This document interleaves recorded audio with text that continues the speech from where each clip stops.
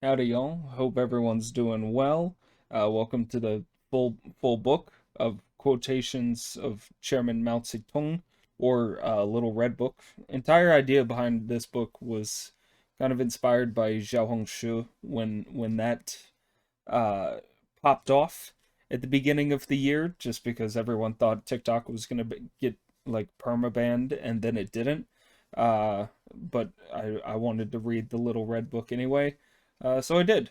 And I also like the idea of civil disobedience. I don't think my government would want me to read Chinese propaganda, so here I am reading it.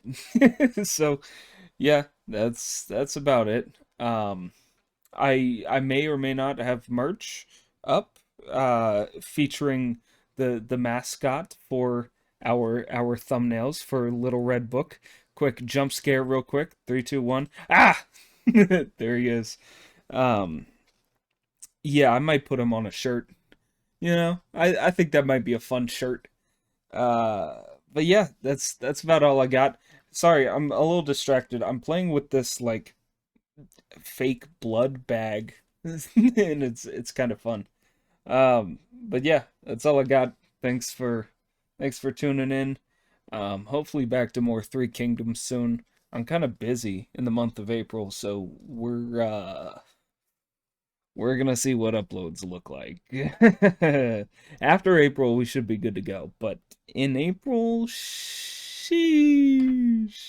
Anyway, yeah, that's it. Thanks, guys. Bye. The Little Red Book. 1. The Communist Party. The force at the core leading our cause forward is the Chinese Communist Party. The theoretical basis guiding our thinking is Marxism-Leninism. If there is to be revolution, there must be a revolutionary party. Without a revolutionary party, without a party built on the Marxist-Leninist revolutionary theory and in the Marxist-Leninist revolutionary style, it is impossible to lead the working class and the broad masses of the people in defeating imperialism and its running dogs. Without the efforts of the Chinese Communist Party, without the Chinese Communists as the mainstay of the Chinese people, China can never achieve independence and liberation, or industrialization and the modernization of her agriculture. The Chinese Communist Party is the core of leadership of the whole Chinese people. Without this core, the cause of socialism cannot be victorious. A well-disciplined party, armed with the theory of Marxism-Leninism, using the method of self-criticism and linked with the masses of the people, an army under the leadership of such a party, a united front of all revolutionary classes and all revolutionary groups under the leadership of such a party. These are the three main weapons with which we have defeated the enemy. We must have faith in the masses, and we must have faith in the party. These are two cardinal principles. If we doubt these principles, we shall accomplish nothing. Armed with the Marxist-Leninist theory and ideology, the Communist Party of China has brought a new style of work to the Chinese people, a style of work which essentially entails integrating theory with practice, forging close links with the masses, and practicing self-criticism. No political party can possibly lead a great revolutionary movement to victory unless it possesses revolutionary theory and a knowledge of history and has a profound grasp of the practical movement. As we used to say, the rectification movement is a widespread movement of Marxist education. Rectification means the whole party studying Marxism through criticism and self-criticism.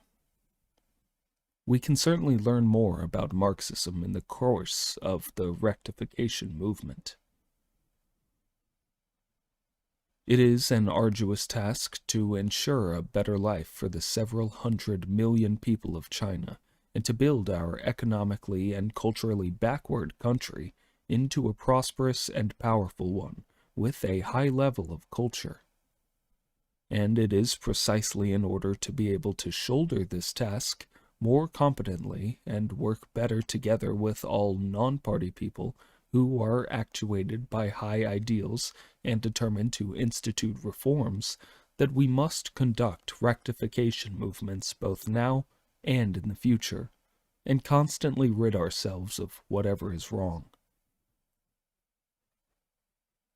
Policy is the starting point of all the practical actions of a revolutionary party, and manifests itself in the process and the end result of that party's actions.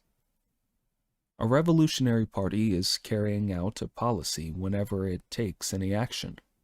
If it is not carrying out a correct policy, it is carrying out a wrong policy.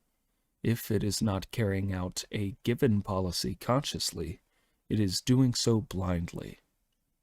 What we call experience is the process and the end result of carrying out a policy.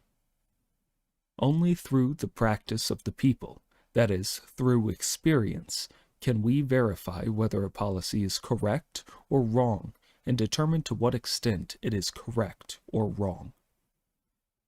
But people's practice, especially the practice of a revolutionary party and the revolutionary masses, cannot but be bound up with one policy or another. Therefore, before any action is taken, we must explain the policy, which we have formulated in the light of the given circumstances, to party members and to the masses. Otherwise, party members and the masses will depart from the guidance of our policy, act blindly, and carry out a wrong policy. Our party has laid down the general line and general policy of the Chinese Revolution, as well as various specific lines for work and specific policies. However, while many comrades remember our party's specific lines for work and specific policies, they often forget its general line and general policy. If we actually forget the party's general line and general policy, then we shall be blind, half-baked, muddle-headed revolutionaries, and when we carry out a specific line for work and a specific policy, we shall lose our bearings and vacillate now to the left and now to the right, and the work will suffer. Policy and tactics are the life of the party. Leading comrades at all levels must give them full attention and must never, on any account, be negligent. 2. Classes and class struggle. Classes struggle. Some classes triumph, others are eliminated. Such is history. Such is the history of civilization for thousands of years. To interpret history from this viewpoint is historical materialism. Standing in opposition to this viewpoint is historical idealism. In class society, everyone lives as a member of a particular class, and every kind of thinking, without exception, is stamped with the brand of a class. Changes in society are due chiefly to the development of the internal contradictions in society, that is, the contradiction between the productive forces and the relations of production, the contradiction between classes and the contradiction between the old and the new. It is the development of these contradictions that pushes society forward and gives the impetus for the supersession of the old society by the new. The ruthless economic exploitation and political oppression of the peasants by the landlord class forced them into numerous uprisings against its rule. It was the class struggles of the peasants, the peasant uprisings, and peasant wars that constituted the real motive force of historical development in Chinese feudal society. In the final analysis, national struggle is a matter of class struggle. Among the whites in the United States, it is only the reactionary ruling circles who oppress the black people. They can in no way represent the workers, farmers, revolutionary intellectuals, and other enlightened persons who comprise the overwhelming majority of the white people. It is up to us to organize the people. As for the reactionaries in China, it is up to us to organize the people to overthrow them.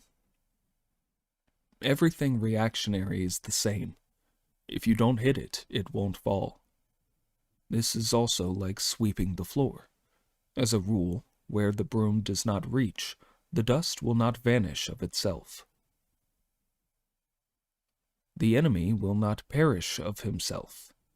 Neither the Chinese reactionaries nor the aggressive forces of U.S. imperialism in China will step down from the stage of history of their own accord. A revolution is not a dinner party, or writing an essay, or painting a picture, or doing embroidery. It cannot be so refined, so leisurely and gentle, so temperate, kind, courteous, restrained, and magnanimous. A revolution is an insurrection, an act of violence by which one class overthrows another. Chiang Kai-shek always tries to wrest every ounce of power and every ounce of gain from the people. And our policy is to give him tit for tat and to fight for every inch of land. We act after his fashion. He always tries to impose war on the people, one sword in his left hand and another in his right. We take up swords too, following his example. As Chiang Kai-shek is now sharpening his swords, we must sharpen ours too. Who are our enemies? Who are our friends? This is a question of the first importance for the revolution. The basic reason why all previous revolutionary struggles in China achieved so little was their failure to unite with real friends in order to attack real enemies. A revolutionary party is the guide of the masses, and no revolution ever succeeds when the revolutionary party leads them astray. To ensure that we will definitely achieve success in our revolution and will not lead the masses astray, we must pay attention to uniting with our real friends in order to attack our real enemies. To distinguish real friends from real enemies, we must make a general analysis of the economic status of the various classes in Chinese society and of their respective attitudes towards the revolution. Our enemies are all those in league with imperialism: the warlords, the bureaucrats, the comprador class, the big landlord class, and the reactionary section of the intelligentsia attached to them. The leading force in our revolution is the industrial proletariat. Our closest friends are the entire semi-proletariat and petty bourgeoisie. As for the vacillating middle bourgeoisie, their right wing may become our enemy, and their left wing may become our friend, but we must constantly be on our guard, and not let them create confusion within our ranks. Whoever sides with the revolutionary people is a revolutionary. Whoever sides with imperialism, feudalism, and bureaucrat capitalism is a counter-revolutionary. Whoever sides with the revolutionary people in words only but acts otherwise is a revolutionary in speech. Whoever sides with the revolutionary people in deed as well as in word is a revolutionary in the full sense. I hold that it is bad as far as we are concerned if a person, a political party, an army, or a school is not attacked by the enemy, for in that case, it would definitely mean that we have sunk to the level of the enemy. It is good if we are attacked by the enemy, since it proves that we have drawn a clear line of demarcation between the enemy and ourselves. It is still better if the enemy attacks us wildly and paints us as utterly black and without a single virtue. It demonstrates that we have not only drawn a clear line of demarcation between the enemy and ourselves, but achieved a great deal in our work. We should support whatever the enemy opposes, and oppose whatever the enemy supports. Our stand is that of the proletariat and of the masses. For members of the Communist Party, this means keeping to the stand of the party, keeping to party spirit and party policy. After the enemies with guns have been wiped out, there will still be enemies without guns. They are bound to struggle desperately against us, and we must never regard these enemies lightly. If we do not now raise and understand the problem in this way, we shall commit the gravest mistakes. The imperialists and domestic reactionaries will certainly not take their defeat lying down, and they will continue to struggle to the last ditch. After there is peace and order throughout the country, they will still engage in sabotage and create disturbances in various ways, and will try every day and every minute to stage a comeback. This is inevitable and beyond all doubt, and under no circumstances must we relax our vigilance. In China, although in the main socialist transformation has been completed with respect to the system of ownership, and although the large-scale and turbulent class struggles of the masses, characteristic of the previous revolutionary periods, have in the main come to an end, there are still remnants of the overthrown landlord and comprador classes.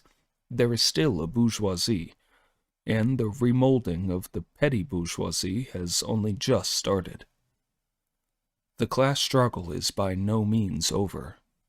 The class struggle between the proletariat and the bourgeoisie, the class struggle between the different political forces, and the class struggle in the ideological held between the proletariat and the bourgeoisie will continue to be long and torturous, and at times will even become very acute. The proletariat seeks to transform the world according to its own outlook, and so does the bourgeoisie. In this respect, the question of which will win out, socialism or capitalism, is still not really settled. It will take a fairly long period of time to decide the issue in the ideological struggle between socialism and capitalism in our country. The reason is that the influence of the bourgeoisie and of the intellectuals who come from the old society will remain in our country for a long time to come, and so will their class ideology.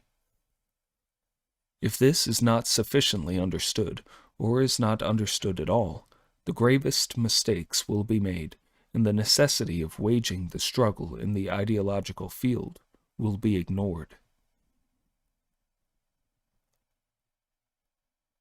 In our country, bourgeois and petty bourgeois ideology, anti-Marxist ideology, will continue to exist for a long time.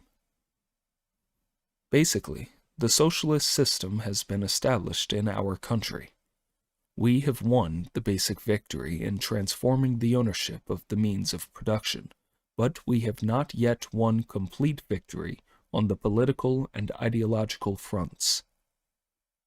In the ideological field, the question of who will win in the struggle between the proletariat and the bourgeoisie has not been really settled yet. we still have to wage a protracted struggle against bourgeois and petty bourgeois ideology. It is wrong not to understand this and to give up ideological struggle. All erroneous ideas, all poisonous weeds, all ghosts and monsters must be subjected to criticism. In no circumstance should they be allowed to spread unchecked. However, the criticism should be fully reasoned, analytical, and convincing, and not rough, bureaucratic, metaphysical, or dogmatic.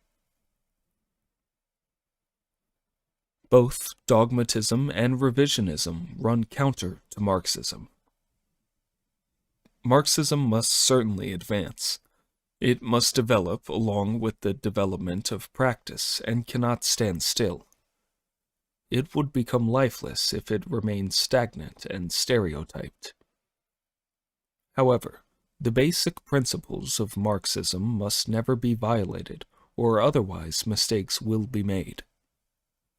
It is dogmatism to approach Marxism from a metaphysical point of view and to regard it as something rigid.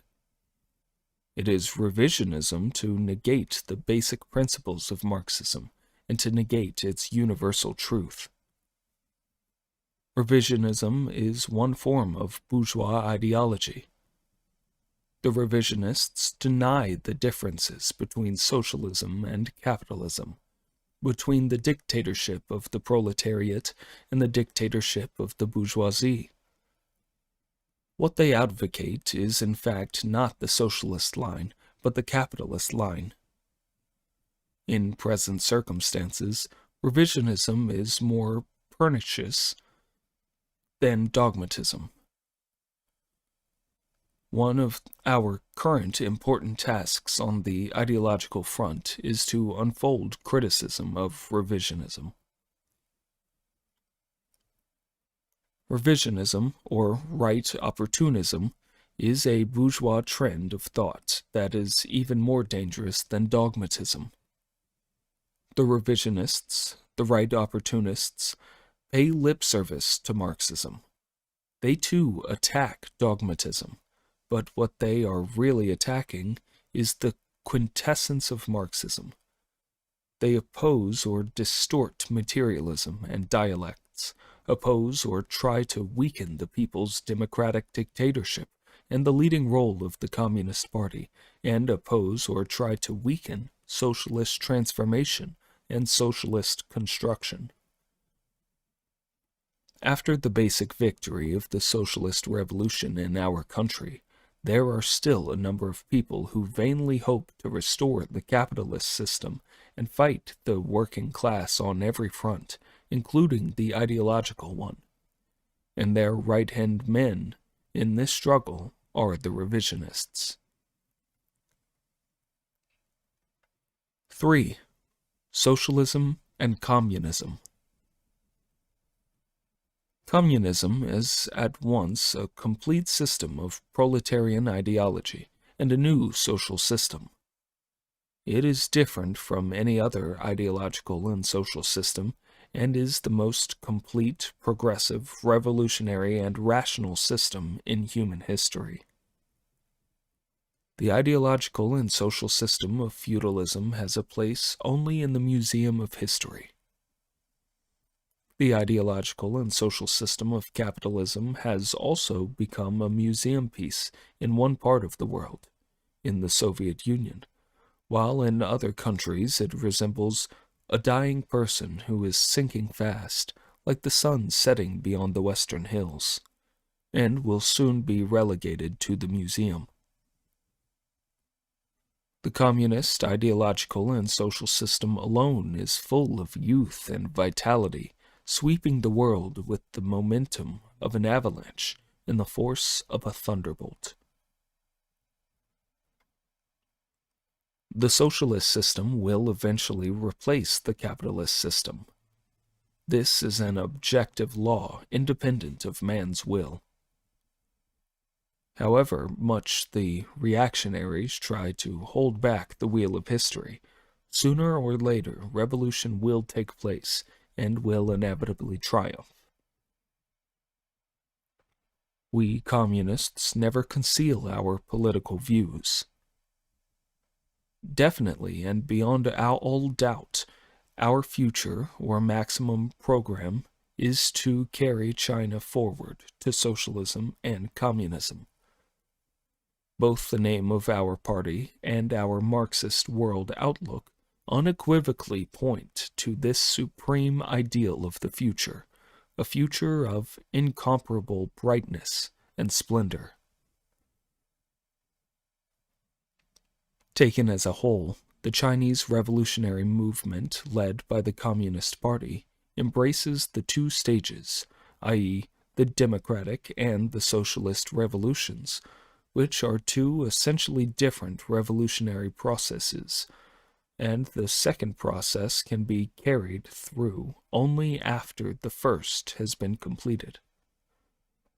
The democratic revolution is the necessary preparation for the socialist revolution, and the socialist revolution is the inevitable sequel to the democratic revolution. The ultimate aim for which all communists strive is to bring about a socialist and communist society.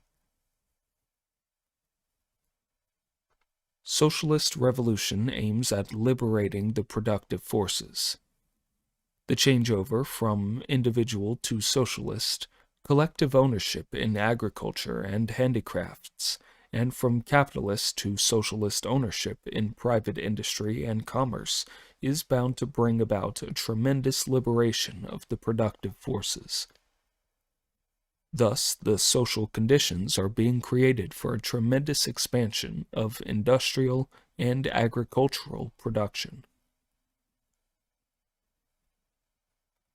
We are now carrying out a revolution not only in the social system, but the change from private to public ownership, also in technology, the change from handicraft to large-scale modern machine production, and the two revolutions are interconnected.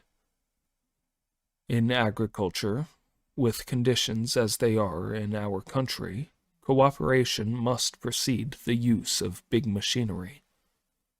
In capitalist countries, agriculture develops in a capitalist way. Therefore, we must on no account regard industry and agriculture, socialist industrialization, and the socialist transformation of agriculture as two separate and isolated things, and on no account must we emphasize the one and play down the other. The new social system has only just been established and requires time for its consolidation. It must not be assumed that the new system can be completely consolidated the moment it is established, for that is impossible. It has to be consolidated step by step. To achieve its ultimate consolidation, it is necessary not only to bring about the socialist industrialization of the country and persevere in the socialist revolution on the economic front, but to carry on constant and arduous socialist revolutionary struggles and socialist education on the political and ideological fronts. Moreover, various contributory international factors are required. In China, the struggle to consolidate the socialist system, the struggle to decide whether socialism or capitalism will prevail, will still take a long historical period. But we should all realize that the new system of socialism will unquestionably be consolidated.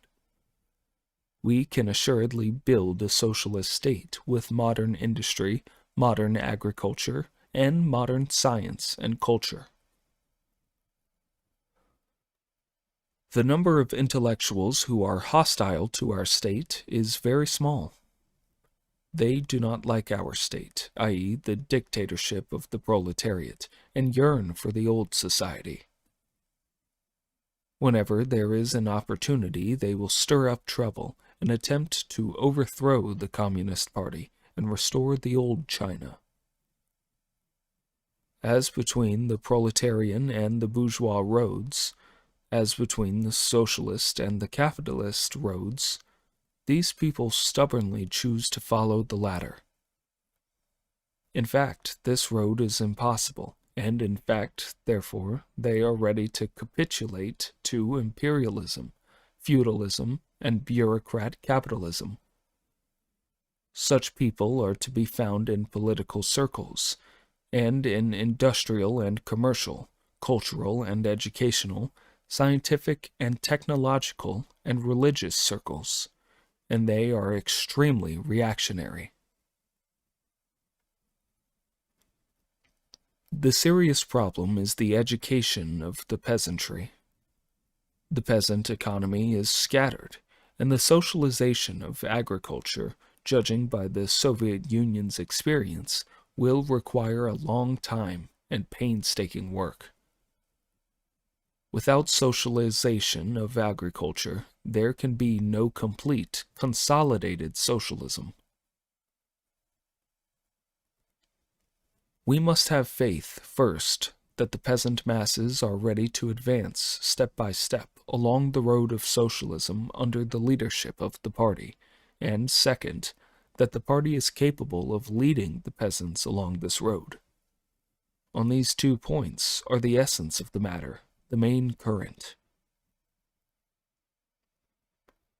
The leading bodies and cooperatives must establish the dominant position of the poor peasants and the new lower middle peasants in these bodies, with the old lower middle peasants and the upper middle peasants, whether old or new, as the supplementary force.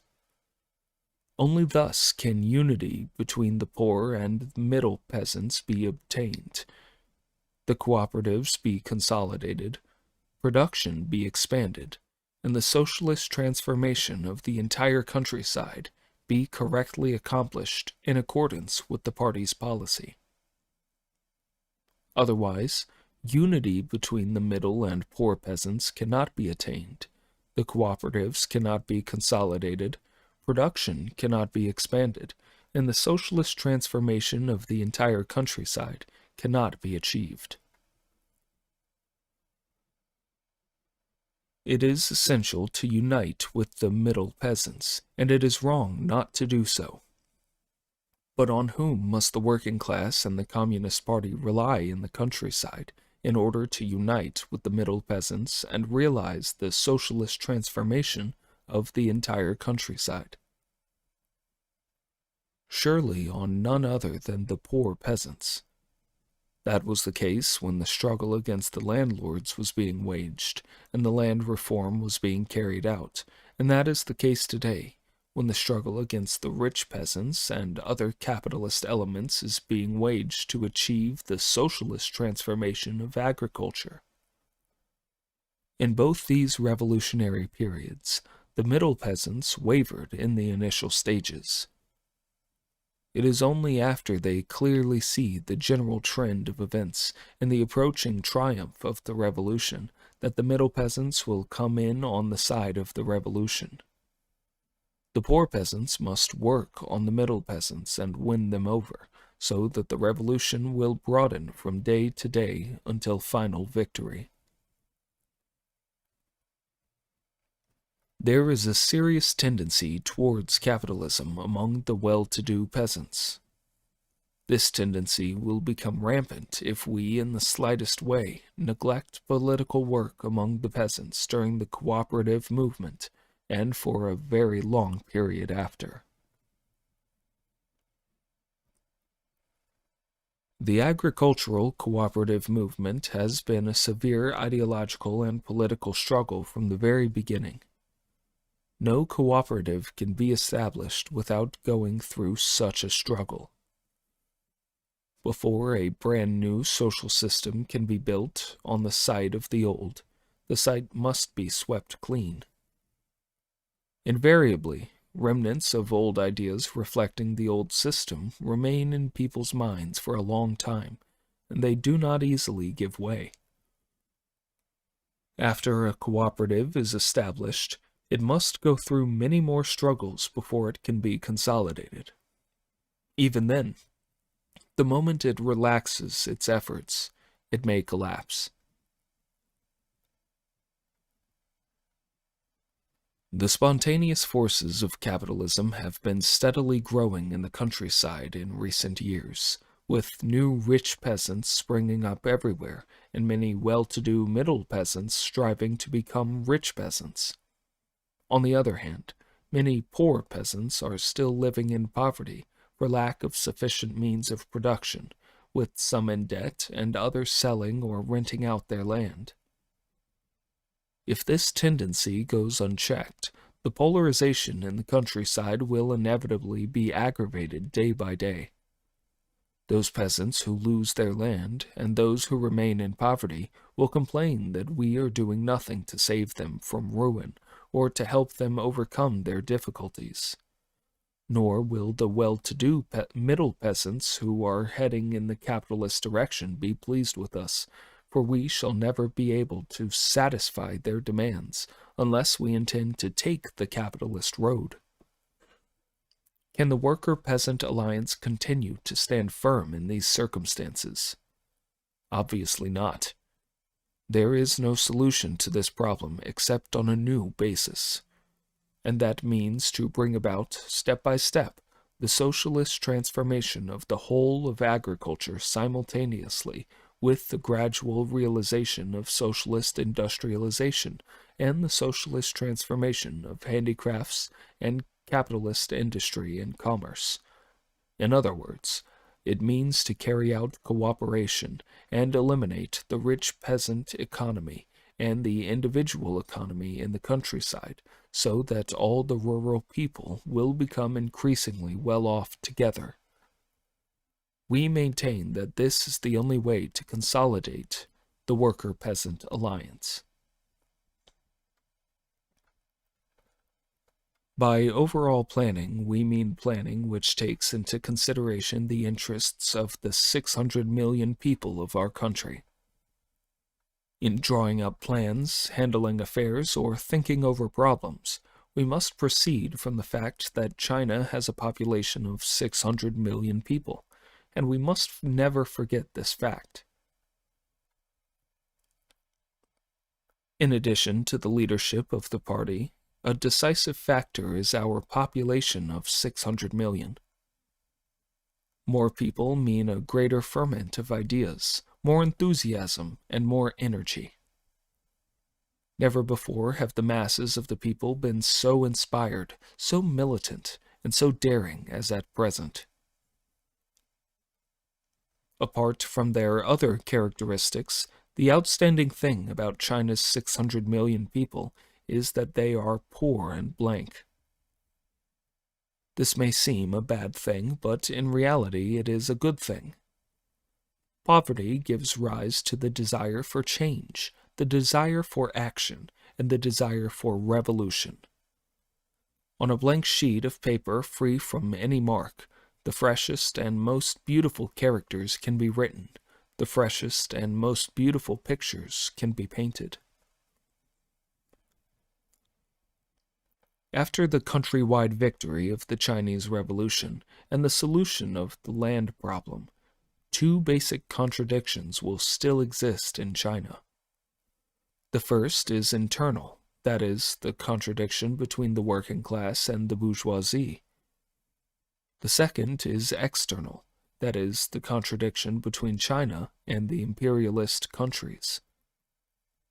Consequently, after the victory of the People's Democratic Revolution, the state power of the People's Republic under the leadership of the working class must not be weakened, but must be strengthened.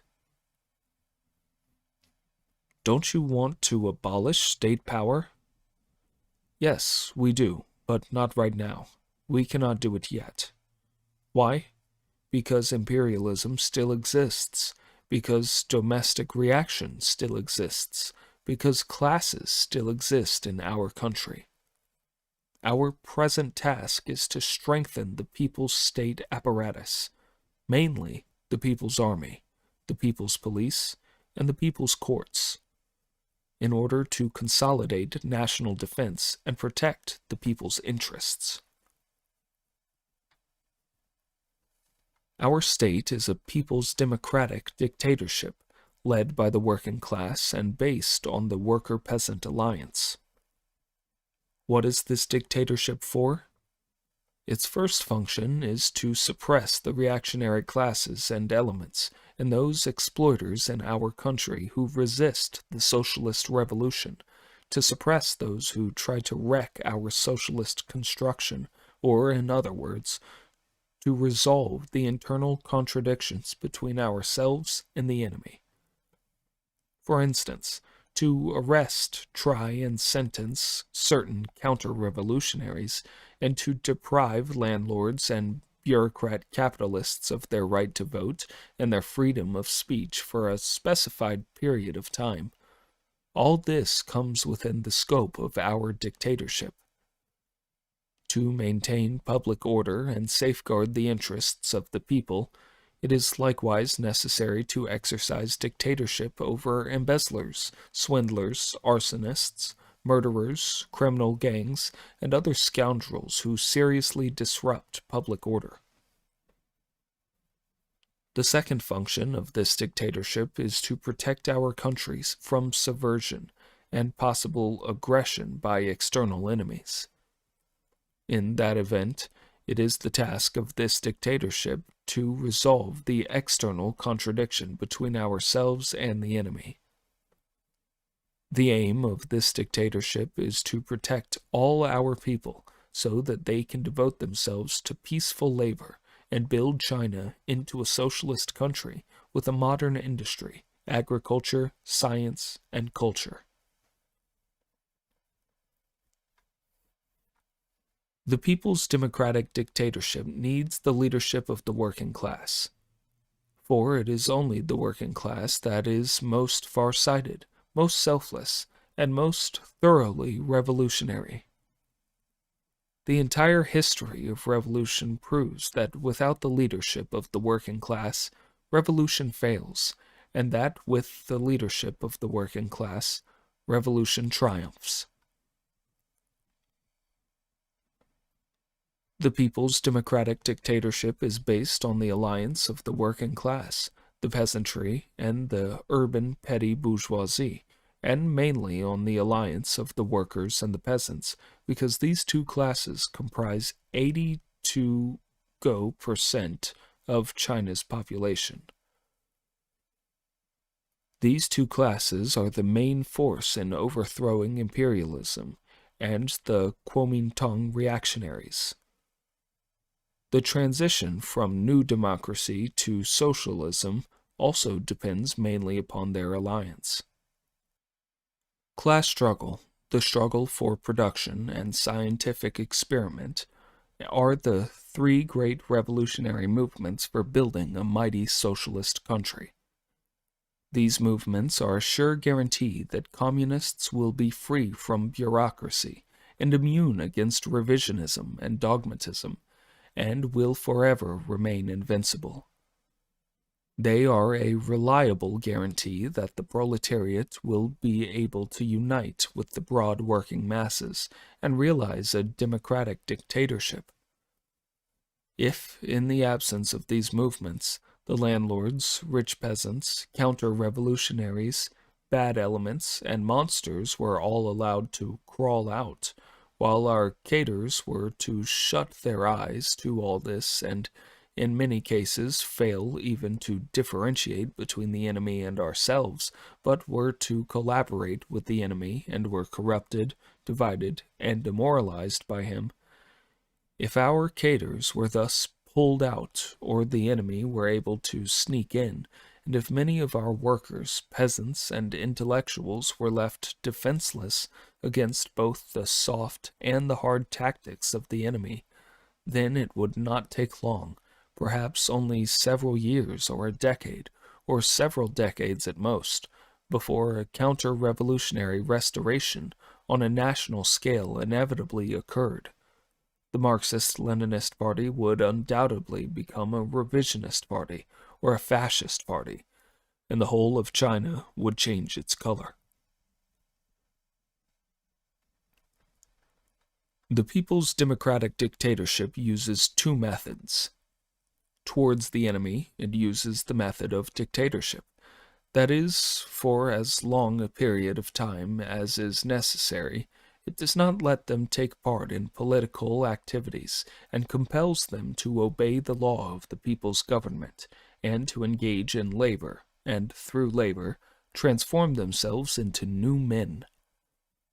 Towards the people, on the contrary, it uses the method not of compulsion, but of democracy. That is, it must necessarily let them take part in political activities, and does not compel them to do this or that, but uses the method of democracy in educating and persuading them. Under the leadership of the Communist Party, the Chinese people are carrying out a vigorous rectification movement in order to bring about the rapid development of socialism in China on a firmer basis. It is a movement for carrying out a nationwide debate which is both guided and free, a debate in the city and the countryside on such questions as the socialist road versus the capitalist road, the basic system of the state and its major policies, the working style of party and government functionaries, and the question of the welfare of the people, a debate which is conducted by setting forth facts and reasoning things out, so as correctly to resolve those actual contradictions among the people which demand immediate solution. This is a socialist movement for the self-education and self-remolding of the people. Most arduous tasks lie ahead of us in the great work of construction. Although there are over 10 million members in our party, they still constitute a very small minority of the country's population. In government departments and public organizations and enterprises, much work has to be done by non-party people. It is impossible to get this work well done unless we are good at relying on the masses and cooperating with non-party people. While continuing to strengthen the unity of the whole party, we must also continue to strengthen the unity of all our nationalities, democratic classes, democratic parties, and people's organizations, and to consolidate and expand the People's Democratic United Front, and we must conscientiously get rid of every unhealthy manifestation in any link in our work that is detrimental to the unity between the party and the people. 4. The correct handling of contradictions among the people. We are confronted by two types of social contradictions, those between ourselves and the enemy, and those among the people themselves. The two are totally different in their nature. To understand these two different types of contradictions correctly, we must first be clear on what is meant by the people and what is meant by the enemy. At the present stage, the period of building socialism, the classes, strata, and social groups which favor, support, and work for the cause of socialist construction all come within the category of the people, while the social forces and groups which resist the socialist revolution and are hostile to or sabotage socialist construction are all enemies of the people. In the conditions prevailing in China today, the contradictions among the people comprise the contradictions within the working class, the contradictions within the peasantry, the contradictions within the intelligentsia, the contradictions between the working class and the peasantry, the contradictions between the workers and peasants on the one hand and intellectuals on the other, the contradictions between the working class and other sections of the working people on the one hand and the national bourgeoisie on the other, the contradictions within the national bourgeoisie, and so on. Our people's government is one that genuinely represents the people's interests. It is a government that serves the people. Nevertheless, there are still certain contradictions between the government and the people. These include contradictions among the interests of the state, the interests of the collective, and the interests of the individual, between democracy and centralism, between the leadership and the led, and the contradiction arising from the bureaucratic style of work of certain government workers in their relations with the masses. All these are also contradictions among the people. Generally speaking, the people's basic identity of interests underlies the contradictions among the people. The contradictions between ourselves and the enemy are antagonistic contradictions. Within the ranks of the people, the contradictions among the working people are non-antagonistic, while those between the exploited and the exploiting classes have a non-antagonistic aspect in addition to an antagonistic aspect. In the political life of our people, how should right be distinguished from wrong in one's words and actions? On the basis of the principles of our Constitution, the will of the overwhelming majority of our people, and the common political positions which have been proclaimed on various occasions by our political parties and groups, we consider that, broadly speaking, the criteria should be as follows. 1. Words and actions should help to unite and not divide the people of our various nationalities. 2. They should be beneficial and not harmful to socialist transformation and socialist construction. 3. They should help to consolidate and not undermine or weaken the people's democratic dictatorship. 4. They should help to consolidate and not undermine or weaken democratic centralism. 5. They should help to strengthen and not discard or weaken the leadership of the Communist Party. 6. They should be beneficial and not harmful to international socialist unity and the unity of the peace-loving people of the world. Of these 6 criteria, the most important are the socialist path and the leadership of the party. The question of suppressing counter-revolutionaries is one of a struggle between ourselves and the enemy, a contradiction between ourselves and the enemy. Among the people, there are some who see this question in a somewhat different light. 2 kinds of persons hold views different from ours. Those with a rightist way of thinking make no distinction between ourselves and the enemy, and take the enemy for our own people. They regard as friends the very persons whom the broad masses regard as enemies. Those with a left way of thinking magnify contradictions between ourselves and the enemy to such an extent that they take certain contradictions among the people for contradictions with the enemy, and regard as counter-revolutionaries persons who are actually not counter-revolutionaries. Both these views are wrong. Neither can lead to the correct handling of the question of suppressing counter-revolutionaries, or to a correct assessment of this work. Qualitatively different contradictions can only be resolved by qualitatively different methods. For instance, the contradiction between the proletariat and the bourgeoisie is resolved by the method of socialist revolution.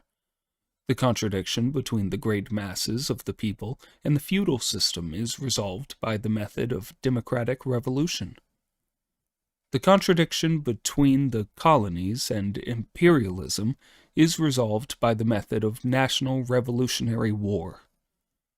The contradiction between the working class and the peasant class in socialist society is resolved by the method of collectivization and mechanization in agriculture. Contradiction within the Communist Party is resolved by the method of criticism and self-criticism. The contradiction between society and nature is resolved by the method of developing the productive forces. The principle of using different methods to resolve different contradictions is one which Marxist-Leninists must strictly observe. Since they are different in nature, the contradictions between ourselves and the enemy, and the contradictions among the people, must be resolved by different methods. To put it briefly, the former are a matter of drawing a clear distinction between ourselves and the enemy, and the latter is a matter of drawing a clear distinction between right and wrong.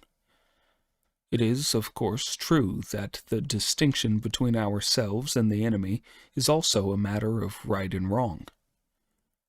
For example, the question of who is in the right, we, or the domestic and foreign reactionaries, the imperialists, the feudalists, and bureaucrat capitalists, is also a matter of right and wrong, but it is in a different category from questions of right and wrong among the people. The only way to settle questions of an ideological nature or controversial issues among the people is by the democratic method, the method of discussion, of criticism, of persuasion and education, and not by the method of coercion or repression. To be able to carry on their production and studies effectively, and to arrange their lives properly, the people want their government and those in charge of production and of cultural and educational organizations to issue appropriate orders of an obligatory nature. It is common sense that the maintenance of public order would be impossible without such administrative regulations. Administrative orders and the method of persuasion and education complement each other in resolving contradictions among the people. Even administrative regulations for the maintenance of public order must be accompanied by persuasion and education, for in many cases, regulations alone will not work. Inevitably, the bourgeoisie and petty bourgeoisie will give expression to their own ideologies. Inevitably, they will stubbornly express themselves on political and ideological questions by every possible means. You cannot expect them to do otherwise. We should not use the method of suppression and prevent them from expressing themselves, but should allow them to do so, and at the same time argue with them and direct appropriate criticism at them. We must undoubtedly criticize wrong ideas of every description. It certainly would not be right to refrain from criticism, look on while wrong ideas spread unchecked, and allow them to monopolize the field. Mistakes must be criticized, and poisonous weeds fought wherever they crop up. However, such criticism should not be dogmatic, and the metaphysical method should not be used, but efforts should be made to apply the dialectical method. What is needed is scientific analysis and convincing argument. To criticize the people's shortcomings is necessary, but in doing so, we must truly take the stand of the people and speak out of wholehearted eagerness to protect and educate them. To treat comrades like enemies is to go over to the stand of the enemy. Contradiction and struggle are universal and absolute, but the methods of resolving contradictions, that is, the forms of struggle, different according to the differences in the nature of the contradictions. Some contradictions are characterized by open antagonism, others are not. In accordance with the concrete development of things, some contradictions which were originally non-antagonistic develop into antagonistic ones, while others which were originally antagonistic develop into non-antagonistic ones. In ordinary circumstances, contradictions among the people are not antagonistic. But if they are not handled properly, or if we relax our vigilance and lower our guard, antagonism may arise. In a socialist country, a development of this kind is usually only a localized and temporary phenomenon. The reason is that the system of exploitation of man by man has been abolished, and the interests of the people are basically the same. In our country, the contradiction between the working class and the national bourgeoisie belongs to the category of contradictions among the people. By and large, the class struggle between the two is a class struggle within the ranks of the people, because the Chinese national bourgeoisie has a dual character. In the period of the bourgeois democratic revolution, it had both a revolutionary and a conciliationist side to its character. In the period of the socialist revolution, exploitation of the working class for profit constitutes one side of the character of the national bourgeoisie, while its support of the Constitution and its willingness to accept socialist transformation constitute the other. The national bourgeoisie differs from the imperialists, the landlords, and the bureaucrat capitalists. The contradiction between the national bourgeoisie and the working class is one between the exploiter and the exploited, and is by nature antagonistic. But in the concrete conditions of China, this antagonistic class contradiction can, if properly handled, be transformed into a non-antagonistic one, and be resolved by peaceful methods. However, it will change into a contradiction between ourselves and the enemy if we do not handle it properly, and do not follow the policy of uniting with, criticizing, and educating the national bourgeoisie, or if the national bourgeoisie does not accept this policy of ours. The counter-revolutionary rebellion in Hungary in 1956 was a case of reactionaries inside a socialist country, in league with the imperialists, attempting to achieve their conspiratorial aims by taking advantage of contradictions among the people to ferment dissension and stir up disorder. This lesson of the Hungarian events merits attention. 5. War and Peace. War is the highest form of struggle for resolving contradictions, when they have developed to a certain stage between classes, nations, states, or political groups, and it has existed ever since the emergence of private property and of classes. War is the continuation of politics.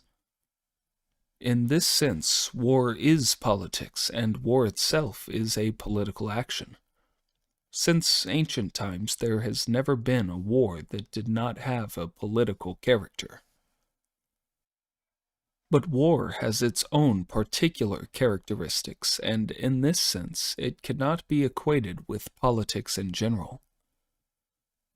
War is the continuation of politics by other means. When politics develops to a certain stage beyond which it cannot proceed by the usual means, war breaks out to sweep the obstacles from the way. When the obstacle is removed and our political aim attained, the war will stop. But if the obstacle is not completely swept away, the war will have to continue till the aim is fully accomplished. It can therefore be said that politics is war without bloodshed, while war is politics with bloodshed. History shows that wars are divided into two kinds, just and unjust.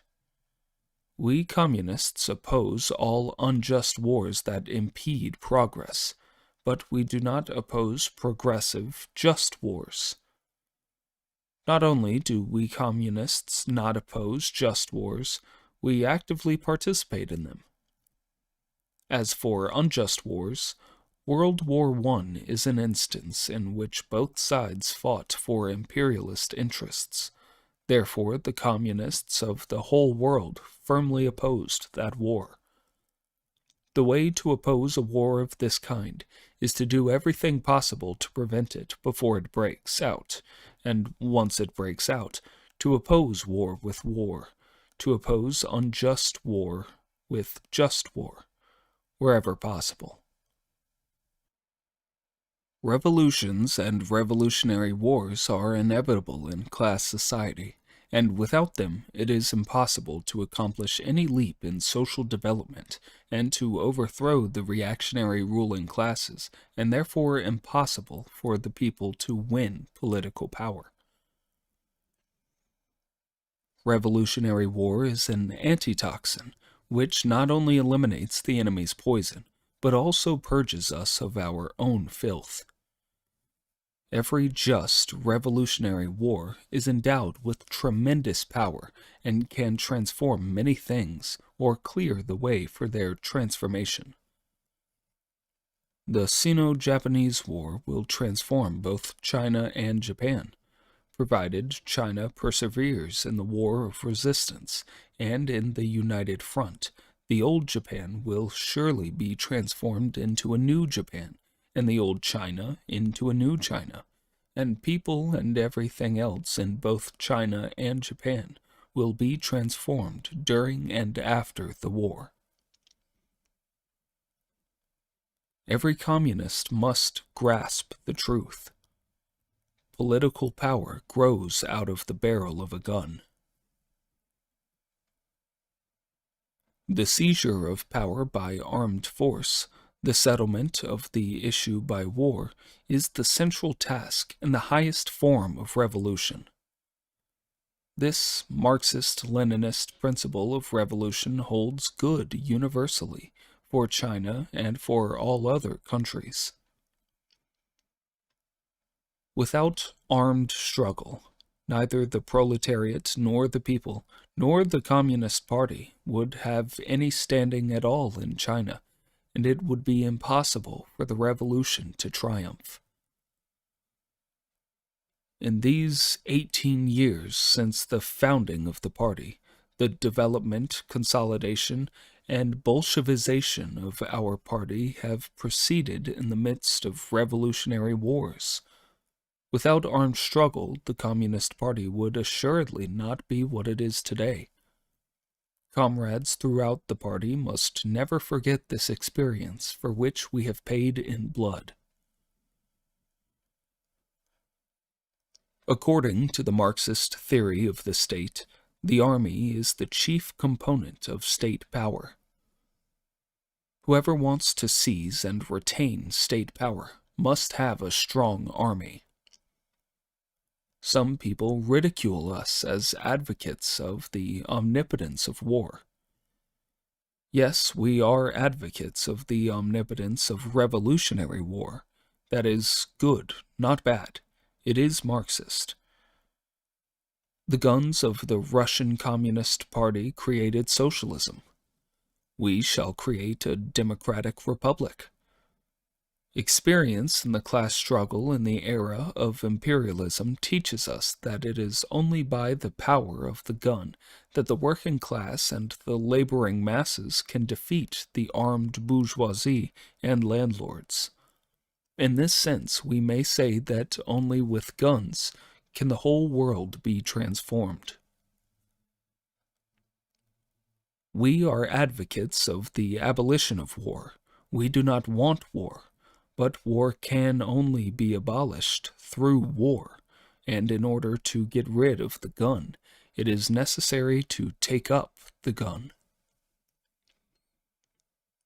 War, this monster of mutual slaughter among men, will finally be eliminated by the progress of human society, and in the not-too-distant future, too. But there is only one way to eliminate it, and that is to oppose war with war, to oppose counter-revolutionary war with revolutionary war, to oppose national counter-revolutionary war with national revolutionary war, and to oppose counter-revolutionary class war with revolutionary class war. When human societies advance to the point where classes and states are eliminated, there will be no more wars, counter-revolutionary or revolutionary, unjust or just. That will be the era of perpetual peace for mankind. Our study of the laws of revolutionary war springs from the desire to eliminate all wars. Herein lies the distinction between us communists and all the exploiting classes. Our country and all the other socialist countries want peace. So do the peoples of all the countries of the world. The only ones who crave war and do not want peace are certain monopoly capitalist groups and a handful of imperialist countries which depend on aggression for their profits. To achieve a lasting world peace, we must further develop our friendship and cooperation with the fraternal countries in the socialist camp and strengthen our solidarity with all peace-loving countries. We must endeavor to establish normal diplomatic relations on the basis of mutual respect for territorial integrity and sovereignty, and of equality and mutual benefit, with all countries willing to live together with us in peace.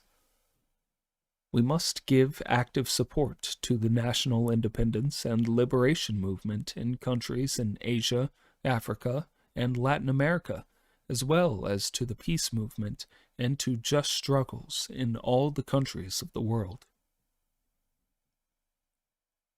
As for the imperialist countries, we should unite with their peoples and strive to coexist peacefully with those countries, do business with them, and prevent any possible war. But under no circumstances should we harbor any unrealistic notions about them. We desire peace. However, if imperialism insists on fighting a war, we will have no alternative but to take the firm resolution to fight to the finish before going ahead with our construction. If you are afraid of war day in and day out, what will you do if war eventually comes? First, I said that the east wind is prevailing over the west wind, and war will not break out. And now I have added these explanations about the situation in case war should break out. Both possibilities have thus been taken into account. People all over the world are now discussing whether or not a third world war will break out. On this question, too, we must be mentally prepared and do some analysis. We stand firmly for peace and against war. But if the imperialists insist on unleashing another war, we should not be afraid of it. Our attitude on this question is the same as our attitude towards any disturbance. First, we are against it. Second, we are not afraid of it. The First World War was followed by the birth of the Soviet Union with a population of 200 million. The Second World War was followed by the emergence of the socialist camp with a combined population of 900 million. If the imperialists insist on launching a third world war, it is certain that several 100 million more will turn to socialism, and then there will not be much room left on Earth for the imperialists. It is also likely that the whole structure of imperialism will utterly collapse.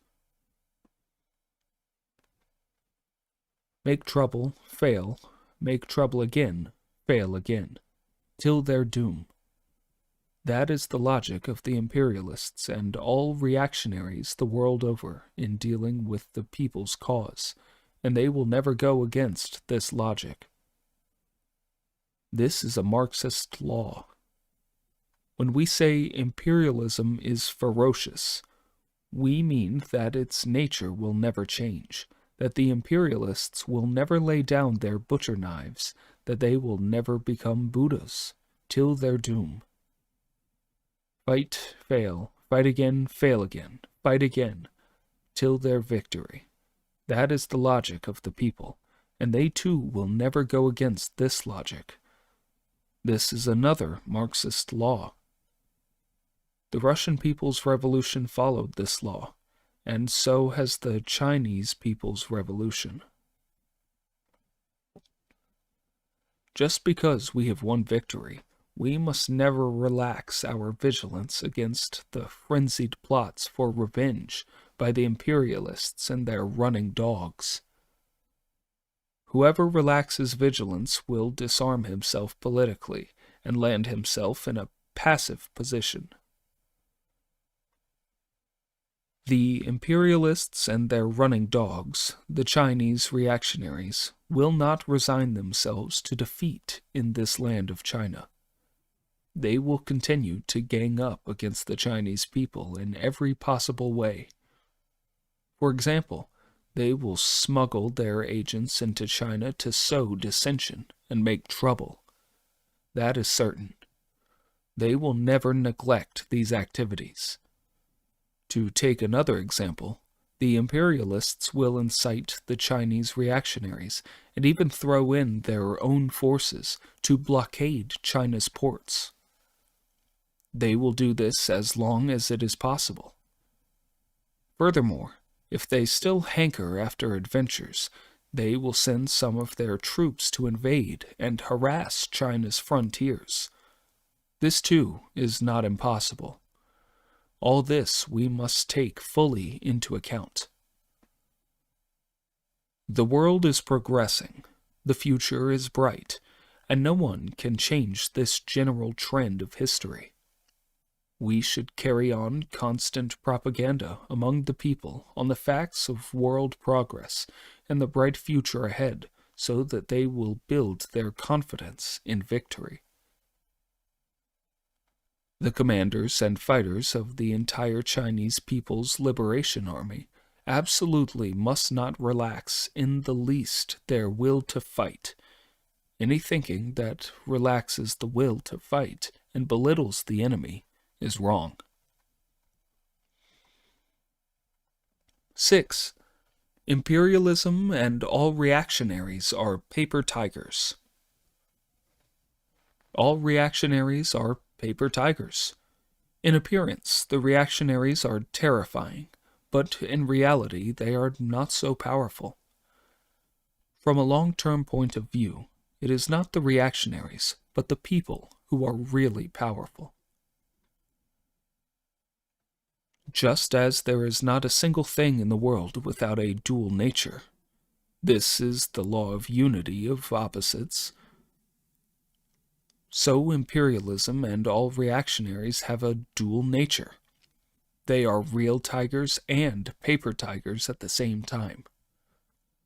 In past history, before they won state power, and for some time afterwards, the slave-owning class, the feudal landlord class, and the bourgeoisie were vigorous, revolutionary, and progressive. They were real tigers. But with the lapse of time, because their opposites, the slave class, the peasant class, and the proletariat, grew in strength step by step, struggled against them more and more fiercely, these ruling classes changed step by step into the reverse, changed into reactionaries, changed into backward people, changed into paper tigers. and eventually they were overthrown, or will be overthrown, by the people. The reactionary, backward, decaying classes retained this dual nature even in their last life and death struggles against the people. On the one hand, they were real tigers. They devoured people by the millions and tens of millions. The cause of the people's struggle went through a period of difficulties and hardships, and along the path there were many twists and turns. To destroy the rule of imperialism, feudalism, and bureaucrat capitalism in China took the Chinese people more than 100 years and cost them tens of millions of lives before the victory in 1949. Look, were these not living tigers, iron tigers, real tigers? But in the end, they changed into paper tigers, dead tigers, bean-curd tigers. These are historical facts. Have people not seen or heard about these facts? They have indeed been thousands and tens of thousands of them. Thousands and tens of thousands. Hence, imperialism and all reactionaries, looked at in essence from a long-term point of view, from a strategic point of view, must be seen for what they are: paper tigers. On this we should build our strategic thinking. On the other hand, they are also living tigers, iron tigers, real tigers, which can devour people. On this we should build our tactical thinking. I have said that all the reputedly powerful reactionaries are merely paper tigers. The reason is that they are divorced from the people.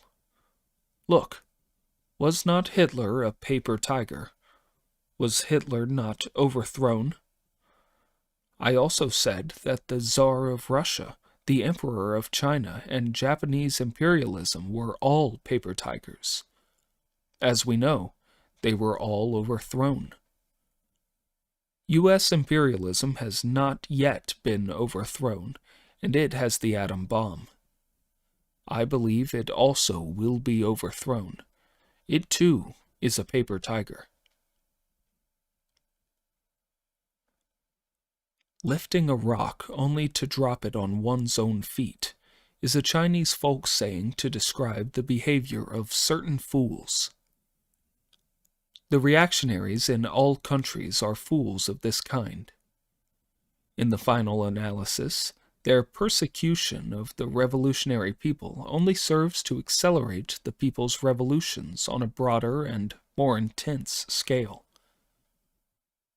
Did not the persecution of the revolutionary people by the Tsar of Russia and by Chiang Kai-shek perform this function in the great Russian and Chinese revolutions?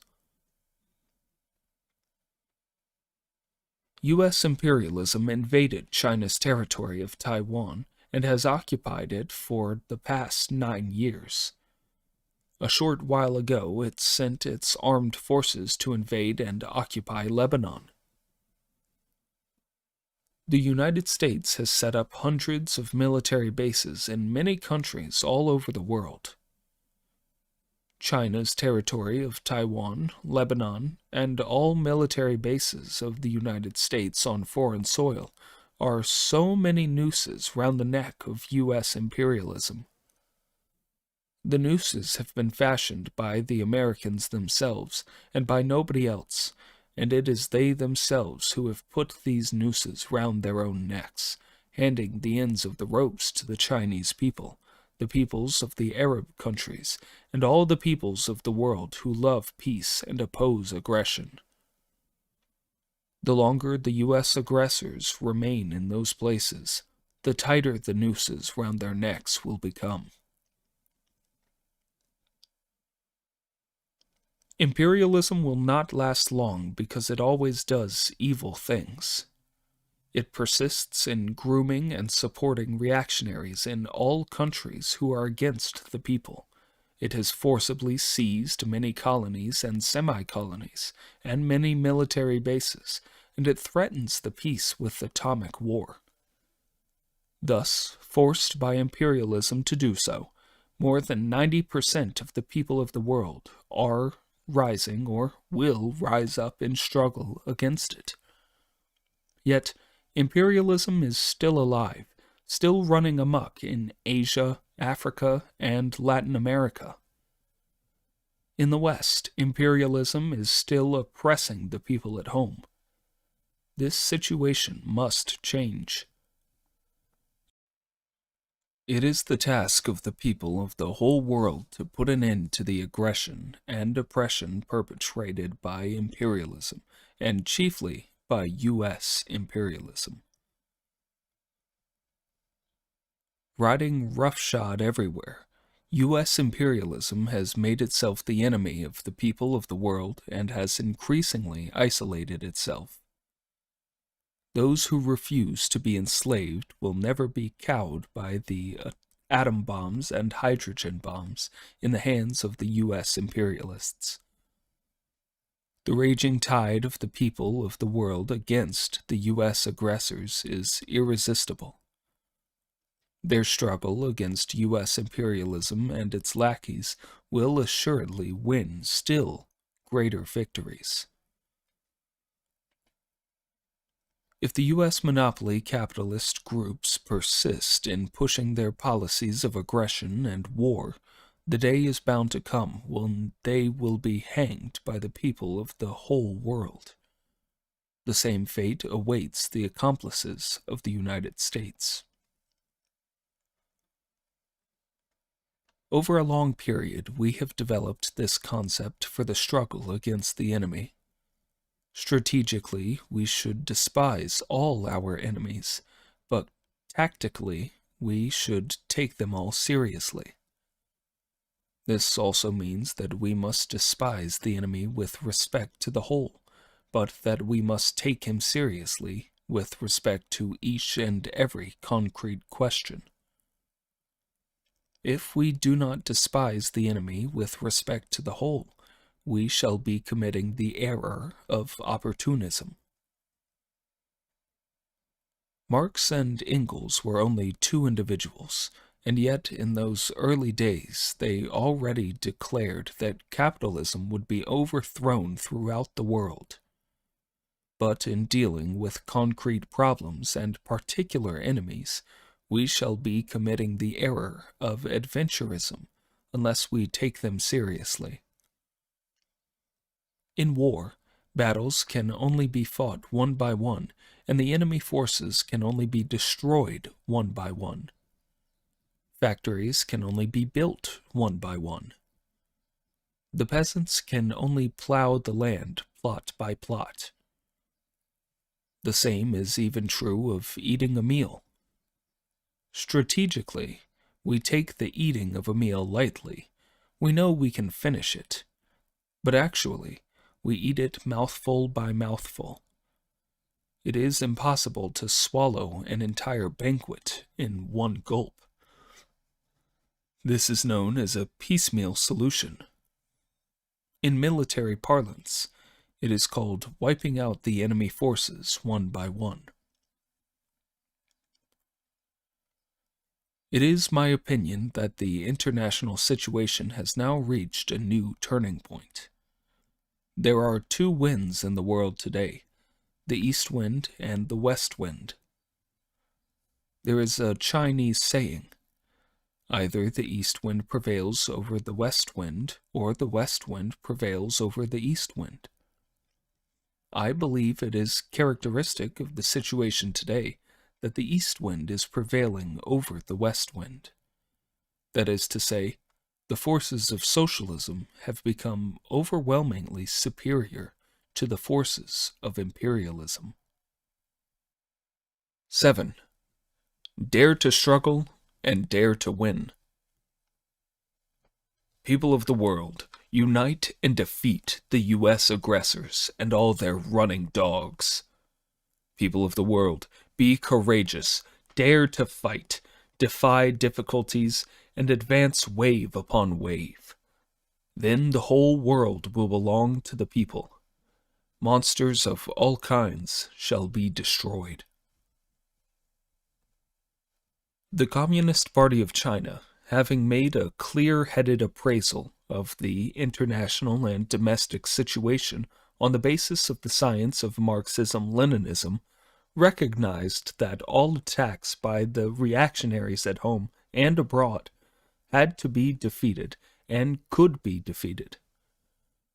When dark clouds appeared in the sky, we pointed out that they were only temporary, that the darkness would soon pass and the sun break through. Historically, all reactionary forces on the verge of extinction invariably conduct a last, desperate struggle against the revolutionary forces, and some revolutionaries are apt to be deluded for a time by this phenomenon of outward strength but inner weakness, failing to grasp the essential fact that the enemy is nearing extinction while they themselves are approaching victory. If they fight, we will wipe them out completely. This is the way things are. If they attack and we wipe them out, they will have that satisfaction. Wipe out some satisfaction. Wipe out more satisfaction. Wipe out the whole lot, complete satisfaction. China's problems are complicated, and our brains must also be a little complicated. If they start fighting, we fight back. Fight to win peace. If anyone attacks us, and if the conditions are favorable for battle, we will certainly act in self-defense to wipe him out resolutely, thoroughly, wholly, and completely. We do not strike rashly, but when we do strike, we must win. We must never be cowed by the bluster of reactionaries.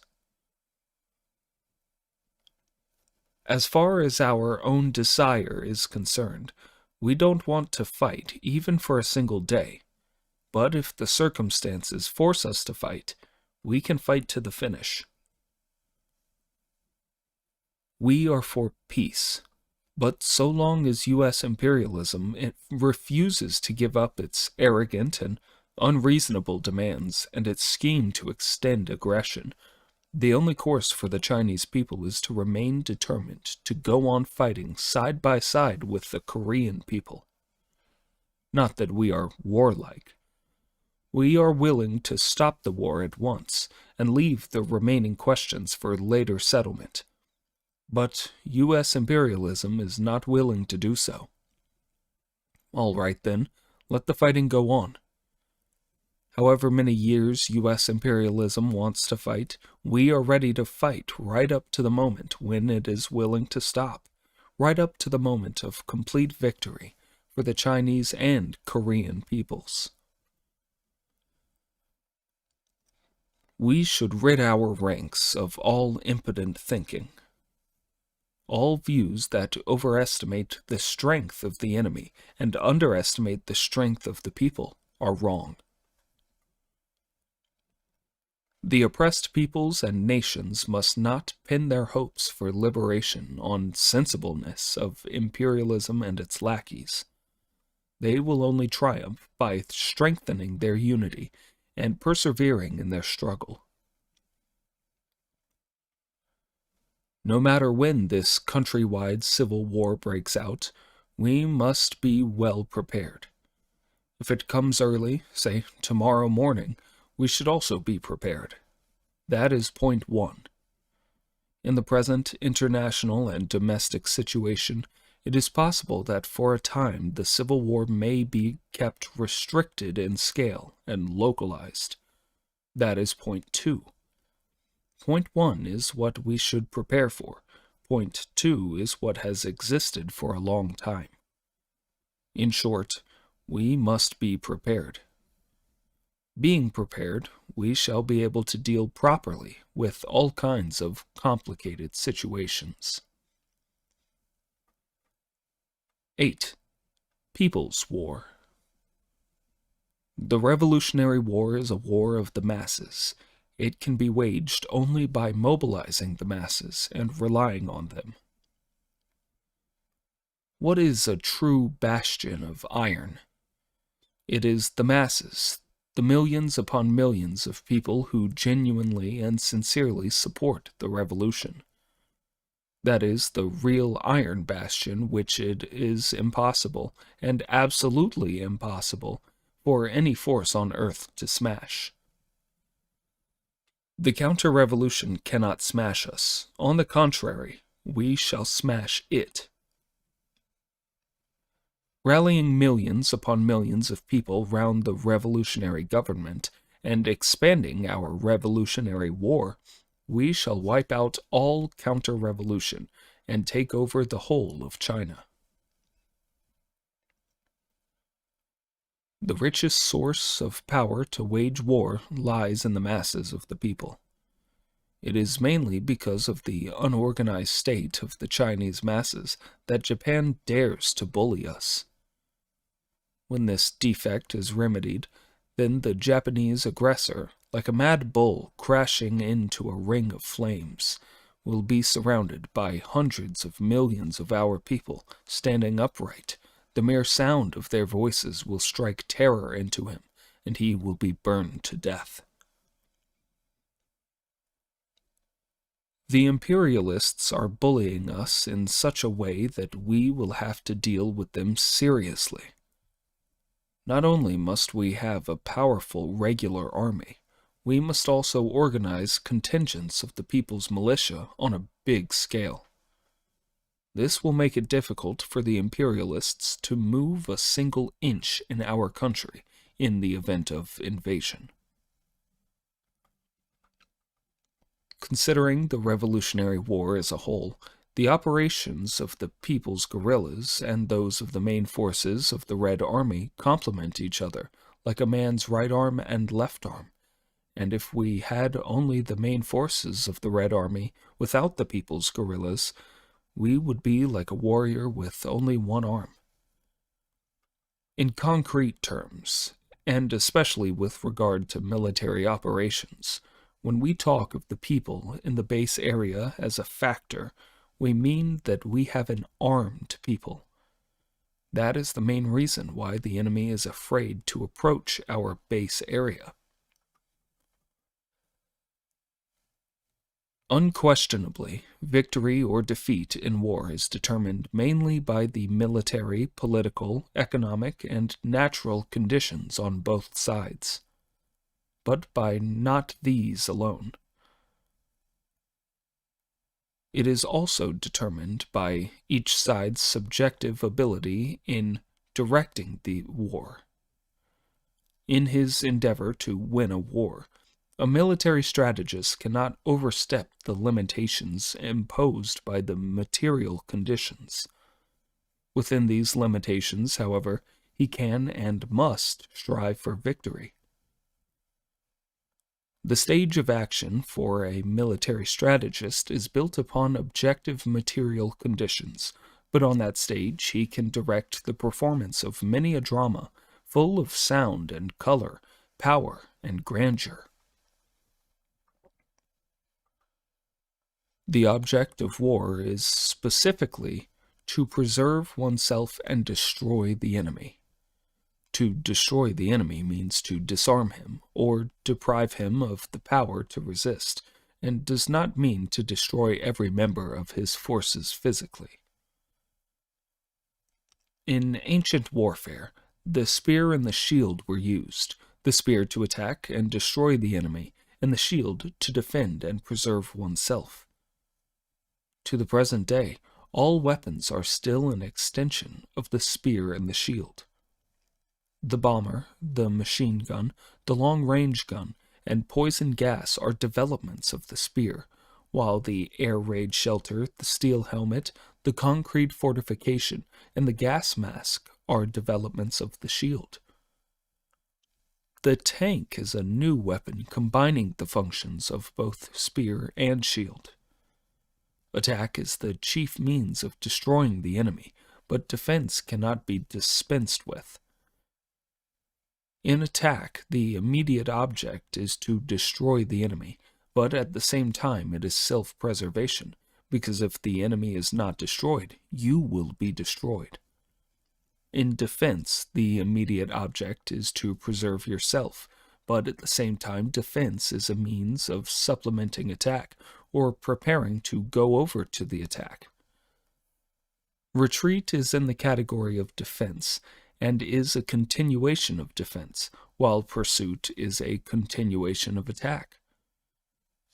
It should be pointed out that the destruction of the enemy is the primary object of war, and self-preservation the secondary, because only by destroying the enemy in large numbers can one effectively preserve oneself.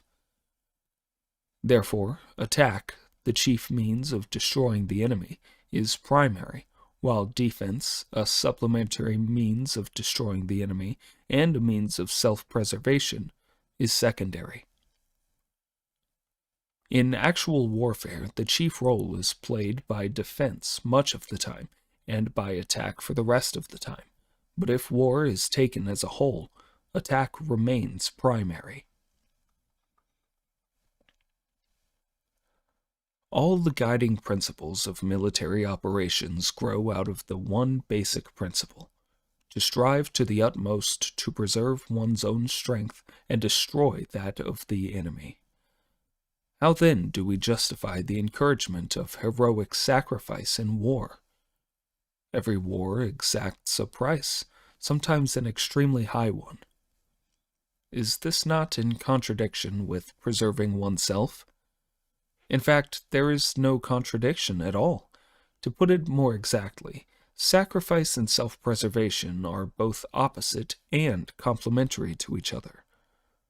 For such sacrifice is essential, not only for destroying the enemy, but also for preserving oneself. Partial and temporary non-preservation, sacrifice or paying the price, is necessary for the sake of general and permanent preservation.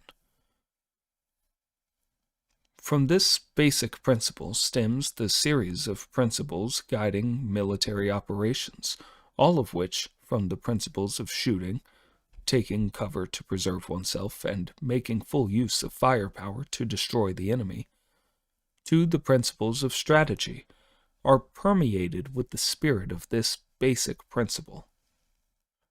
All technical principles and all principles concerning tactics, campaigns, and strategy represent applications of this basic principle. The principle of preserving oneself and destroying the enemy is the basis of all military principles. Our principles of operation are: 1. Attack dispersed, isolated enemy forces first. Attack concentrated, strong enemy forces later. 2. Take small and medium cities and extensive rural areas first. Take big cities later. 3. Make wiping out the enemy's effective strength our main objective. Do not make holding or seizing a city or place our main objective. Holding or seizing a city or place is the outcome of wiping out the enemy's effective strength, and often a city or place can be held or seized for good only after it has changed hands a number of times. 4. In every battle, concentrate an absolutely superior force. 2, 3, 4, and sometimes even 5 or 6 times the enemy's strength. Encircle the enemy forces completely. Strive to wipe them out thoroughly, and do not let any escape from the net.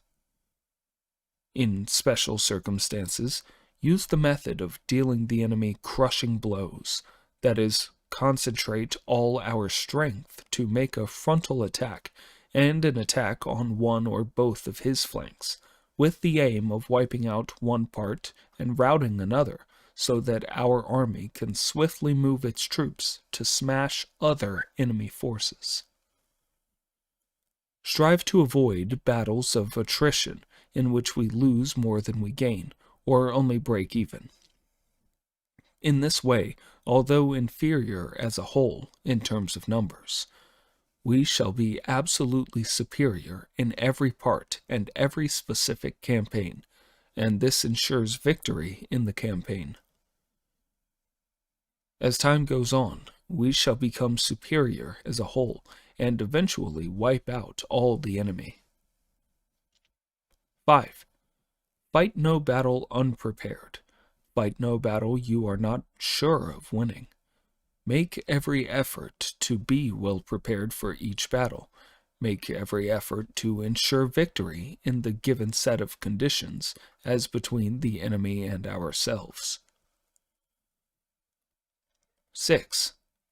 Give full play to our style of fighting. Courage in battle, no fear of sacrifice, no fear of fatigue, and continuous fighting. That is, fighting successive battles in a short time without rest. 7. Strive to wipe out the enemy when he is on the move. At the same time, pay attention to the tactics of positional attack and capture enemy fortified points and cities. 8. With regard to attacking cities, resolutely seize all enemy fortified points and cities which are weakly defended. At opportune moments, seize all enemy fortified points and cities defended with moderate strength, provided circumstances permit. As for all strongly defended enemy fortified points and cities, wait till conditions are ripe, and then take them. 9.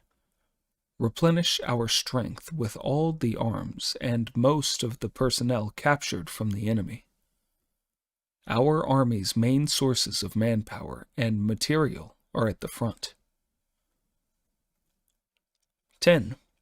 Make good use of the intervals between campaigns to rest, train, and consolidate our troops. Periods of rest, training, and consolidation should not be in general very long, and the enemy should so far as possible be permitted no breathing space. These are the main methods the People's Liberation Army has employed in defeating Chiang Kai-shek. They are the result of the tempering of the People's Liberation Army in long years of fighting against domestic and foreign enemies, and are completely suited to our present situation. Our strategy and tactics are based on a people's war. No army opposed to the people can use our strategy and tactics.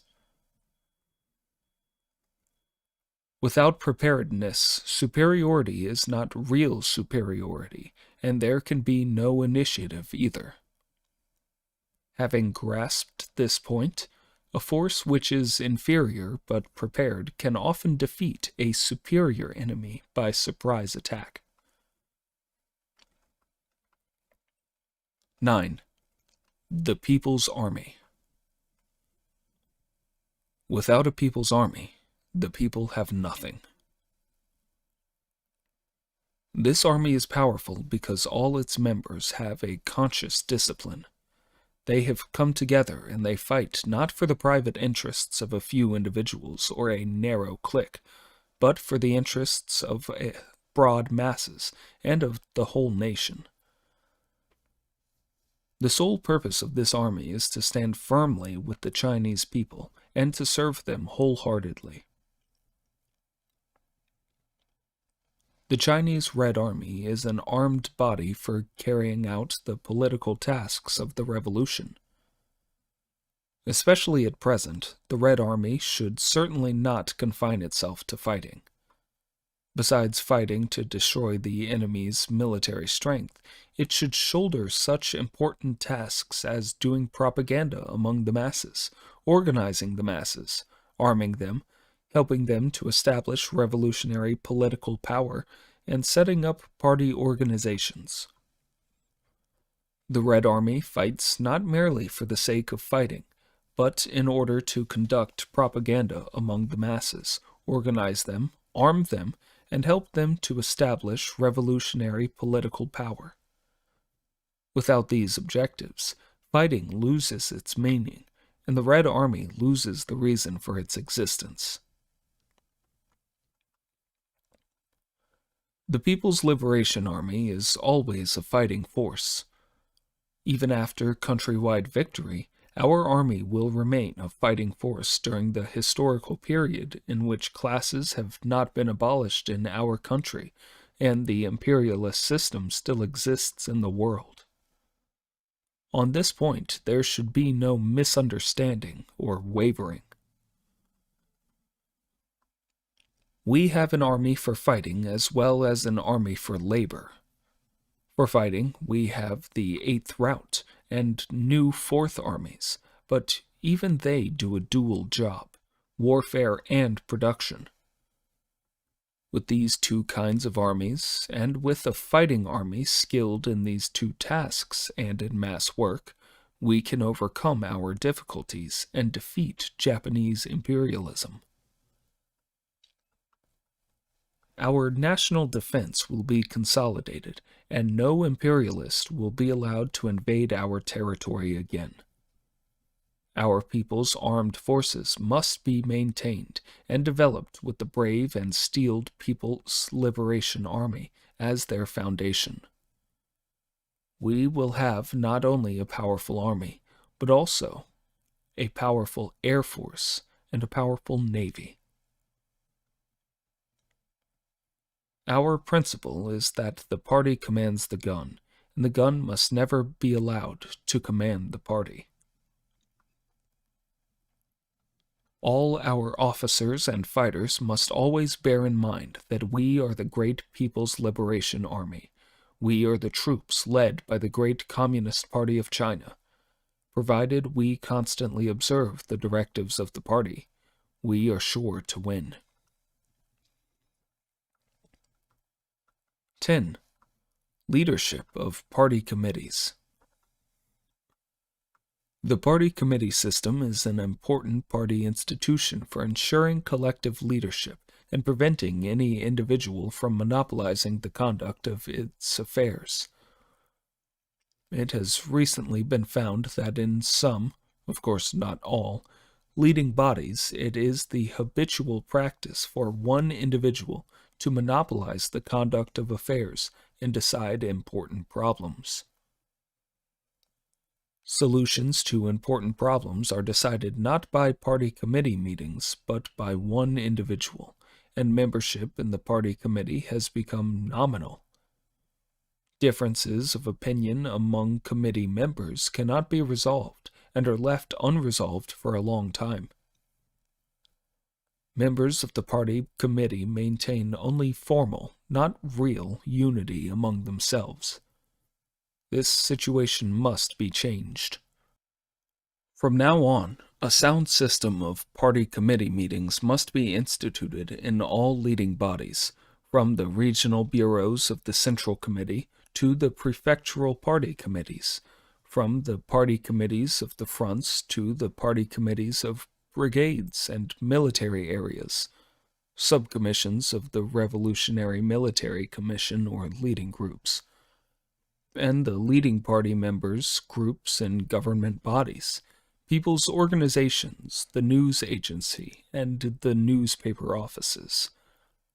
All important problems, of course not the unimportant trivial problems or problems whose solutions have already been decided after discussion at meetings and need only be carried out, must be submitted to the committee for discussion, and the committee members present should express their views fully and reach definite decisions which should then be carried out by the members concerned.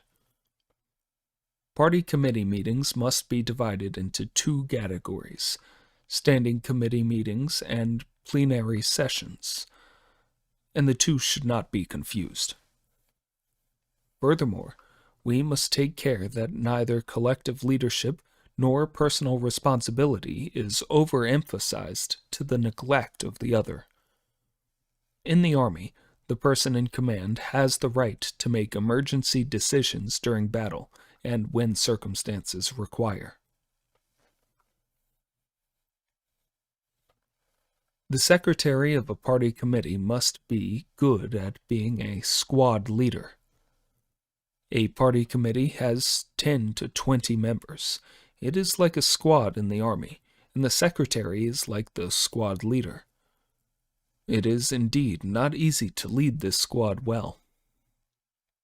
Each regional bureau or sub-regional bureau of the Central Committee now leads a vast area and shoulders heavy responsibilities.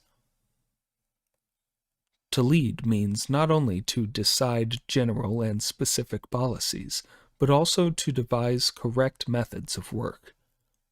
Even with correct general and specific policies, troubles may still arise if methods of work are neglected. To fulfill its task of exercising leadership, a party committee must rely on its squad members and enable them to play their parts to the full. To be a good squad leader, the secretary should study hard and investigate thoroughly. A secretary or deputy secretary will find it difficult to direct his squad well if he does not take care to do propaganda and organizational work among his own squad members, is not good at handling his relations with committee members, or does not study how to run meetings successfully. If the squad members do not march in step, they can never expect to lead tens of millions of people in fighting and construction. Of course, the relation between the secretary and the committee members is one in which the minority must obey the majority. So it is different from the relation between a squad leader and his men. Here we speak only by way of analogy. Place problems on the table. This should be done not only by the squad leader, but by the committee members too. Do not talk behind people's backs. Whenever problems arise, call a meeting. Place the problems on the table for discussion. Take some decisions, and the problems will be solved. If problems exist and are not placed on the table, they will remain unsolved for a long time, and even drag on for years. The squad leader and the committee members should show understanding in their relations with each other. Nothing is more important than mutual understanding, support, and friendship between the secretary and the committee members, between the Central Committee and its regional bureaus, and between the regional bureaus and the area party committees. Exchange information. This means that members of a party committee should keep each other informed and exchange views on matters that have come to their attention. This is of great importance in achieving a common language. Some fail to do so, and, like the people described by Lao Tzu, do not visit each other all their lives, though the crowing of their cocks and the barking of their dogs are within hearing of each other. The result is that they lack a common language. Ask your subordinates about matters you don't understand or don't know, and do not lightly express your approval or disapproval. We should never pretend to know what we don't know. We should not feel ashamed to ask and learn from people below, and we should listen carefully to the views of the cadres at the lower levels. Be a pupil before you become a teacher. Learn from the cadres at the lower levels before you issue orders. What the cadres at the lower levels say may or may not be correct. After hearing it, we must analyze it. We must heed the correct views and act upon them. Listen also to the mistaken views from below. It is wrong not to listen to them at all. Such views, however, are not to be acted upon, but to be criticized. Learn to play the piano. In playing the piano, all 10 fingers are in motion. It won't do to move some fingers only, and not others. But if all 10 fingers press down at once, there is no melody. To produce good music, the 10 fingers should move rhythmically and in coordination. A party committee should keep a firm grasp on its central task, and at the same time, around the central task, it should unfold the work in other fields. At present, we have to take care of many fields. We must look after the work in all the areas, armed units, and departments, and not give all our attention to a few problems, to the exclusion of others. Wherever there is a problem, we must put our finger on it, and this is a method we must master. Some play the piano well, and some badly, and there is a great difference in the melodies they produce. Members of party committees must learn to play the piano well. Grasp firmly. That is to say, the party committee must not merely grasp, but must grasp firmly its main tasks. One can get a grip on something only when it is grasped firmly, without the slightest slackening. Not to grasp firmly is not to grasp at all. Naturally, one cannot get a grip on something with an open hand. When the hand is clenched as if grasping something but is not clenched tightly, there is still no grip. Some of our comrades do grasp the main tasks, but their grasp is not firm, and so they cannot make a success of their work. It will not do to have no grasp at all, nor will it do if the grasp is not firm. Have a head for figures. That is to say, we must attend to the quantitative aspect of a situation or problem and make a basic quantitative analysis. Every quality manifests itself in a certain quantity, and without quantity there can be no quality. To this day, many of our comrades still do not understand that they must attend to the quantitative aspect of things, the basic statistics, the main percentages, and the quantitative limits that determine the qualities of things. They have no figures in their heads, and as a result, cannot help making mistakes. Notice to reassure the public. Notice of meetings should be given beforehand. This is like issuing a notice to reassure the public, so that everybody will know what is going to be discussed and what problems are to be solved, and can make timely preparations. In some places, meetings of cadres are called without first preparing reports and draft resolutions, and only when people have arrived for the meeting and makeshifts improvised. This is just like the saying, "Troops and horses have arrived, but food and fodder are not ready," and that is no good. Don't call a meeting in a hurry if the preparations are not completed. Fewer and better troops, and simpler administration.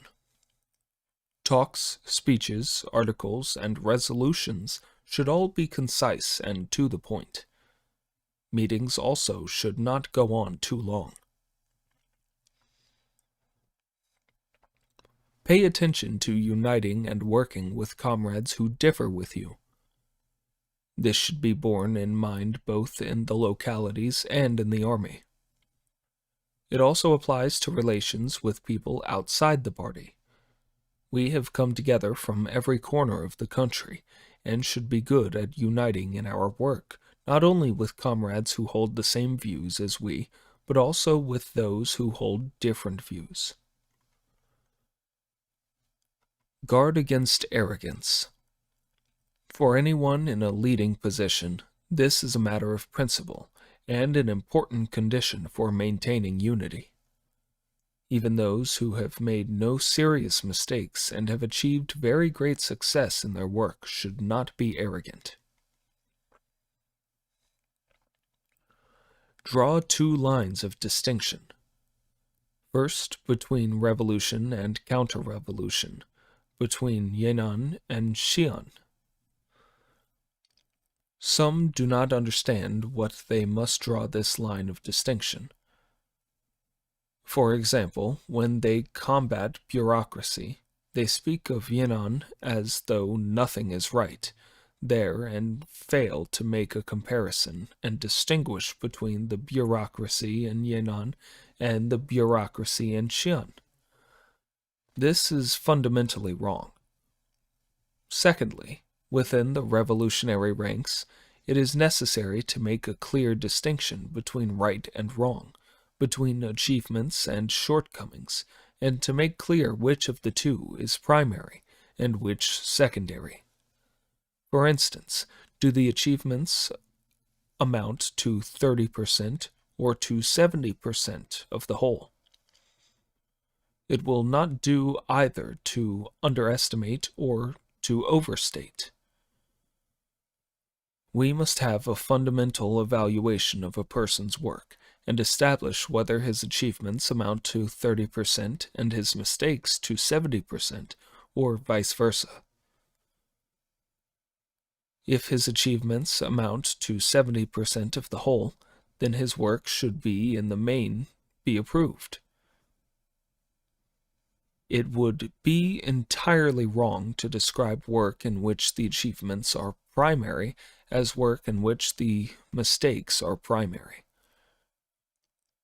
In our approach to problems, we must not forget to draw these two lines of distinction between revolution and counter-revolution, and between achievements and shortcomings.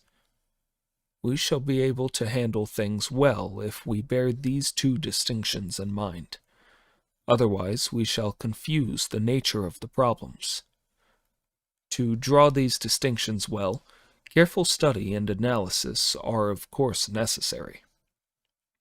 Our attitude towards every person and every matter should be one of analysis and study. In the sphere of organization, ensure democracy under centralized guidance. It should be done on the following lines. 1. The leading body of the party must give a correct line of guidance and find solutions when problems arise, in order to establish themselves as the centers of leadership. 2. The higher bodies must be familiar with the situation in the lower bodies and with the life of the masses, so as to have an objective basis for correct guidance. 3. No party organization at any level should make casual distinctions in solving problems. Once a decision is reached, it must be firmly carried out. 4. All decisions of any importance made by the party's higher bodies must be promptly transmitted to the lower bodies and the party rank and file. 5. The lower bodies of the party and the party rank must file and discuss the higher body's directives in detail in order to understand their meaning thoroughly and decide on the methods of carrying them out. 11. The mass line. The people, and the people alone, are the motive force in the making of world history. The masses are the real heroes, while we ourselves are often childish and ignorant, and without this understanding, it is impossible to acquire even the most rudimentary knowledge. The masses have boundless creative power. They can organize themselves and concentrate on places and branches of work where they can give full play to their energy. They can concentrate on production in breadth and depth and create more and more undertakings for their own well-being. The present upsurge of the peasant movement is a colossal event.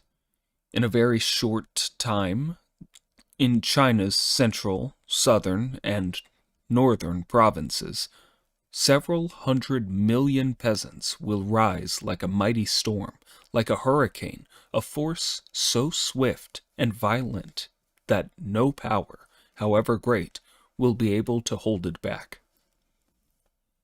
They will smash all the trammels that bind them and rush forward along the road to liberation. They will sweep all imperialists, warlords, corrupt officials, local tyrants, and evil gentry into their graves. Every revolutionary party and every revolutionary comrade will be put to the test, to be accepted or rejected as they decide. There are three alternatives: to march at their head and lead them, to trail behind them, gesticulating and criticizing, or to stand in their way and oppose them. Every Chinese is free to choose, but events will force you to make the choice quickly.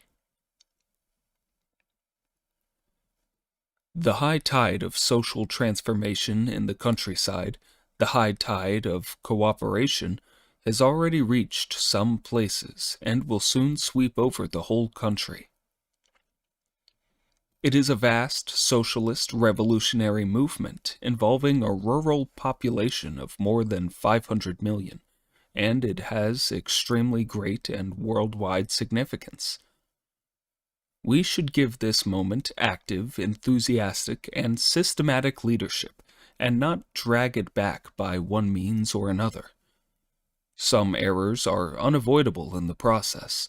This is understandable, and they will not be hard to correct. Shortcomings or mistakes found among the cadres and the peasants can be remedied or overcome, provided we give them positive help.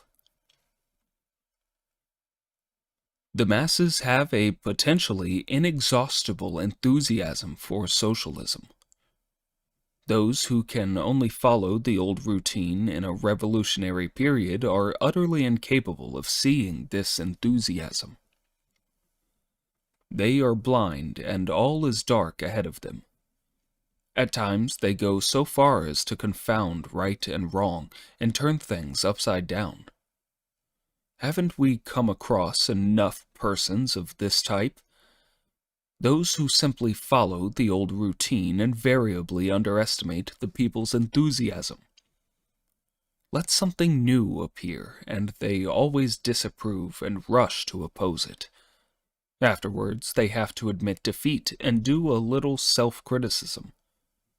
But the next time something new appears, they go through the same process all over again. This is their pattern of behavior in regard to anything and everything new. Such people are always passive, always fail to move forward at the critical moment, and always have to be given a shove in the back before they move a step. For over 20 years, our party has carried on mass work every day, and for the past dozen years it has talked about the mass line every day. We have always maintained that the revolution must rely on the masses of the people, on everybody's taking a hand, and have opposed relying merely on a few persons issuing orders. The mass line, however, is still not being thoroughly carried out in the work of some comrades. They still rely solely on a handful of people working in solitude. One reason is that whatever they do, they are always reluctant to explain it to the people they lead, and that they do not understand why or how to give play to the initiative and creative energy of those they lead. Subjectively, they too want everyone to take a hand in the work, but they do not let other people know what is to be done or how to do it. That being the case, how can everyone be expected to get moving, and how can anything be done well? To solve this problem, the basic thing is, of course, to carry out ideological education on the mass line, but at the same time we must teach these comrades many concrete methods of work. 24 years of experience tell us that the right task, policy, and style of work invariably conform with the demands of the masses at a given time and place, and invariably strengthen our ties with the masses, and the wrong task, policy, and style of work invariably disagree with the demands of the masses at a given time and place, and invariably alienate us from the masses. The reason why such evils as dogmatism, empiricism, commandism, tailism, sectarianism, bureaucracy, and an arrogant attitude in work are definitely harmful and intolerable, and why anyone suffering from these maladies must overcome them, is that they alienate us from the masses. To link oneself with the masses, one must act in accordance with the needs and wishes of the masses. All work done for the masses must start from their needs, and not from the desire of any individual, however well-intentioned. It often happens that objectively the masses need a certain change, but subjectively they are not yet conscious of the need, not yet willing or determined to make the change. In such cases, we should wait patiently. We should not make the change until, through our work, most of the masses have become conscious of the need and are willing and determined to carry it out. Otherwise, we shall isolate ourselves from the masses. Unless they are conscious and willing, any kind of work that requires their participation will turn out to be a mere formality and will fail. There are two principles here. One is the actual needs of the masses rather than what we fancy they need, and the other is the wishes of the masses, who must make up their own minds instead of our making up their minds for them. Our Congress should call upon the whole party to be vigilant and to see that no comrade at any post is divorced from the masses. It should teach every comrade to love the people and listen attentively to the voice of the masses, to identify himself with the masses wherever he goes, and, instead of standing above them, to immerse himself among them, and, according to their present level, to awaken them or raise their political consciousness, and help them gradually to organize themselves voluntarily, and to set going all essential struggles permitted by the internal and external circumstances of the given time and place. If we tried to go on the offensive when the masses are not yet awakened, that would be adventurism. If we insisted on leading the masses to do anything against their will, we would certainly fail. If we did not advance when the masses demand advance, that would be right opportunism. Commandism is wrong in any type of work, because in overstepping the level of political consciousness of the masses and violating the principle of voluntary mass action, it reflects the disease of impetuosity. Our comrades must not assume that everything they themselves understand is understood by the masses. Whether the masses understand it and are ready to take action can be discovered only by going into their midst and making investigations. If we do so, we can avoid commandism. Tailism in any type of work is also wrong, because in falling below the level of political consciousness of the masses and violating the principle of leading the masses forward, it reflects the disease of dilatoriness. Our comrades must not assume that the masses have no understanding of what they themselves do not yet understand. It often happens that the masses outstrip us and are eager to advance a step, and that nevertheless our comrades fail to act as leaders of the masses and tail behind certain backward elements, reflecting their views and, moreover, mistaking them for those of the broad masses. Take the ideas of the masses and concentrate them, then go to the masses, persevere in the ideas, and carry them through, so as to form correct ideas of leadership. Such is the basic method of leadership. In all the practical work of our party, all correct leadership is necessarily from the masses to the masses. This means, take the ideas of the masses, scattered and unsystematic ideas, and concentrate them. Through study, turn them into concentrated and systematic ideas. Then go to the masses and propagate and explain these ideas until the masses embrace them as their own. Hold fast to them and translate them into action and test the correctness of these ideas in such action. Then once again concentrate ideas from the masses and once again go to the masses so that the ideas are persevered in and carried through.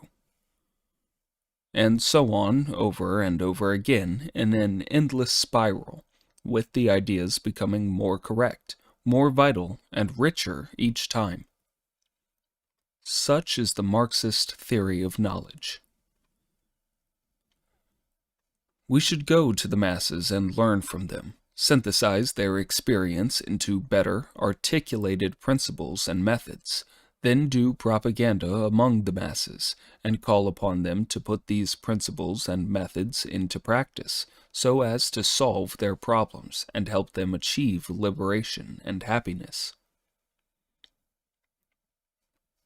There are people in our leading organs in some places who think that it is enough for the leaders alone to know the party's policies, and that there is no need to let the masses know them.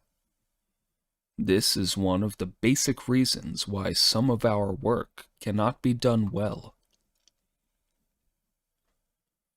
In all mass movements, we must make a basic investigation and analysis of the number of active supporters, opponents, and neutrals, and must not decide problems subjectively and without basis. The masses in any given place are generally composed of three parts: the relatively active, the intermediate, and the relatively backward. The leaders must therefore be skilled in uniting the small number of active elements around the leadership, and must rely on them to raise the level of the intermediate elements and to win over the backward elements.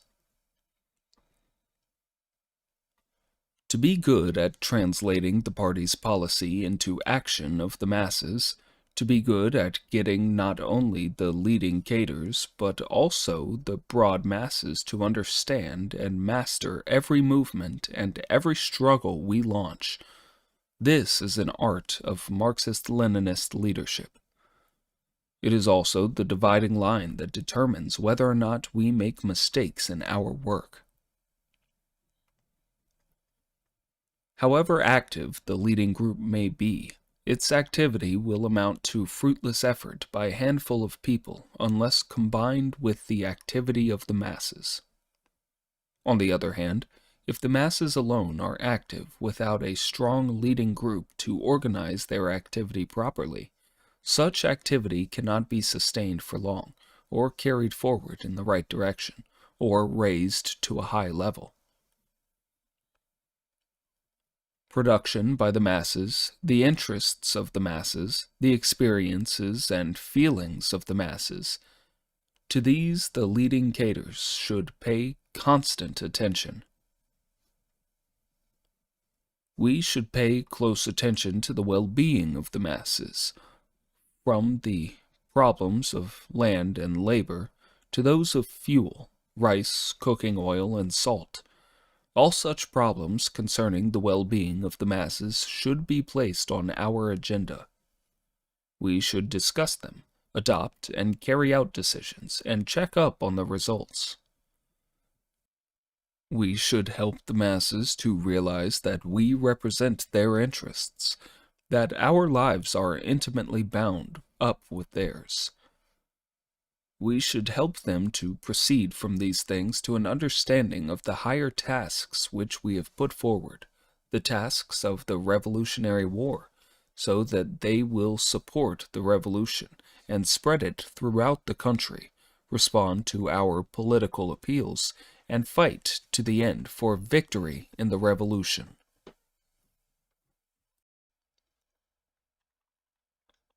(12) Political work. The system of party representatives and of political departments, adopted for the first time in China, entirely changed the complexion of these armed forces. The Red Army, which was founded in 1927, and the Eighth Route Army of today have inherited this system and developed it. The People's Liberation Army has developed its vigorous revolutionary political work, which is an important factor in winning victory over the enemy, on the basis of a people's war, and of the principles of unity between army and people, of unity between commanders and fighters, and of disintegrating the enemy troops.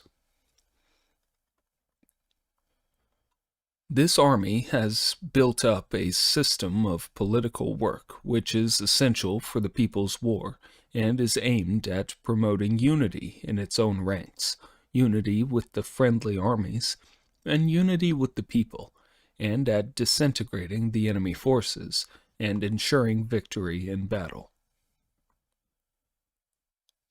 Political work is the lifeblood of all economic work. This is particularly true at a time when the social and economic system is undergoing fundamental change. The party branch is organized on a company basis. This is an important reason why the Red Army has been able to carry on such arduous fighting without falling apart. The political work of the Eighth Route Army is guided by three basic principles. First, the principle of unity between officers and men, which means eradicating feudal practices in the army, prohibiting beating and abuse, building up a conscious discipline, and sharing weal and woe, as a result of which the entire army is closely united. Second, the principle of unity between the army and the people, which means maintaining a discipline that forbids the slightest violation of the people's interests, conducting propaganda among the masses, organizing and arming them, lightening their economic burdens, and suppressing the traitors and collaborators who do harm to the army and the people. As a result of which the army is closely united with the people and welcomed everywhere. Third, the principle of disintegrating the enemy troops and giving lenient treatment to prisoners of war. Our victory depends not only upon our military operations, but also upon the disintegration of the enemy troops. Our troops must observe the correct principles that govern relations between the army and the people, between the army and the government, between the army and the party, between officers and men, and between military work and political work, and relations among the cadres, and must never commit the errors of warlordism. Officers must cherish their men, and must not be indifferent to their well-being, or resort to corporal punishment. The army must cherish the people, and never encroach upon their interests. The army must respect the government, and the party, and never assert independence. Our policy towards prisoners captured from the Japanese, puppet or anti-communist troops, is to set them all free, except for those who have incurred the bitter hatred of the masses and must receive capital punishment, and whose death sentence has been approved by the higher authorities. Among the prisoners, those who were coerced into joining the reactionary forces, but who are more or less inclined towards the revolution, should be won over in large numbers to work for our army. The rest should be released, and, if they fight us and are captured again, should again be set free. We should not insult them, take away their personal effects, or try to exact recantations from them, but without exception should treat them sincerely and kindly. This should be our policy, however reactionary they may be. It is a very effective way of isolating the camp of reaction. Weapons are an important factor in war, but not the decisive factor. It is people, not things, that are decisive. The contest of strength is not only a contest of military and economic power, but also a contest of human power and morale. Military and economic power is necessarily wielded by the people. The atom bomb is a paper tiger which the U.S. reactionaries use to scare people. It looks terrible, but in fact it isn't. Of course, the atom bomb is a weapon of mass slaughter, but the outcome of a war is decided by the people, not by one or two new types of weapon. Soldiers are the foundation of an army. Unless they are imbued with a progressive political spirit, and unless such a spirit is fostered through progressive political work, it will be impossible to achieve genuine unity between officers and men, impossible to arouse their enthusiasm for the war of resistance to the full, and impossible to provide an excellent basis for the most effective use of all our technical equipment and tactics. The purely military viewpoint is very highly developed among a number of comrades in the Red Army. It manifests itself as follows. These comrades regard military affairs and politics as opposed to each other, and refuse to recognize that military affairs are only one means of accomplishing political tasks. Some even say, if you are good militarily, naturally you are good politically. If you are not good militarily, you cannot be any good politically. This is to go a step further and give military affairs a leading position over politics. Ideological education is the key link to be grasped in uniting the whole party for great political struggles. Unless this is done, the party cannot accomplish any of its tasks. Recently, there has been a falling off in ideological and political work among students and intellectuals, and some unhealthy tendencies have appeared. Some people seem to think that there is no longer any need to concern oneself with politics, or with the future of the motherland, and the ideals of mankind. It seems as if Marxism was once all the rage, but is currently not so much in fashion. To counter these tendencies, we must strengthen our ideological and political work. Both students and intellectuals should study hard. In addition to the study of their specialized subjects, they must make progress both ideologically and politically, which means that they should study Marxism, current events, and politics.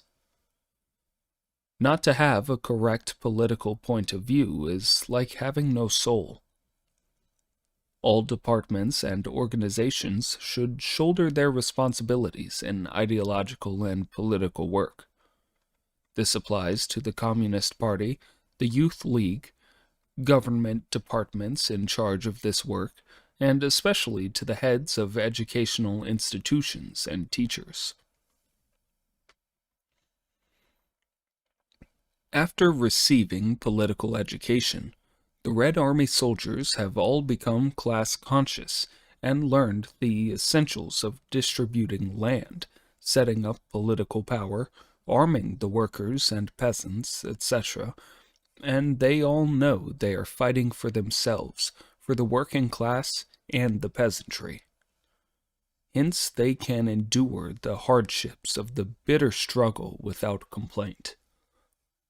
Each company, battalion, or regiment has its soldiers' committee, which represents the interests of the soldiers and carries on political and mass work.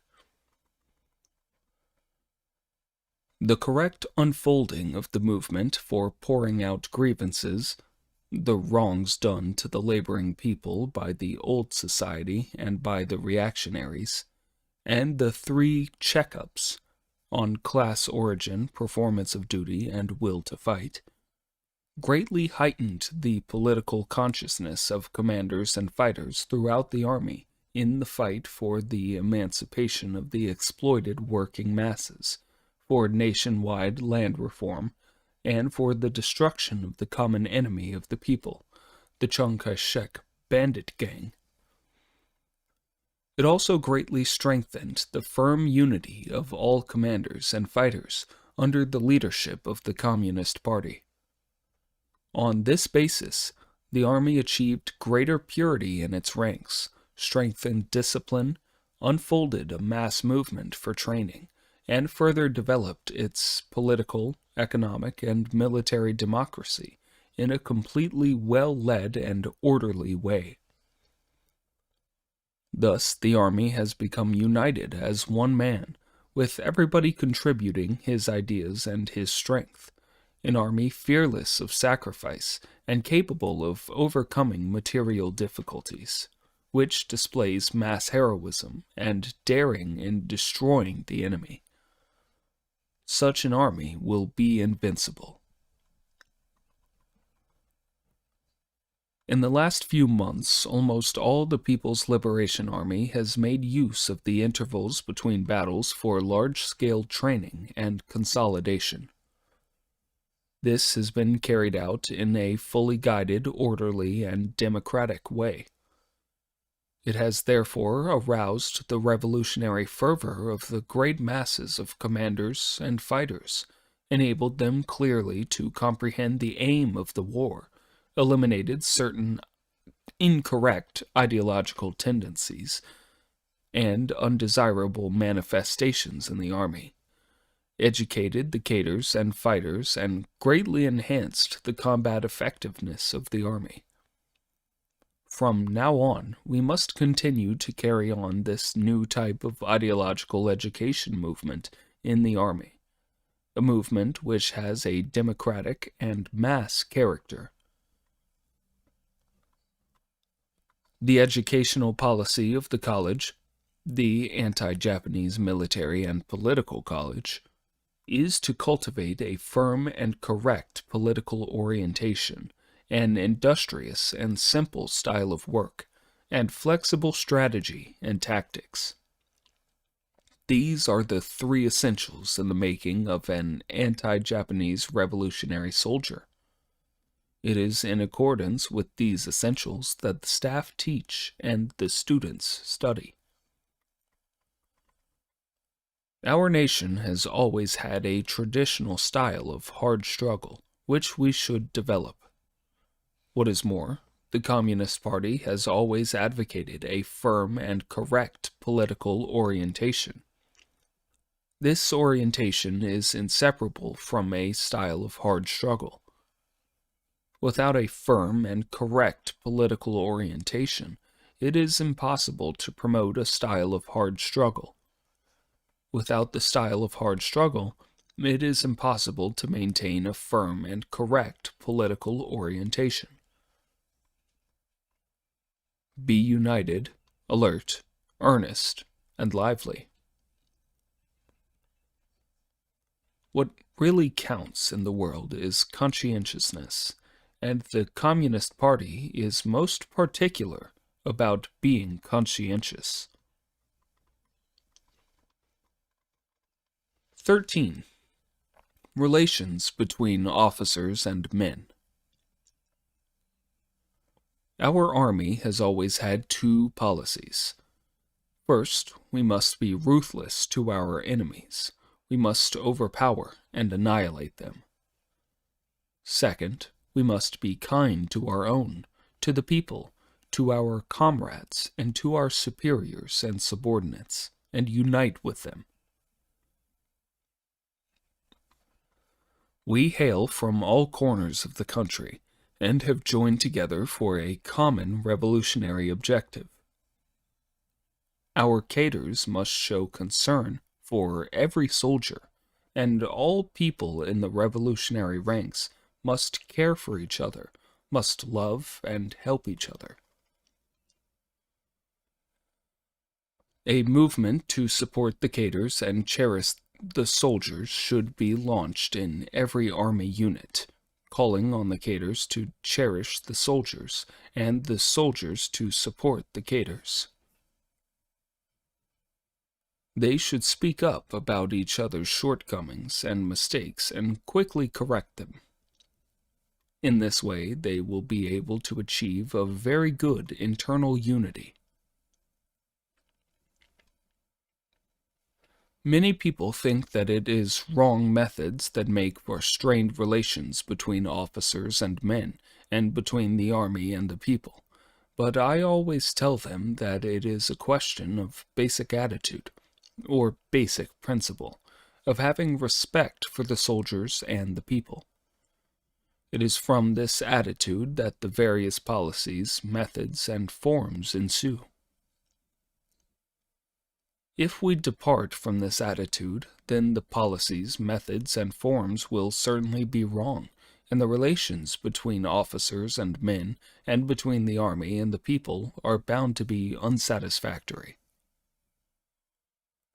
Our three major principles for the Army's political work are, first, unity between officers and men, second, unity between the Army and the people, and third, the disintegration of the enemy forces. To apply these principles effectively, we must start with this basic attitude of respect for the soldiers and the people, and of respect for the human dignity of prisoners of war once they have laid down their arms. Those who take all this as a technical matter and not one of basic attitude are indeed wrong, and they should correct their view.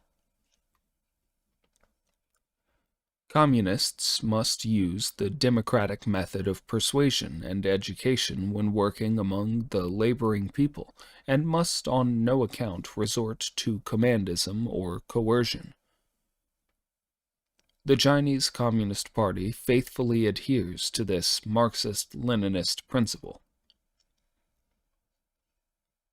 Our comrades must understand that ideological remolding involves long-term, patient, and painstaking work, and they must not attempt to change people's ideology, which has been shaped over decades of life, by giving a few lectures or by holding a few meetings. Persuasion, not compulsion, is the only way to convince them. Compulsion will never result in convincing them. To try to convince them by force simply won't work. This kind of method is permissible in dealing with the enemy, but absolutely impermissible in dealing with comrades or friends. We must make a distinction between the enemy and ourselves, and we must not adopt an antagonistic stand towards comrades and treat them as we would the enemy. In speaking up, one must have an ardent desire to protect the cause of the people and raise their political consciousness, and there must be no ridiculing or attacking in one's approach. 14. Relations between the army and the people. The army must become one with the people so that they see it as their own army. Such an army will be invincible. Every comrade must be helped to understand that as long as we rely on the people, believe firmly in the inexhaustible creative power of the masses, and hence trust and identify ourselves with them, we can surmount any difficulty, and no enemy can crush us, while we can crush any enemy. Wherever our comrades go, they must build good relations with the masses, be concerned for them, and help them overcome their difficulties. We must unite with the masses. The more of the masses we unite with, the better.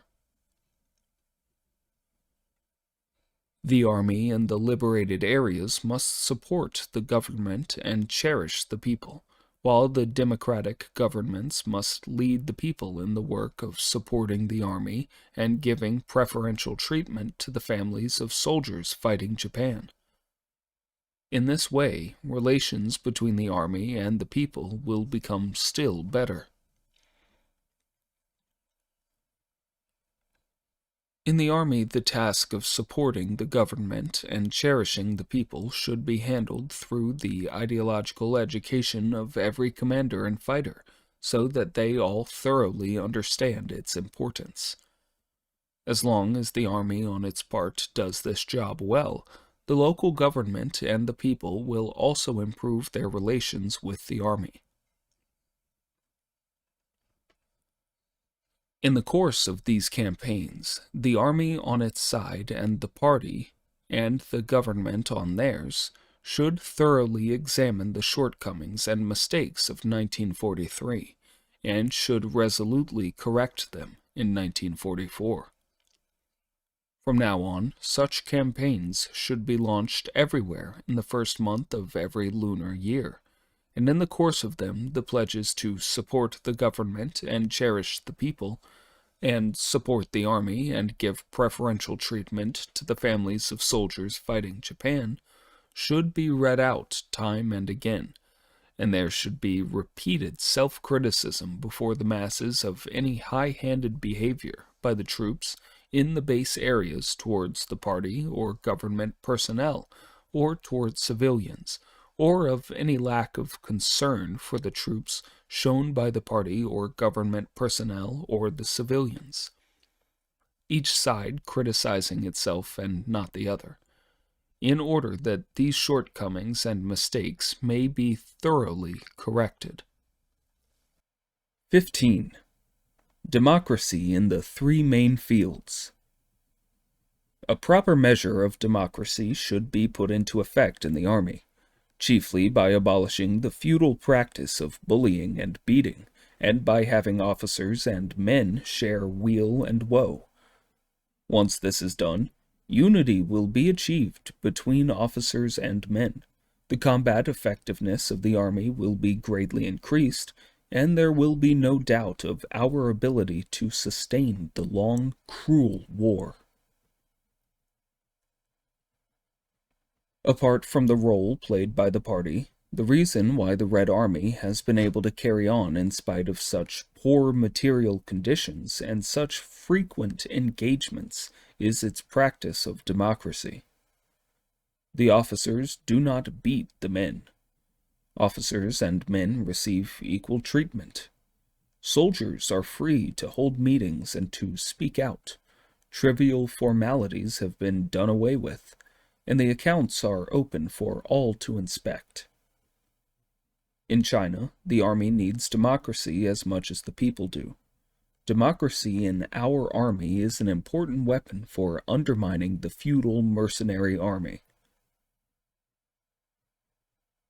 The policy for political work in our army units is fully to arouse the rank and file, the commanders and all working personnel in order to achieve three major objectives through a democratic movement under centralized leadership, namely, a high degree of political unity, better living conditions, and better military technique and tactics. The 3 checkups and 3 improvements now being enthusiastically carried out in our Army units are intended to attain the first 2 of these objectives through the methods of political and economic democracy.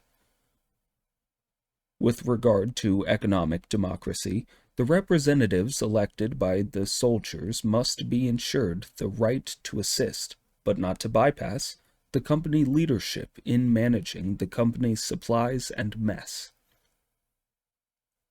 With regard to military democracy, in periods of training there must be mutual instruction, as between officers and soldiers, and among the soldiers themselves.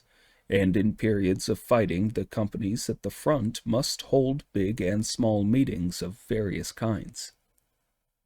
Under the direction of the company leadership, the rank and file should be roused to discuss how to attack and capture enemy positions, and how to fulfill other combat tasks.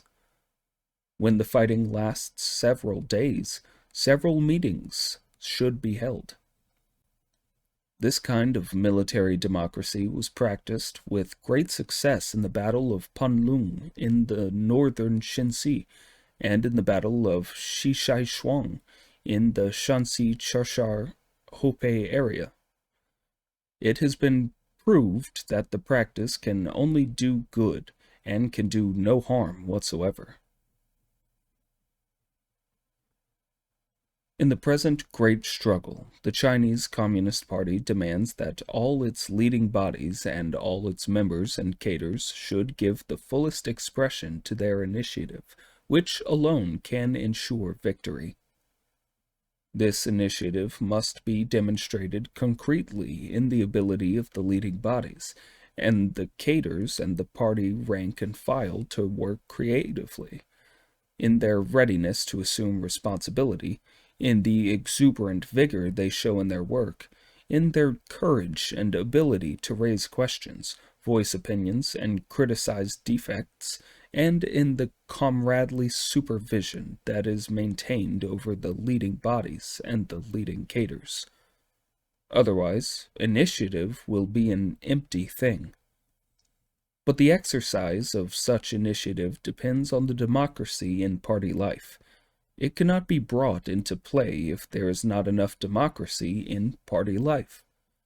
Only in an atmosphere of democracy can large numbers of able people be brought forward.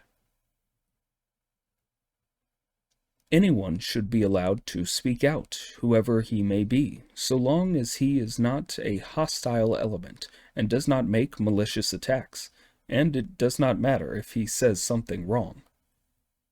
Leaders at all levels have the duty to listen to others. 2 principles must be observed. Say all you know, and say it without reserve. Don't blame the speaker, but take his words as a warning. Unless the principle of don't blame the speaker is observed genuinely and not falsely, the result will not be say all you know and say it without reserve. Education in democracy must be carried on within the party so that the members can understand the meaning of democratic life, the meaning of the relationship between democracy and centralism, and the way in which democratic centralism should be put into practice. Only in this way can we really extend democracy within the party, and at the same time avoid ultra-democracy and the laissez-faire which destroys discipline. Both in the army and in the local organizations, inter-party democracy is meant to strengthen discipline and increase combat effectiveness, not to weaken them. In the sphere of theory, destroy the roots of ultra-democracy. First, it should be pointed out that the danger of ultra-democracy lies in the fact that it damages or even completely wrecks the party organization and weakens or even completely undermines the party's fighting capacity, rendering the party incapable of fulfilling its fighting tasks, and thereby causing the defeat of the revolution.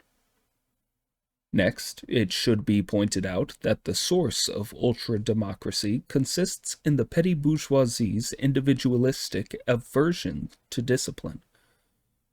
When this characteristic is brought into the party, it develops into ultra-democratic ideas politically and organizationally.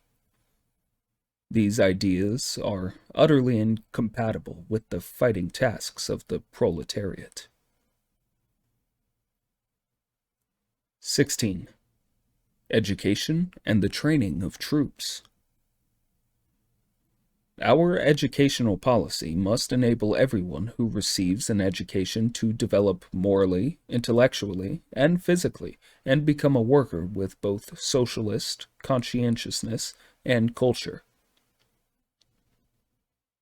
As for education for cadres, whether at work or in schools for cadres, a policy should be established of focusing such education on the study of the practical problems of the Chinese Revolution and using the basic principles of Marxism-Leninism as the guide, and the method of studying Marxism-Leninism statically and in isolation should be discarded. For a military school, the most important question is the selection of a director and instructors, and the adoption of an educational policy. A school of 100 people certainly cannot be run well if it does not have a leading group of several people, or a dozen or more, which is formed in accordance with the actual circumstances and not thrown together artificially, and is composed of the most active, upright, and alert of the teachers, the other staff, and the students. All officers and fighters of our army must improve their military art, march forward courageously towards certain victory in the war, and resolutely, thoroughly, wholly, and completely wipe out all enemies. Equal importance should be attached to the military and political aspects of the one-year consolidation and training program which has just begun, and the two aspects should be integrated. At the start, stress should be placed on the political aspect, on improving relations between officers and men, enhancing internal unity and arousing a high level of enthusiasm among the masses of cadres and fighters. Only thus will the military consolidation and training proceed smoothly and attain better results. As for the method of training, we should unfold the mass training movement in which officers teach soldiers, soldiers teach officers, and the soldiers teach each other. Our slogan in training troops is, "Officers teach soldiers, soldiers teach officers, and soldiers teach each other." The fighters have a lot of practical combat experience. The officers should learn from the fighters, and when they have made other people's experience their own, they will become more capable. As for the training courses, the main objective should still be to raise the level of technique in marksmanship, bayoneting, grenade throwing, and the like, and the secondary objective should be to raise the level of tactics, while special emphasis should be laid on night operations. 17. Serving the people. We should be modest and prudent, guard against arrogance and rashness, and serve the Chinese people heart and soul. Our point of departure is to serve the people wholeheartedly, and never for a moment divorce ourselves from the masses, to proceed in all cases from the interests of the people, and not from one's self-interest, or from the interests of a small group, and to identify our responsibility to the people with our responsibility to the leading organs of the party. The organs of the state must practice democratic centralism. They must rely on the masses, and their personnel must serve the people. Comrade Bethune's spirit, his utter devotion to others without any thought of self, was shown in his boundless sense of responsibility in his work and his boundless warm-heartedness towards all comrades and people. Every communist must learn from him. We must all learn the spirit of absolute selflessness from him. With this spirit, everyone can be very useful to the people. A man's ability may be great or small, but if he has this spirit, he is already noble-minded and pure, a man of moral integrity and above vulgar interests, a man who is of value to the people. Our Communist Party and the Eighth Route and new Fourth Armies, led by our party, are battalions of the Revolution. These battalions of ours are wholly dedicated to the liberation of the people and work entirely in the people's interests. All our cadres, whatever their rank, are servants of the people, and whatever we do is to serve the people. How then can we be reluctant to discard any of our bad traits? Our duty is to hold ourselves responsible to the people. Every word, every act, and every policy must conform to the people's interests, and if mistakes occur, they must be corrected. This is what being responsible to the people means. Wherever there is struggle, there is sacrifice, and death is a common occurrence. But we have the interests of the people and the sufferings of the great majority at heart, and when we die for the people it is a worthy death. Nevertheless, we should do our best to avoid unnecessary sacrifices. All men must die, but death can vary in its significance. The ancient Chinese writer Zuma Chen said, "Though death befalls all men alike, it may be weightier than Mount Tai, or lighter than a feather. To die for the people is weightier than Mount Tai, but to work for the fascists and die for the exploiters and oppressors is lighter than a feather." 18. Patriotism and Internationalism. Can a communist who is an internationalist at the same time be a patriot? We hold that he not only can be, but must be. The specific content of patriotism is determined by historical conditions. There is the patriotism of the Japanese aggressors and of Hitler, and there is our patriotism. Communists must resolutely oppose the patriotism of the Japanese aggressors and of Hitler. The communists of Japan and Germany are defeatists with regard to the wars being waged by their countries. To bring about the defeat of the Japanese aggressors and of Hitler by every possible means is in the interests of the Japanese and the German people, and the more complete the defeat, the better. For the wars launched by the Japanese aggressors and Hitler are harming the people at home, as well as the people of the world. China's case, however, is different, because she is the victim of aggression. Chinese communists must therefore combine patriotism with internationalism. We are at once internationalists and patriots, and our slogan is "Fight to defend the motherland against the aggressors." For us, defeatism is a crime, and to strive for victory in the war of resistance is an inescapable duty.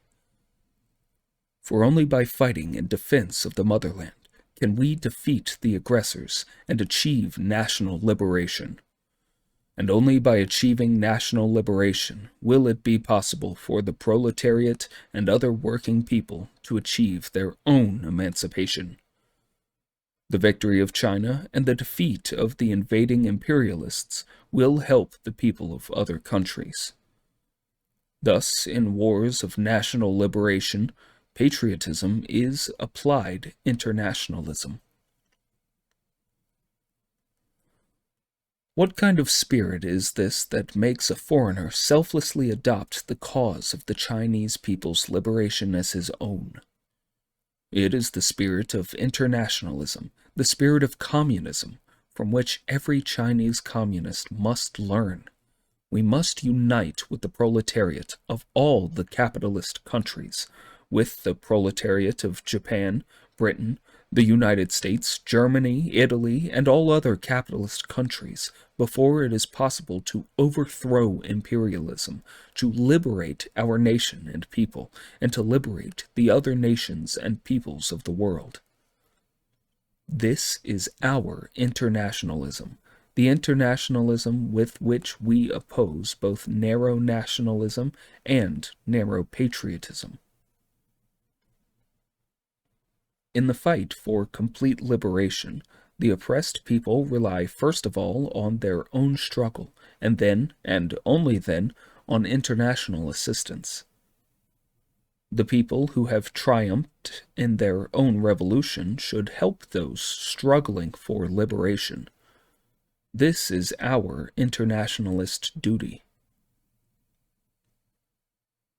The socialist countries are states of an entirely new type in which the exploiting classes have been overthrown and the working people are in power. The principle of integrating internationalism with patriotism is practiced in the relations between these countries. We are closely bound by common interests and common ideals. The people of the countries in the socialist camp should unite. The people of the countries in Asia, Africa, and Latin America should unite. The people of all the continents should unite. All peace-loving countries should unite, and all countries subjected to U.S. aggression, control, intervention, or bullying should unite, and so form the broadest united front to oppose the U.S. imperialist policies of aggression and war and to defend world peace. Things develop ceaselessly. It is only 45 years since the Revolution of 1911, but the face of China has completely changed. In another 45 years, that is, in the year 2001, or the beginning of the 21st century, China will have undergone an even greater change. She will have become a powerful socialist industrial country, and that is as it should be. China is a land with an area of 9,600,000 square kilometers and a population of 600 million people, and she ought to have made a greater contribution to humanity. Her contribution over a long period has been far too small. For this we are regretful. But we must be modest, not only now, but 45 years hence as well. We should always be modest. In our international relations, we Chinese people should get rid of great power chauvinism resolutely, thoroughly, wholly, and completely. We must never adopt an arrogant attitude of great power chauvinism and become conceited because of the victory of our revolution and certain achievements in our construction. Every nation, big or small, has its strong and weak points. 19. Revolutionary heroism. This army has an indomitable spirit and is determined to vanquish all enemies and never to yield. No matter what the difficulties and hardships, so long as a single man remains, he will fight on. Give full play to our style of fighting. Courage in battle, no fear of sacrifice, no fear of fatigue, and continuous fighting. That is, fighting successive battles in a short time without rest. Thousands upon thousands of martyrs have heroically laid down their lives for the people. Let us hold their banner high and march ahead along the path crimson with their blood. Be resolute, fear no sacrifice, and surmount every difficulty to win victory.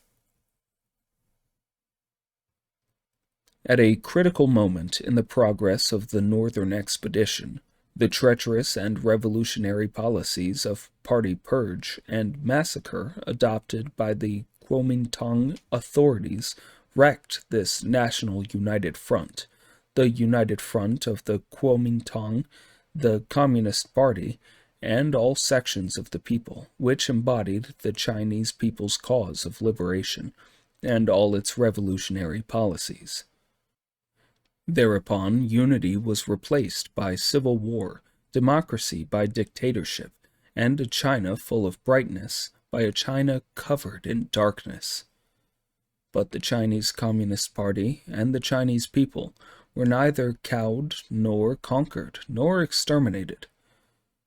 They picked themselves up, wiped off the blood, buried their fallen comrades, and went into battle again. Holding high the great standard of revolution, they rose in armed resistance, and over a vast territory in China, they set up people's governments, carried out land reform, built up a people's army, the Chinese Red Army, and preserved and expanded the revolutionary forces of the Chinese people. You have many good qualities and have rendered great service, but you must always remember not to become conceited. You are respected by all, and quite rightly, but this easily leads to conceit. If you become conceited, if you are not modest and cease to exert yourselves, and if you do not respect others, do not respect the cadres and the masses, then you will cease to be heroes and models. There have been such people in the past, and I hope you will not follow their example. In the fight to wipe out the enemy and to restore and increase industrial and agricultural production, you have overcome many difficulties and hardships and demonstrated immense courage, wisdom, and initiative. You are models for the whole Chinese nation, the backbone of the victorious advance of the people's cause in all spheres, pillars of support to the people's government, and bridges linking the people's government with the great masses. We, the Chinese nation, have the spirit to fight the enemy to the last drop of our blood, the determination to recover our lost territory by our own efforts, and the ability to stand on our own feet in the family of nations. 20. Building our country through diligence and frugality. We must see to it that all our cadres and all our people constantly bear in mind that ours is a big socialist country, but an economically backward and poor one, and that this is a very great contradiction. To make China rich and strong needs several decades of intense effort, which will include, among other things, the effort to practice strict economy and combat waste, i.e., the policy of building up our country through diligence and frugality. Diligence and frugality should be practiced in running factories and shops, and all state-owned, cooperative, and other enterprises.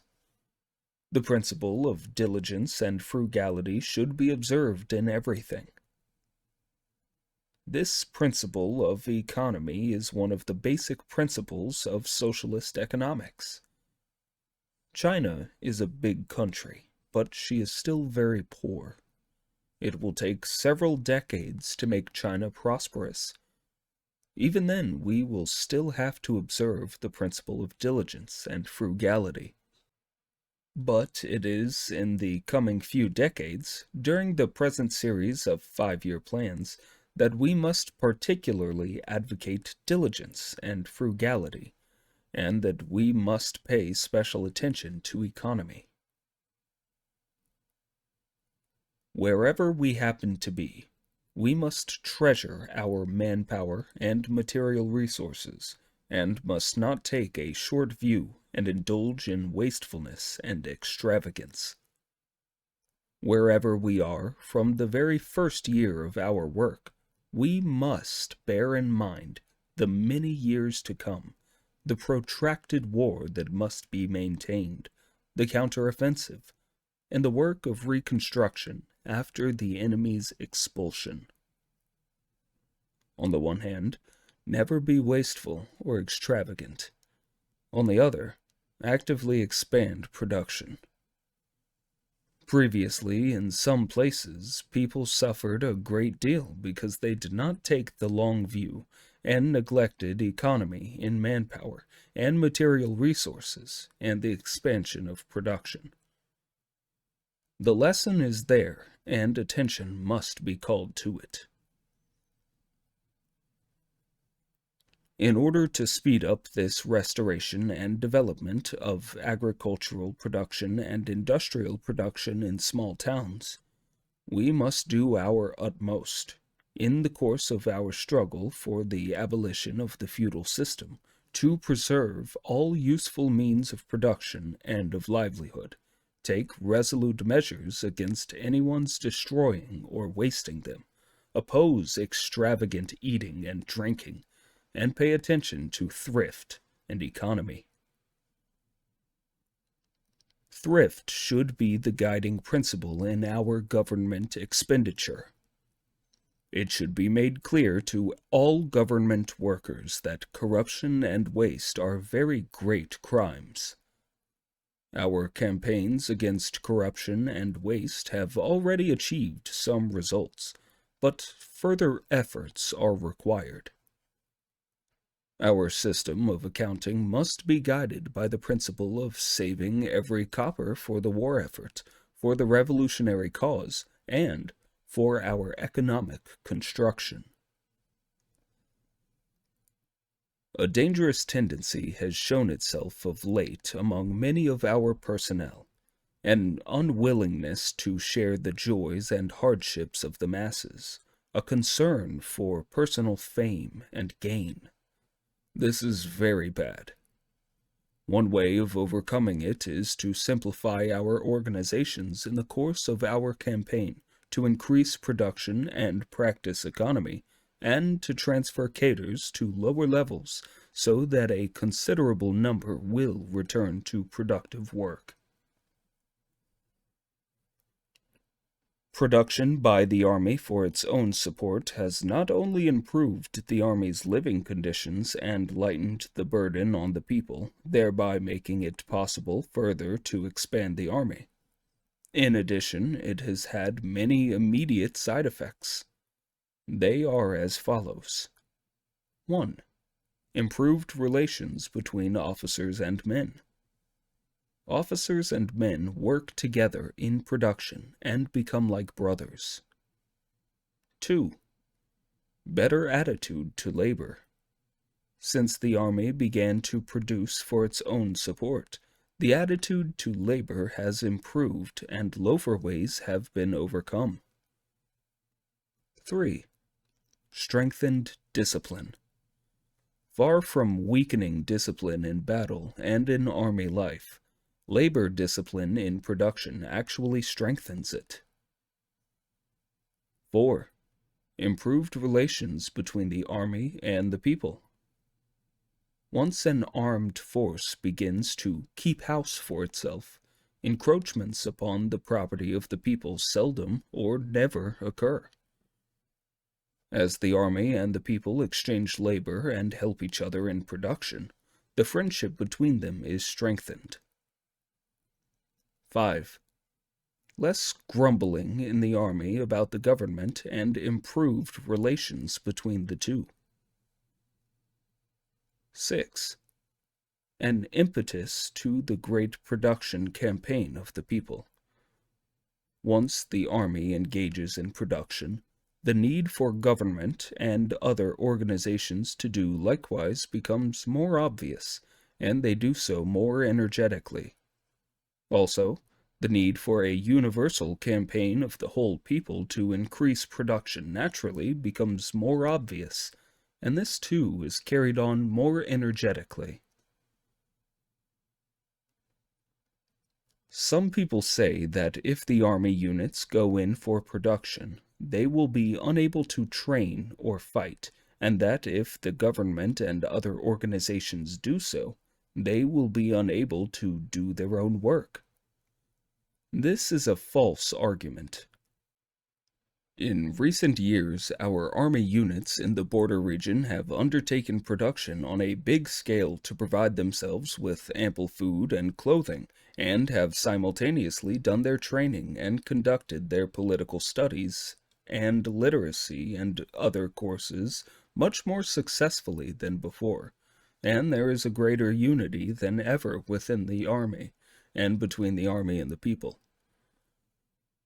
While there was a large-scale production campaign at the front last year, great success were gained in the fighting, and in addition, an extensive training campaign was started.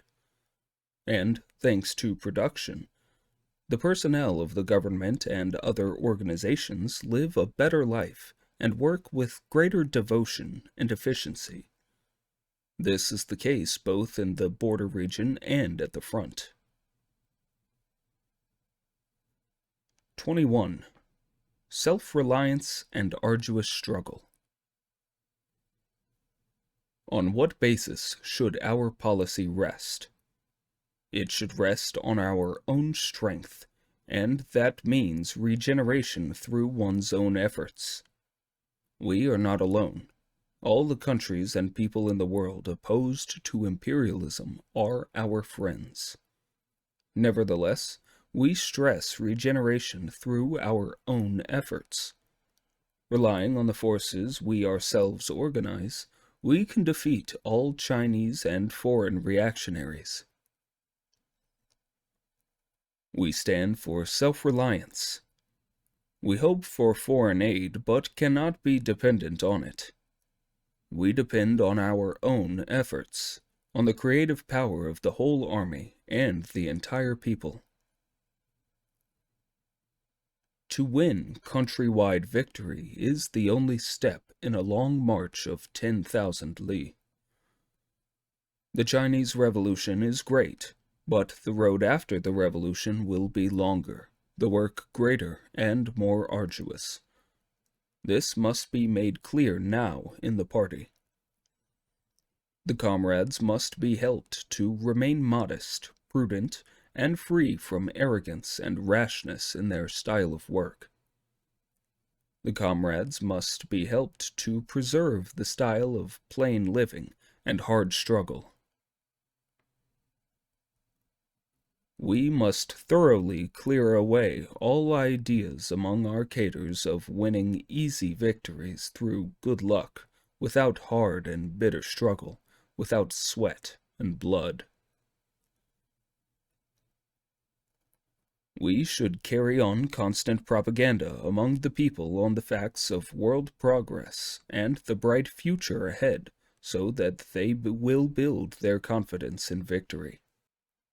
At the same time, we must tell the people and tell our comrades that there will be twists and turns in our road.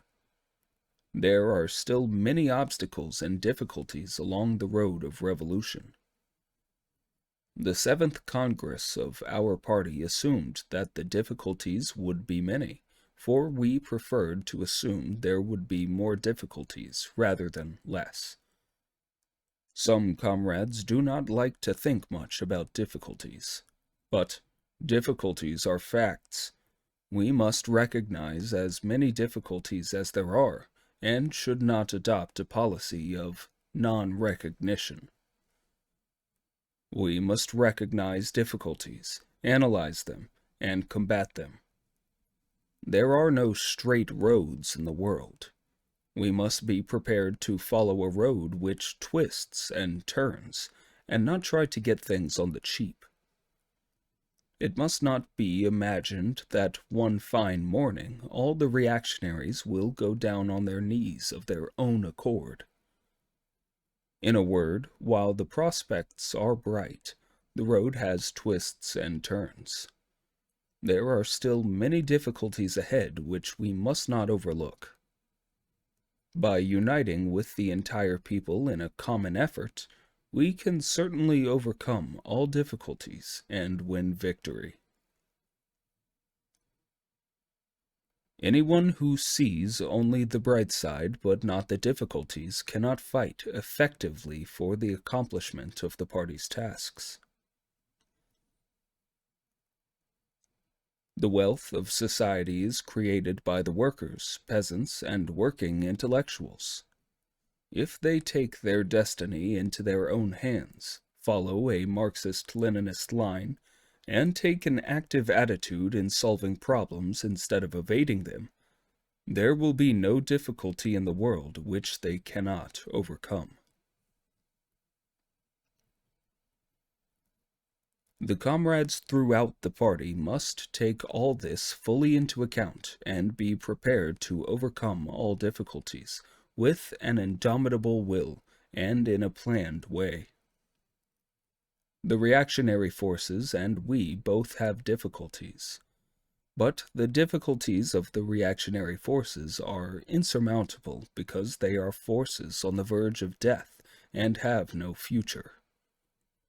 Our difficulties can be overcome because we are new and rising forces have a bright future.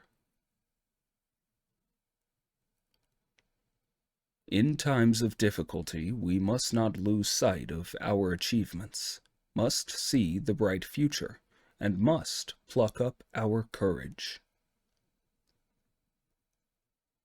New things always have to experience difficulties and setbacks as they grow. It is sheer fantasy to imagine that the cause of socialism is all plain sailing and easy success, without difficulties and setbacks or the exertion of tremendous efforts.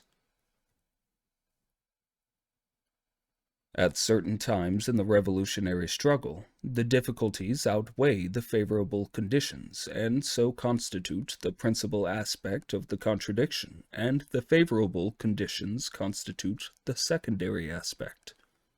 But through their efforts, the revolutionaries can overcome the difficulties step by step, and open up a favorable new situation. Thus, a difficult situation yields place to a favorable one. What is work? Work is struggle. There are difficulties and problems in those places for us to overcome and solve. We go there to work and struggle to overcome these difficulties. A good comrade is one who is more eager to go where the difficulties are greater. There is an ancient Chinese fable called The Foolish Old Man Who Removed the Mountains. It tells of an old man who lived in northern China long, long ago, and was known as the Foolish Old Man of North Mountain. His house faced south, and beyond his doorway stood the two great peaks, Tse-tung and Wangwu, obstructing the way. With great determination, he led his sons in digging up these mountains, hoe in hand. Another graybeard, known as the Wise Old Man, saw them and said derisively, "How silly of you to do this! It is quite impossible for you few to dig up these two huge mountains." The foolish old man replied, "When I die, my sons will carry on. When they die, there will be my grandsons, and their sons, and grandsons, and so on to infinity. High as they are, the mountains cannot grow any higher, and with every bit we dig, they will be that much lower. Why can't we clear them away?" Having refuted the wise old man's wrong view, He went on digging every day, unshaken in his conviction. God was moved by this, and he sent down 2 angels, who carried the mountains away on their backs. Today, 2 big mountains lie like a dead weight on the Chinese people. One is imperialism, the other is feudalism. The Chinese Communist Party has long made up its mind to dig them up. We must persevere and work unceasingly, and we, too, will touch God's heart. Our God is none other than the masses of the Chinese people. If they stand up and dig together with us, why can't these 2 mountains be cleared away? 22. Methods of thinking and methods of work. The history of mankind is one of continuous development from the realm of necessity to the realm of freedom. This process is never-ending. In any society in which classes exist, class struggle will never end. In classless society, the struggle between the new and the old, and between truth and falsehood, will never end. In the fields of the struggle for production and scientific experiment, mankind makes constant progress, and nature undergoes constant change. They never remain at the same level. Therefore, man has constantly to sum up experience, and go on discovering, inventing, creating, and advancing. Ideas of stagnation, pessimism, inertia, and complacency are all wrong.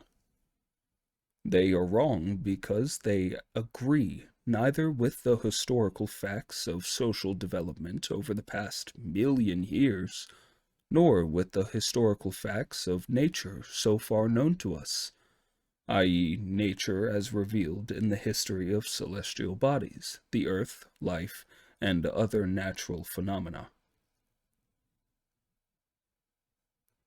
Natural science is one of man's weapons in his fight for freedom. For the purpose of attaining freedom in society, man must use social science to understand and change society and carry out social revolution. For the purpose of attaining freedom in the world of nature, man must use natural science to understand, conquer, and change nature, and thus attain freedom from nature. The Marxist philosophy of dialectical materialism has 2 outstanding characteristics. One is its class nature. It openly avows that dialectical materialism is in the service of the proletariat. The other is its practicality. It emphasizes the dependence of theory on practice, emphasizes that theory is based on practice, and in turn serves practice.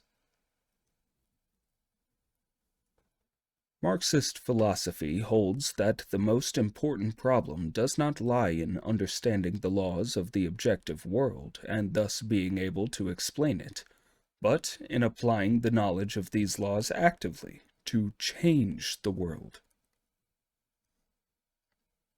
Where do correct ideas come from? Do they drop from the skies? No. Are they innate in the mind? No. They come from social practice, and from it alone. They come from 3 kinds of social practice: the struggle for production, the class struggle, and scientific experiment. It is man's social being that determines his thinking. Once the correct ideas, characteristic of the advanced class, are grasped by the masses, these ideas turn into a material force, which changes society and changes the world. In their social practice, men engage in various kinds of struggle and gain rich experience, both from their successes and from their failures. Countless phenomena of the objective external world are reflected in a man's brain through his 5 sense organs. The organs of sight, hearing, smell, taste, and touch. At first, knowledge is perceptual. The leap to conceptual knowledge, i.e., to ideas, occurs when sufficient perceptual knowledge is accumulated. This is one process in cognition. It is the first stage in the whole process of cognition, the stage leading from objective matter to subjective consciousness, from existence to ideas. Whether or not one's consciousness or ideas, including theories, policies, plans, or measures, do correctly reflect the laws of the objective external world is not yet proved at this stage, in which it is not yet possible to ascertain whether they are correct or not. Then comes the second stage in the process of cognition, the stage leading from consciousness back to matter, from ideas back to existence, in which the knowledge gained in the first stage is applied in social practice to ascertain whether the theories, policies, plans, or measures meet with the anticipated success. Generally speaking, those that succeed are correct, and those that fail are incorrect, and this is especially true of man's struggle with nature. In social struggle, the forces representing the advanced class sometimes suffer defeat, not because their ideas are incorrect, but because, in the balance of forces engaged in struggle, they are not as powerful for the time being as the forces of reaction. They are therefore temporarily defeated, but they are bound to triumph sooner or later. Man's knowledge makes another leap through the test of practice. This leap is more important than the previous one, for it is this leap alone that can prove the correctness or incorrectness of the first leap in cognition, i.e., of the ideas, theories, policies, plans, or measures formulated in the course of reflecting the objective external world. There is no other way of testing truth.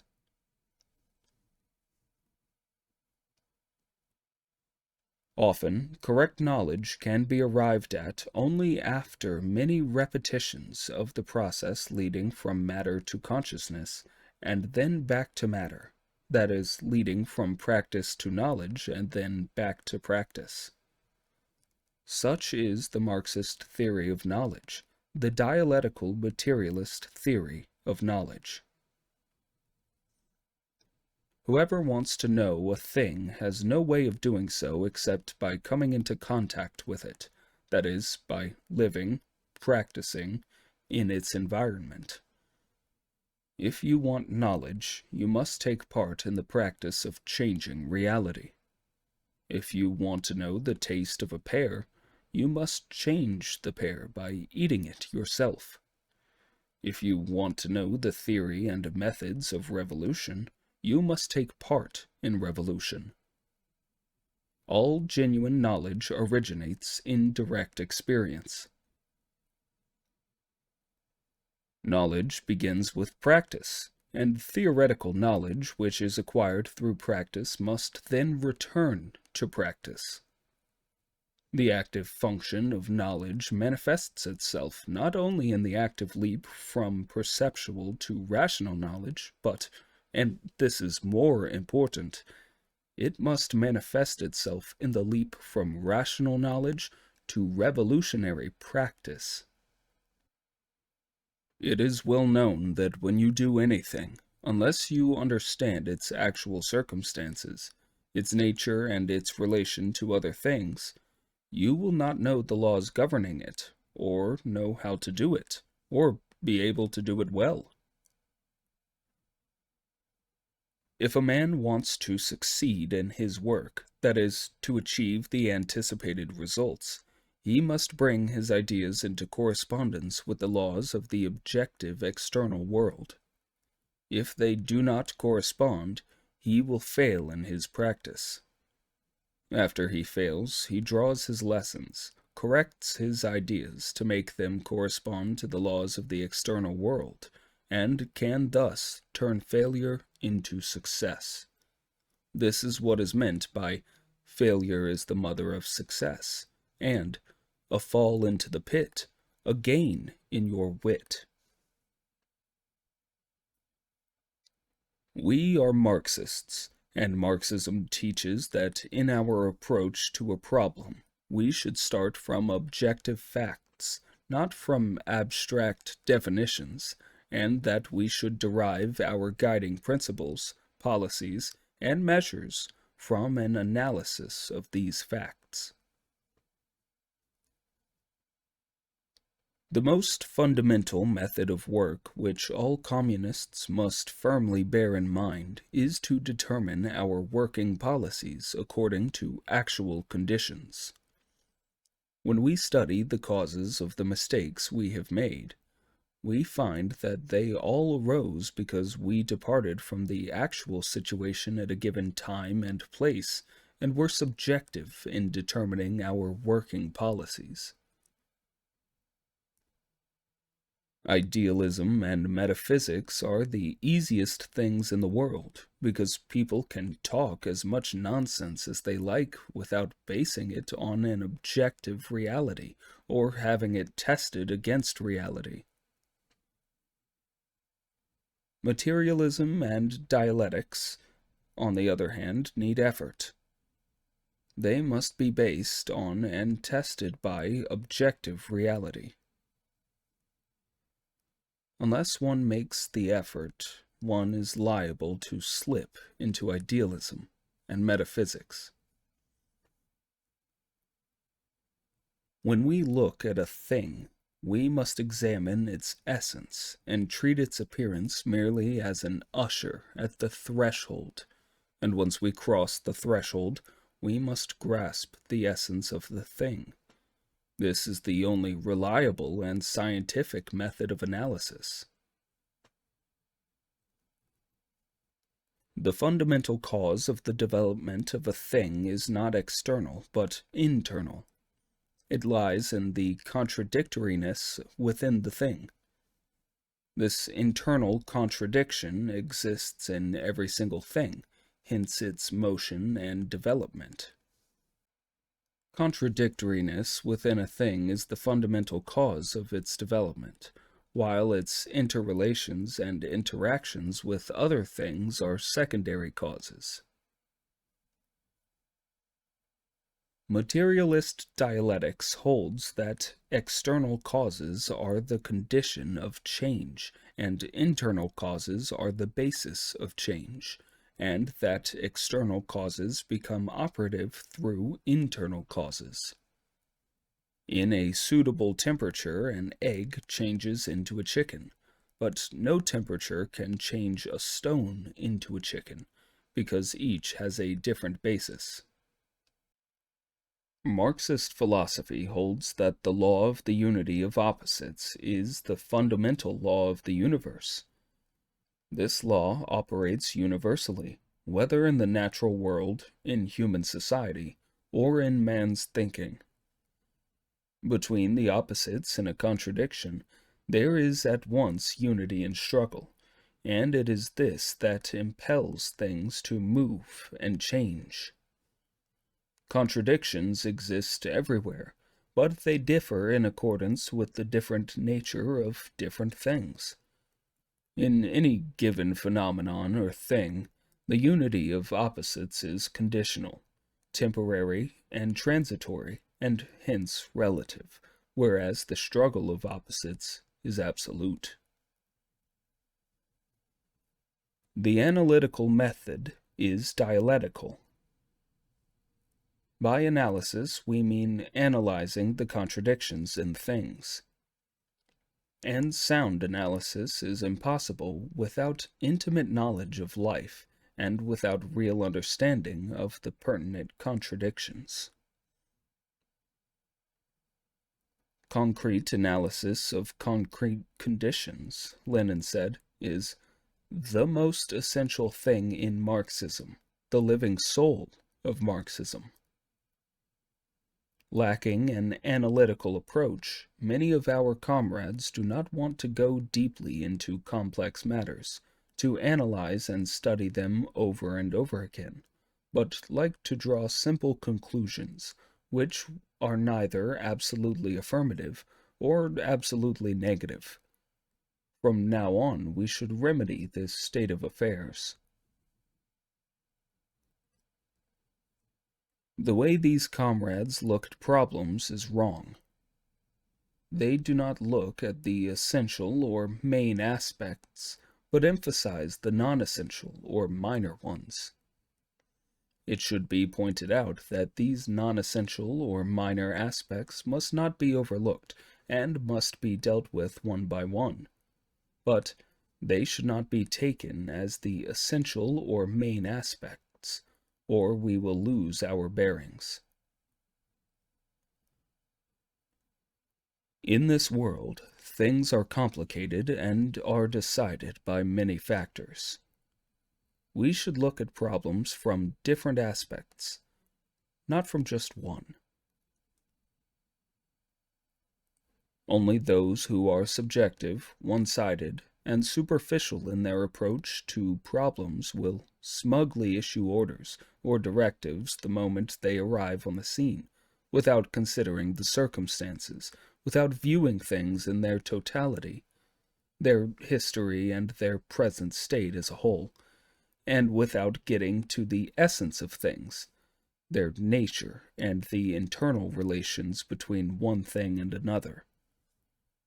Such people are bound to trip and fall. In studying a problem, we must shun subjectivity, one-sidedness, and superficiality. To be subjective means not to look at problems objectively, that is, not to use the materialist viewpoint in looking at problems. I have discussed this in my essay on practice.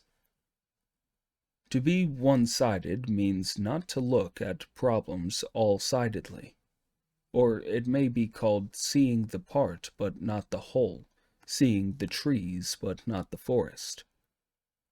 That way, it is impossible to find the method for resolving a contradiction. It is impossible to accomplish the tasks of the revolution, to carry out assignments well, or to develop inter-party ideological struggle correctly. When Sun Tzu said in discussing military science, "Know the enemy and know yourself, and you can fight 100 battles with no danger of defeat," he was referring to the two sides in a battle. Wei Qing of the Tang dynasty also understood the error of one-sidedness when he said, "Listen to both sides, and you will be enlightened. Heed only one side, and you will be benighted." But our comrades often look at problems one-sidedly, and so they often run into snags.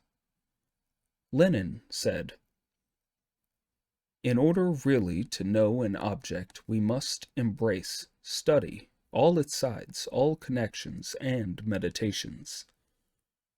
We shall never achieve this completely, but the demand for all-sidedness is a safeguard against mistakes and rigidity. We should remember his words. To be superficial means to consider neither the characteristics of a contradiction in its totality, nor the characteristics of each of its aspects. It means to deny the necessity for probing deeply into a thing and minutely studying the characteristics of its contradiction, but instead merely to look from afar and, after glimpsing the rough outline, immediately to try to resolve the contradiction, to answer a question, settle a dispute, handle work, or direct a military operation. This way of doing things is bound to lead to trouble. To be one-sided and superficial is at the same time to be subjective. For all objective things are actually interconnected and are governed by inner laws. But instead of undertaking the task of reflecting things as they really are, some people only look at things one-sidedly or superficially, and know neither their interconnections nor their inner laws, and so their method is subjectivist. One-sidedness means thinking in terms of absolutes, that is, a metaphysical approach to problems. In the appraisal of our work, it is one-sided to regard everything either as all positive or as all negative. To regard everything as positive is to see only the good and not the bad, and to tolerate only praise and no criticism. To talk as though our work is good in every respect is at variance with the facts. It is not true that everything is good. There are still shortcomings and mistakes. But neither is it true that everything is bad, and that too is at variance with the facts. Here, analysis is necessary. To negate everything is to think, without having made any analysis, that nothing has been done well, and that the great work of socialist construction, the great struggle in which hundreds of millions of people are participating, is a complete mess with nothing in it worth commending. Although there is a difference between the many people who hold such views and those who are hostile to the socialist system, these views are very mistaken and harmful and can only dishearten people. It is wrong to appraise our work, either from the viewpoint that everything is positive, or from the viewpoint that everything is negative.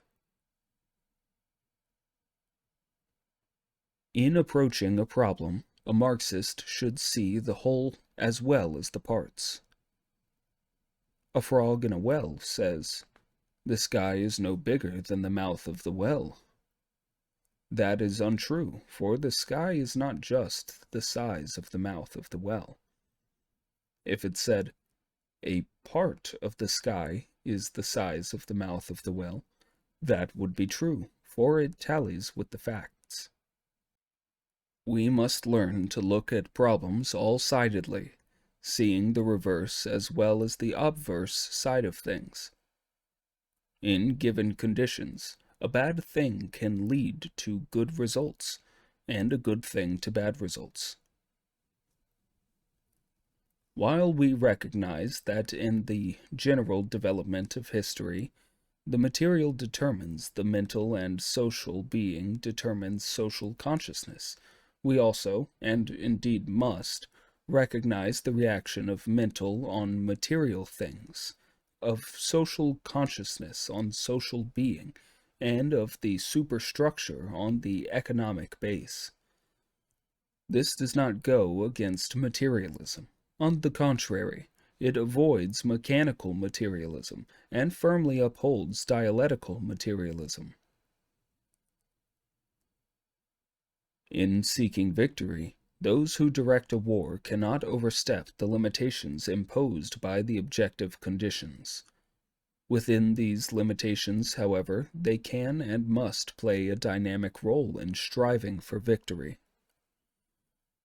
The stage of action for commanders in a war must be built upon objective possibilities, but on that stage they can direct the performance of many a drama, full of sound and color, power and grandeur.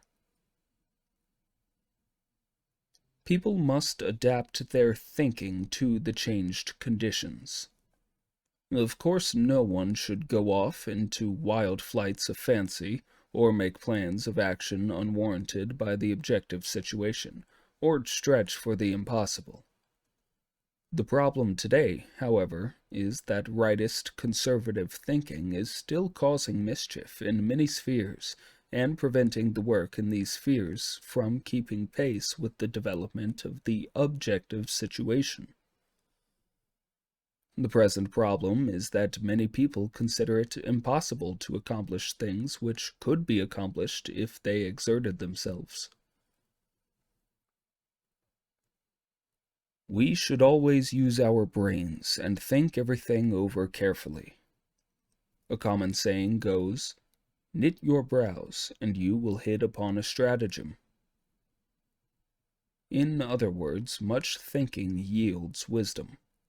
In order to get rid of the blindness which exists to a serious extent in our party, we must encourage our comrades to think, to learn the method of analysis, and to cultivate the habit of analysis. If in any process there are a number of contradictions, one of them must be the principal contradiction playing the leading and decisive role, while the rest occupy a secondary and subordinate position. Therefore, in studying any complex process in which there are two or more contradictions, we must devote every effort to finding its principal contradiction.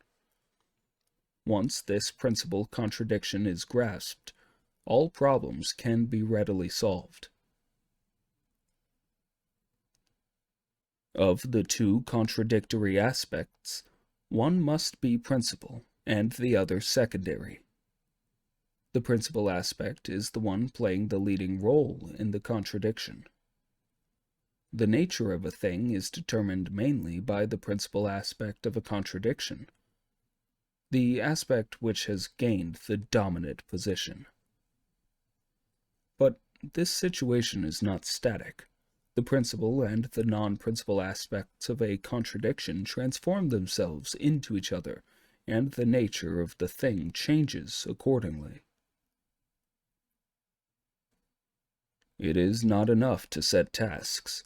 We must also solve the problem of the methods for carrying them out. If our task is to cross a river, we cannot cross it without a bridge or a boat. Unless the bridge or boat problem is solved, it is idle to speak of crossing the river. Unless the problem of method is solved, talk about the task is useless. In any task, if no general and widespread call is issued, the broad masses cannot be mobilized for action. But if persons in leading positions confine themselves to a general call, if they do not personally, in some of the organizations, go deeply and concretely into the work called for, make a breakthrough at some single point, gain experience and use this experience for guiding other units, then they will have no way of testing the correctness or of enriching the content of their general call, and there is the danger that nothing may come of it. No one in a leading position is competent to give general guidance to all the units unless he derives concrete experience from particular individuals and events in particular subordinate units. This method must be promoted everywhere, so that leading cadres at all levels learn to apply it. In any given place, there cannot be a number of central tasks at the same time. At any one time, there can be only one central task, supplemented by other tasks of a second or third order of importance. Consequently, the person with overall responsibility in the locality must take into account the history and circumstances of the struggle there, and put the different tasks in their proper order. He should not act upon each instruction as if it comes from the higher organization without any planning of his own, and thereby create a multitude of central tasks and a state of confusion and disorder. Nor should a higher organization simultaneously assign many tasks to a lower organization without indicating their relative importance and urgency, or without specifying which is central, for that will lead to confusion in the steps to be taken by the lower organizations in their work, and thus no definite results will be achieved. It is part of the art of leadership to take the whole situation into account and plan accordingly in the light of the historical conditions and existing circumstances of each locality. Decide correctly on the center of gravity and the sequence of the work for each period. Steadfastly carry through the decision, and make sure that definite results are achieved. A regional or sub-regional bureau of the Central Committee of the party should constantly have a grip on the progress of the work, exchange experience, and correct mistakes. It should not wait several months, half a year, or a year before holding summing up meetings for a general checkup and a general correction of mistakes. Waiting leads to great loss, while correcting mistakes as soon as they occur reduces loss. Don't wait until problems pile up and cause a lot of trouble before trying to solve them. Leaders must march ahead of the movement, not lag behind it.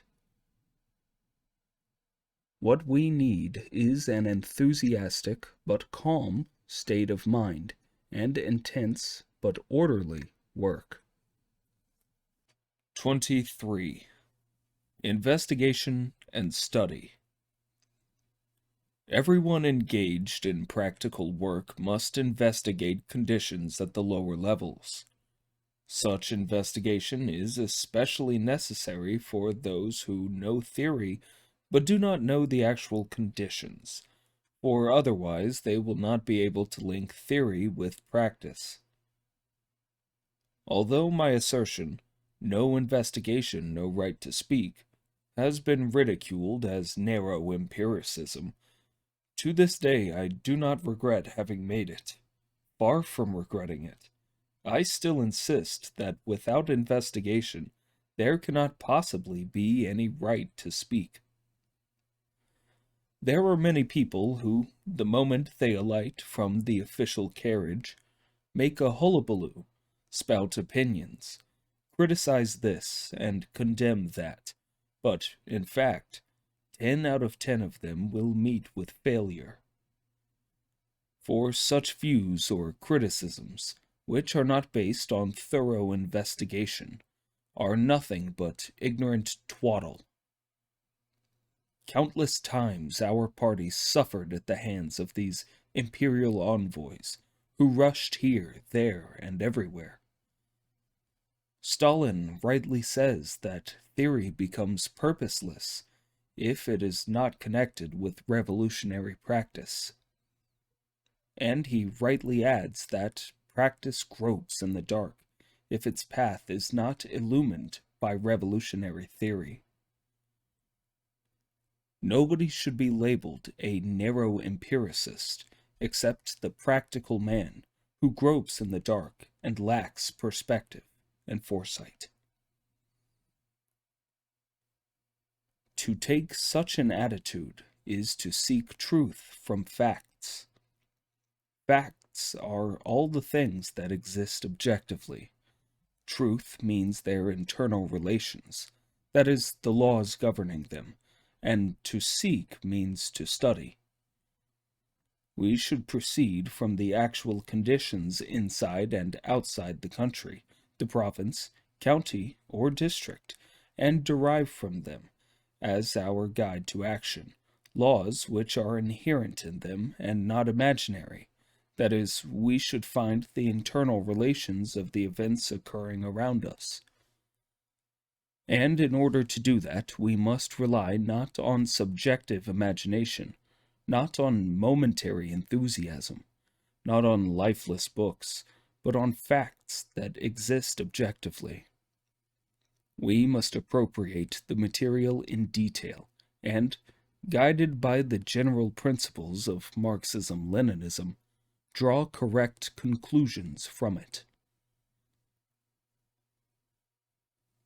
To behave like a blindfolded man catching sparrows, or a blind man groping for fish, to be crude and careless, to indulge in verbiage, to rest content with a smattering of knowledge. Such is the extremely bad style of work that still exists among many comrades in our party, a style utterly opposed to the fundamental spirit of Marxism-Leninism. Marx, Engels, Lenin, and Stalin have taught us that it is necessary to study conditions conscientiously and to proceed from objective reality and not from subjective wishes. But many of our comrades act in direct violation of this truth. You can't solve a problem? Well, get down and investigate the present facts and its past history. When you have investigated the problem thoroughly, you will know how to solve it. Conclusions invariably come after investigation, and not before. Only a blockhead cudgels his brains on his own, or together with a group, to find a solution or evolve an idea without making any investigation. It must be stressed that this cannot possibly lead to any effective solution or any good idea. Investigation may be likened to the long months of pregnancy, and solving a problem to the day of birth. To investigate a problem is, indeed, to solve it. With the Marxist-Leninist attitude, a person applies the theory and method of Marxism-Leninism to the systematic and thorough investigation and study of the environment. He does not work by enthusiasm alone, but, as Stalin says, combines revolutionary sweep with practicalness. The only way to know conditions is to make social investigations, to investigate the conditions of each social class in real life. For those charged with directing work, the basic method for knowing conditions is to concentrate on a few cities and villages according to a plan and, using the fundamental viewpoint of Marxism, i.e., the method of class analysis, make a number of thorough investigations. A fact-finding meeting need not be large. From 3 to 5 or 7 or 8 people are enough. Ample time must be allowed, and an outline for the investigation must be prepared. Furthermore, one must personally ask questions, take notes, and have discussions with those at the meeting. Therefore, one certainly cannot make an investigation, or do it well, without zeal, a determination to direct one's eyes downward, and a thirst for knowledge, and without shedding the ugly mantle of pretentiousness, and becoming a willing pupil. A commander's correct dispositions stem from his correct decisions. His correct decisions stem from his correct judgments, and his correct judgments stem from a thorough and necessary reconnaissance, and from pondering on and piecing together the data of various kinds gathered through reconnaissance. He applies all possible and necessary methods of reconnaissance, and ponders on the information gathered about the enemy's situation, discarding the dross and selecting the essential, eliminating the false and retaining the true, proceeding from the one to the other, and from the outside to the inside. Then he takes the conditions on his own side into account, and makes a study of both sides and their interrelations, thereby forming his judgments, making up his mind, and working out his plans. Such is the complete process of knowing a situation which a military man goes through before he formulates a strategic plan, a campaign plan, or a battle plan. 24. Correcting mistaken ideas. Even if we achieve gigantic successes in our work, there is no reason whatsoever to feel conceited and arrogant. Modesty helps one to go forward, whereas conceit makes one lag behind. This is a truth we must always bear in mind. With victory, certain moods may grow within the party. Arrogance, the airs of a self-styled hero, inertia, and unwillingness to make progress, love of pleasure and distaste for continued hard living. With victory, the people will be grateful to us, and the bourgeoisie will come forward to flatter us. It has been proved that the enemy cannot conquer us by force of arms. However, the flattery of the bourgeoisie may conquer the weak-willed in our ranks. There may be some communists who were not conquered by enemies with guns and were worthy of the name of heroes for standing up to these enemies, but who cannot withstand sugar-coated bullets. They will be defeated by sugar-coated bullets. We must guard against such a situation. Many things may become baggage, may become encumbrances if we cling to them blindly and uncritically. Let us take some illustrations. Having made mistakes, you may feel that, come what may, you are saddled with them, and so become dispirited. If you have not made mistakes, you may feel that you are free from error, and so become conceited. Lack of achievement in work may breed pessimism and depression, while achievement may breed pride and arrogance. A comrade with a short record of struggle may shirk responsibility on this account, while a veteran may become opinionated because of his long record of struggle. Worker and peasant comrades, because of pride in their class origin, may look down upon intellectuals, while intellectuals, because they have a certain amount of knowledge, may look down upon worker and peasant comrades. Any specialized skill may be capitalized on, and so may lead to arrogance and contempt of others. Even one's age may become ground for conceit. The young, because they are bright and capable, may look down upon the old, and the old, because they are rich in experience, may look down upon the young. All such things become encumbrances, or baggage if there is no critical awareness. Some comrades in the army have become arrogant and high-handed in their behavior towards the soldiers, the people, the government, and the party, always blaming the comrades doing local work, but never themselves, always seeing their own achievements, but never their own shortcomings, and always welcoming flattery, but never criticism. The army must endeavor to eradicate these faults. Hard work is like a load placed before us, challenging us to shoulder it. Some loads are light, some heavy. Some people prefer the light to the heavy. They pick the light and shove the heavy onto others. That is not a good attitude. Some comrades are different. They leave ease and comfort to others, and take the heavy loads themselves. They are the first to bear hardships, the last to enjoy comforts. They are good comrades. We should all learn from their communist spirit.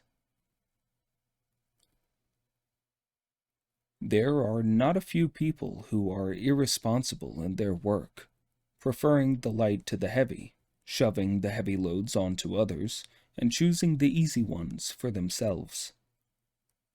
At every turn they think of themselves before others.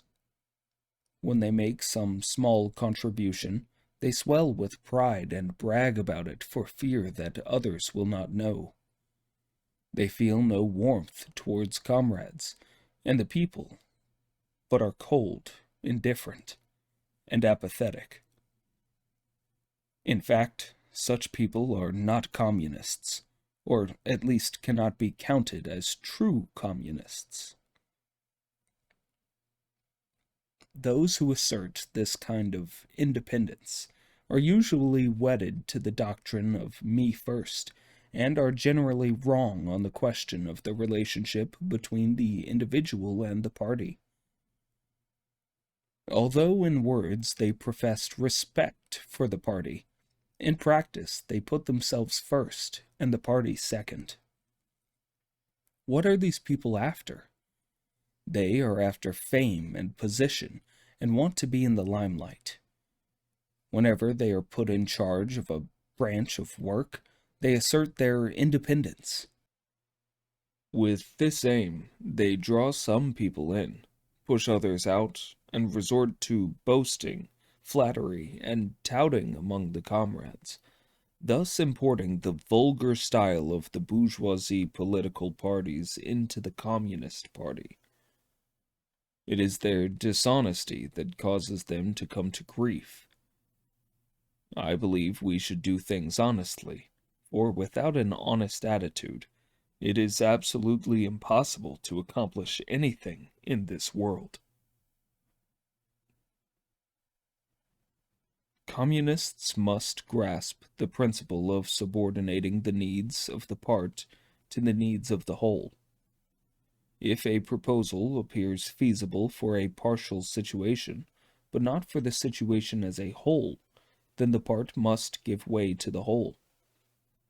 Conversely, if the proposal is not feasible for the part, but is feasible in the light of the situation as a whole, again the part must give way to the whole. This is what is meant by considering the situation as a whole. Pleasure-seeking. In the Red Army there are also quite a few people whose individualism finds expression in pleasure-seeking. They always hope that their unit will march into big cities. They want to go there not to work, but to enjoy themselves. The last thing they want is to work in the red areas where life is hard. We must oppose the tendency towards selfish departmentalism by which the interests of one's own unit are looked after to the exclusion of those of others. Whoever is indifferent to the difficulties of others refuses to transfer cadres to other units on request, or releases only the inferior ones, using the neighbor's field as an outlet for his overflow, and does not give the slightest consideration to other departments, localities, or people. Such a person is a selfish departmentalist who has entirely lost the spirit of communism. Lack of consideration for the whole and complete indifference to other departments, localities, and people are characteristics of a selfish departmentalist. We must intensify our efforts to educate such persons, and to make them understand that selfish departmentalism is a sectarian tendency which will become very dangerous if allowed to develop. Liberalism manifests itself in various ways. To let things slide for the sake of peace and friendship when a person has clearly gone wrong, and refrain from principled argument because he is an old acquaintance, a fellow townsman, a schoolmate, a close friend, a loved one, an old colleague, or old subordinate. Or to touch on the matter lightly, instead of going into it thoroughly, so as to keep on good terms. The result is that both the organization and the individual are harmed. This is one type of liberalism. To indulge in irresponsible criticism in private instead of actively putting forward one's suggestions to the organization. to say nothing to people to their faces, but to gossip behind their backs, or to say nothing at a meeting, but to gossip afterwards, to show no regard at all for the principles of collective life, but to follow one's own inclination. This is a second type. To let things drift if they do not affect one personally. To say as little as possible while knowing perfectly well what is wrong. To be worldly wise and play safe and seek only to avoid blame. This is a third type. Not to obey orders, but to give pride of place to one's own opinions. To demand special consideration from the organization, but to reject its discipline. This is a fourth type. To indulge in personal attacks, pick quarrels, vent personal spite, or seek revenge instead of entering into an argument and struggling against incorrect views for the sake of unity or progress or getting the work done properly. This is a fifth type. To hear incorrect views without rebutting them, and even to hear counter-revolutionary remarks without reporting them, but instead to take them calmly, as if nothing had happened. This is a sixth type. To be among the masses and fail to conduct propaganda and agitation, or speak at meetings, or conduct investigations and inquiries among them, and instead to be indifferent to them and show no concern for their well-being, forgetting that one is a communist and behaving as if one were an ordinary non-communist. This is a seventh type. To see someone harming the interests of the masses, and yet not feel indignant, or dissuade or stop him, or reason with him, but to allow him to continue. This is an eighth type. To work half-heartedly without a definite plan or direction. To work perfunctorily and muddle along. So long as one remains a monk, one goes on tolling the bell. This is a ninth type.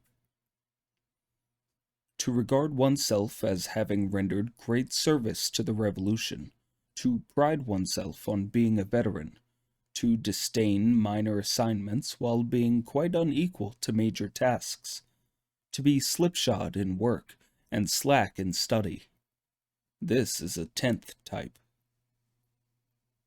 To be aware of one's own mistakes, and yet make no attempt to correct them, taking a liberal attitude towards oneself. This is an 11th type. Liberalism is extremely harmful in a revolutionary collective. It is a corrosive which eats away unity, undermines cohesion, causes apathy, and creates dissension. It robs the revolutionary ranks of compact organization and strict discipline, prevents policies from being carried through, and alienates the party organizations from the masses which the party leads. It is an extremely bad tendency. People who are liberals look upon the principles of Marxism as abstract dogma. They approve of Marxism, but are not prepared to practice it, or to practice it in full. They are not prepared to replace their liberalism by Marxism. These people have their Marxism, but they have their liberalism as well. They talk Marxism, but practice liberalism. They apply Marxism to others, but liberalism to themselves. They keep both kinds of goods in stock, and find a use for each. This is how the minds of certain people work. The people's state protects the people. Only when the people have such a state can they educate and remold themselves by democratic methods on a countrywide scale. with everyone taking part, and shake off the influence of domestic and foreign reactionaries, which is still very strong, will survive for a long time, and cannot be quickly destroyed, rid themselves of the bad habits and ideas acquired in the old society, not allow themselves to be led astray by the reactionaries, and continue to advance towards a socialist and communist society. It is not hard for one to do a bit of good. What is hard is to do good all one's life, and never do anything bad. To act consistently in the interests of the broad masses, the young people, and the revolution, and to engage in arduous struggle for decades on end. That is the hardest thing of all. 25. Unity. The unification of our country, the unity of our people, and the unity of our various nationalities. These are the basic guarantees of the sure triumph of our cause. It is only through the unity of the Communist Party that the unity of the whole class and the whole nation can be achieved, and it is only through the unity of the whole class and the whole nation that the enemy can be defeated, and the national and democratic revolution accomplished. We shall solidly unite all the forces of our party on democratic centralist principles of organization and discipline. We shall unite with any comrade if he abides by the party's program, constitution, and decisions. This democratic method of resolving contradictions among the people was epitomized in 1942 in the formula unity, criticism, unity. To elaborate, it means starting from the desire for unity, resolving contradictions through criticism or struggle, and arriving at a new unity on a new basis. In our experience, this is the correct method of resolving contradictions among the people. Our army has achieved remarkable unity in its own ranks, and with those outside its ranks. Internally, there is unity between officers and men, between the higher and lower ranks, and between military work, political work, and rear service work. And externally, there is unity between the army and the people, between the army and government organizations, and between our army and the friendly armies. It is imperative to overcome anything that impairs this unity. 26. Discipline. Within the ranks of the people, democracy is correlative with centralism and freedom with discipline. They are the two opposites of a single entity, contradictory as well as united, and we should not one-sidedly emphasize one to the denial of the other. Within the ranks of the people, we cannot do without freedom, nor can we do without discipline. We cannot do without democracy, nor can we do without centralism. This unity of democracy and centralism, of freedom and discipline, constitutes our democratic centralism. Under this system, the people enjoy extensive democracy and freedom, but at the same time, they have to keep within the bounds of socialist discipline. We must affirm anew the discipline of the party, namely, 1. The individual is subordinate to the organization.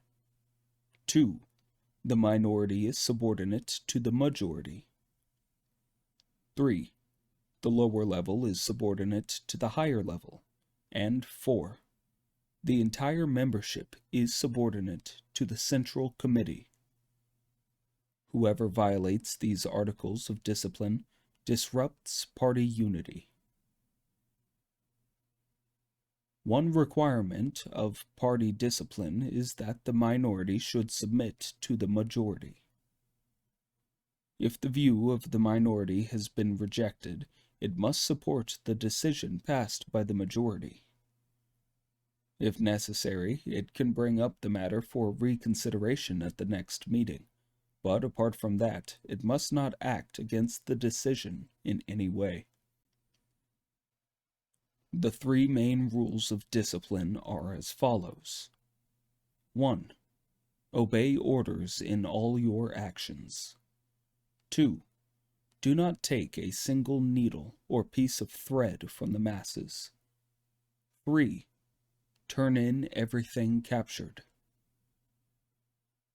The 8 points for attention are as follows. 1.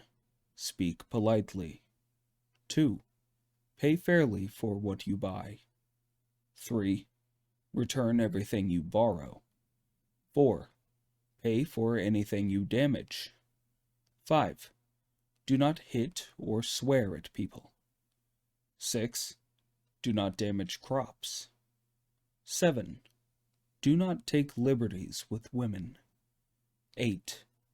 Do not ill-treat captives. All officers and soldiers of our army must heighten their sense of discipline, and resolutely carry out orders, carry out our policy, carry out the 3 main rules of discipline, and the 8 points for attention, with army and people united, army and government united, officers and soldiers united, and the whole army united, and permit no breach of discipline. 27. Criticism and self-criticism. The Communist Party does not fear criticism because we are Marxists. The truth is on our side, and the basic masses, the workers and peasants, are on our side. Thoroughgoing materialists are fearless. We hope that all our fellow fighters will courageously shoulder their responsibilities and overcome all difficulties, fearing no setbacks or gibes, nor hesitating to criticize us communists and give their suggestions. He who is not afraid of death by 1,000 cuts dares to unhorse the emperor. This is the indomitable spirit needed in our struggle to build socialism and communism. We have the Marxist-Leninist weapon of criticism and self-criticism. We can get rid of a bad style and keep the good. Conscientious practice of self-criticism is still another hallmark distinguishing our party from all other political parties. As we say, dust will accumulate if a room is not cleaned regularly. Our faces will get dirty if they are not washed regularly. Our comrades' minds and our party's work may also collect dust, and also need sweeping and washing. The proverb, running water is never stale, and a door hinge is never worm-eaten, means that constant motion prevents the inroads of germs and other organisms. To check up regularly on our work and in the process develop a democratic style of work, to fear neither criticism nor self-criticism, and to apply such good popular Chinese maxims as say all you know and say it without reserve.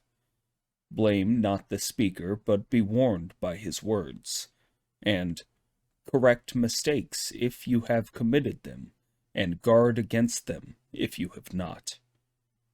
This is the only effective way to prevent all kinds of political dust and germs from contaminating the minds of our comrades and the body of our party. Opposition and struggle between ideas of different kinds constantly occur within the party. This is a reflection within the party of contradictions between classes and between the new and the old in society. If there were no contradictions in the party and no ideological struggles to resolve them, the party's life would come to an end. We stand for active ideological struggle because it is the weapon for ensuring unity within the party and the revolutionary organizations in the interest of our fight. Every communist and every revolutionary should take up this weapon. But liberalism rejects ideological struggle and stands for unprincipled peace, thus giving rise to a decadent, Philistine attitude and bringing about political degeneration in certain units and individuals in the party and the revolutionary organizations. In opposing subjectivism, sectarianism, and stereotyped party writing, we must have in mind two purposes. First, learn from past mistakes to avoid future ones, and second, cure the sickness to save the patient. The mistakes of the past must be exposed without sparing anyone's sensibilities. It is necessary to analyze and criticize what was bad in the past with a scientific attitude, so that work in the future will be done more carefully and done better. This is what is meant by learn from past mistakes to avoid future ones.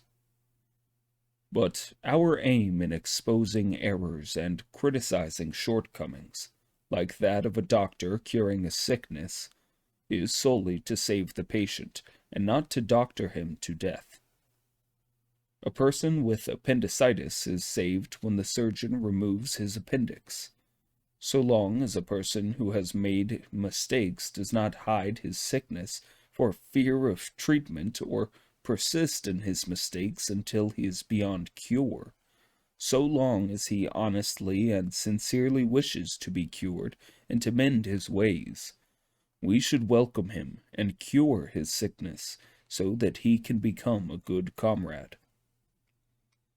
We can never succeed if we just let ourselves go and lash out at him. In treating an ideological or a political malady, one must never be rough and rash, but must adopt the approach of curing the sickness to save the patient, which is the only correct and effective method. Another point that should be mentioned in connection with inter-party criticism is that some comrades ignore the major issues and confine their attention to minor points when they make their criticism. They do not understand that the main task of criticism is to point out political and organizational mistakes. As to personal shortcomings, unless they are related to political and organizational mistakes, there is no need to be overcritical, or the comrades concerned will be at a loss as to what to do. Moreover, once such criticism develops, there is the great danger that within the party attention will be concentrated exclusively on minor faults, and everyone will become timid and overcautious and forget the party's political tasks. In inter-party criticism, guard against subjectivism, arbitrariness, and the vulgarization of criticism. Statements should be based on facts, and criticism should stress the political side.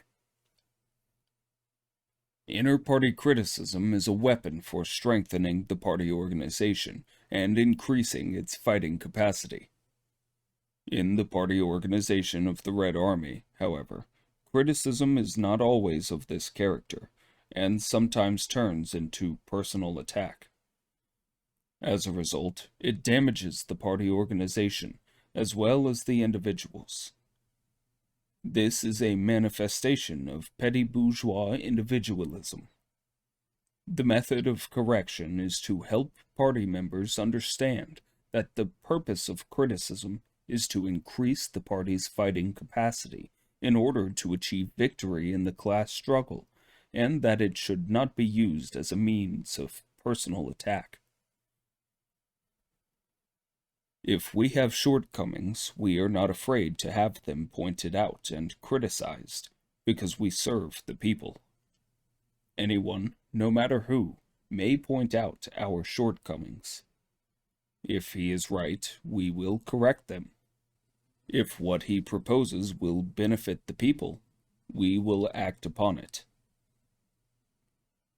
As we Chinese communists, who base all our actions on the highest interests of the broadest masses of the Chinese people, and who are fully convinced of the justice of our cause, never balk at any personal sacrifice, and are ready at all times to give our lives for the cause, can we be reluctant to discard any idea, viewpoint, opinion, or method which is not suited to the needs of the people?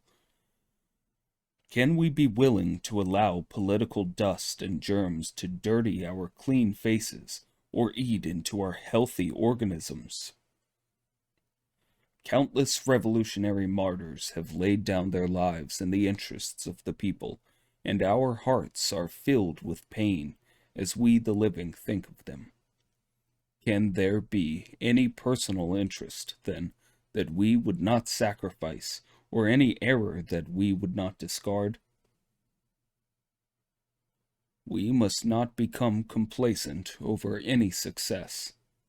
We should check our complacency and constantly criticize our shortcomings, just as we should wash our faces or sweep the floor every day to remove the dirt and keep them clean. As for criticism, do it in good time. Don't get into the habit of criticizing only after the event. Taught by mistakes and setbacks, we have become wiser and handle our affairs better. It is hard for any political party or person to avoid mistakes, but we should make as few as possible. Once a mistake is made, we should correct it, and the more quickly and thoroughly, the better. 28. Communists. A communist should have largeness of mind, and he should be staunch and active, looking upon the interests of the revolution as his very life, and subordinating his personal interests to those of the revolution. Always and everywhere he should adhere to principle, and wage a tireless struggle against all incorrect ideas and actions, so as to consolidate the collective life of the party, and strengthen the ties between the party and the masses. He should be more concerned about the party and the masses than about any individual, and more concerned about others than about himself. Only thus can he be considered a communist. Every comrade must be brought to understand that the supreme test of the words and deeds of a communist is whether they conform with the highest interests and enjoy the support of the overwhelming majority of the people. At no time and in no circumstances should a communist place his personal interests first. He should subordinate them to the interests of the nation and of the masses. Hence, selfishness, slacking, corruption, seeking the limelight, and so on, are most contemptible, while selflessness, working with all one's energy, wholehearted devotion to public duty, and quiet work, will command respect. Communists must be ready at all times to stand up for the truth, because truth is in the interests of the people. Communists must be ready at all times to correct their mistakes, because mistakes are against the interests of the people. Communists must always go into the whys and wherefores of anything, use their own heads, and carefully think over whether or not it corresponds to reality and is really well-founded. On no account should they follow blindly and encourage slavishness. We should encourage comrades to take the interests of the whole into account. Every party member, every branch of work, every statement, and every action must proceed from the interests of the whole party. It is absolutely impermissible to violate this principle. Communists should set an example in being practical as well as far-sighted. For only by being practical can they fulfill the appointed tasks, and only far-sightedness can prevent them from losing their bearings in the march forward. Communists should be the most far-sighted, the most self-sacrificing, the most resolute, and the least prejudiced in sizing up situations, and should rely on the majority of the masses and win their support. Communists should set an example in study. At all times they should be pupils of the masses, as well as their teachers. Every communist working in the mass movements should be a friend of the masses, and not a boss over them, an indefatigable teacher, and not a bureaucratic politician.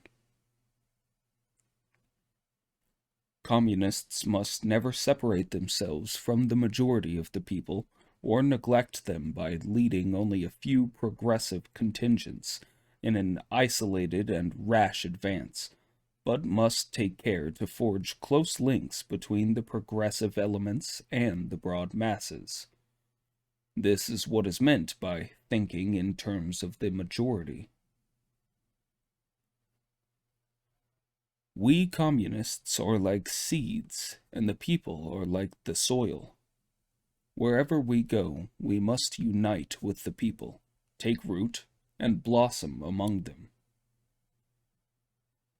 We communists must be able to integrate ourselves with the masses in all things. If our party members spend their whole lives sitting indoors and never go out to face the world and brave the storm, what good will they be to the Chinese people?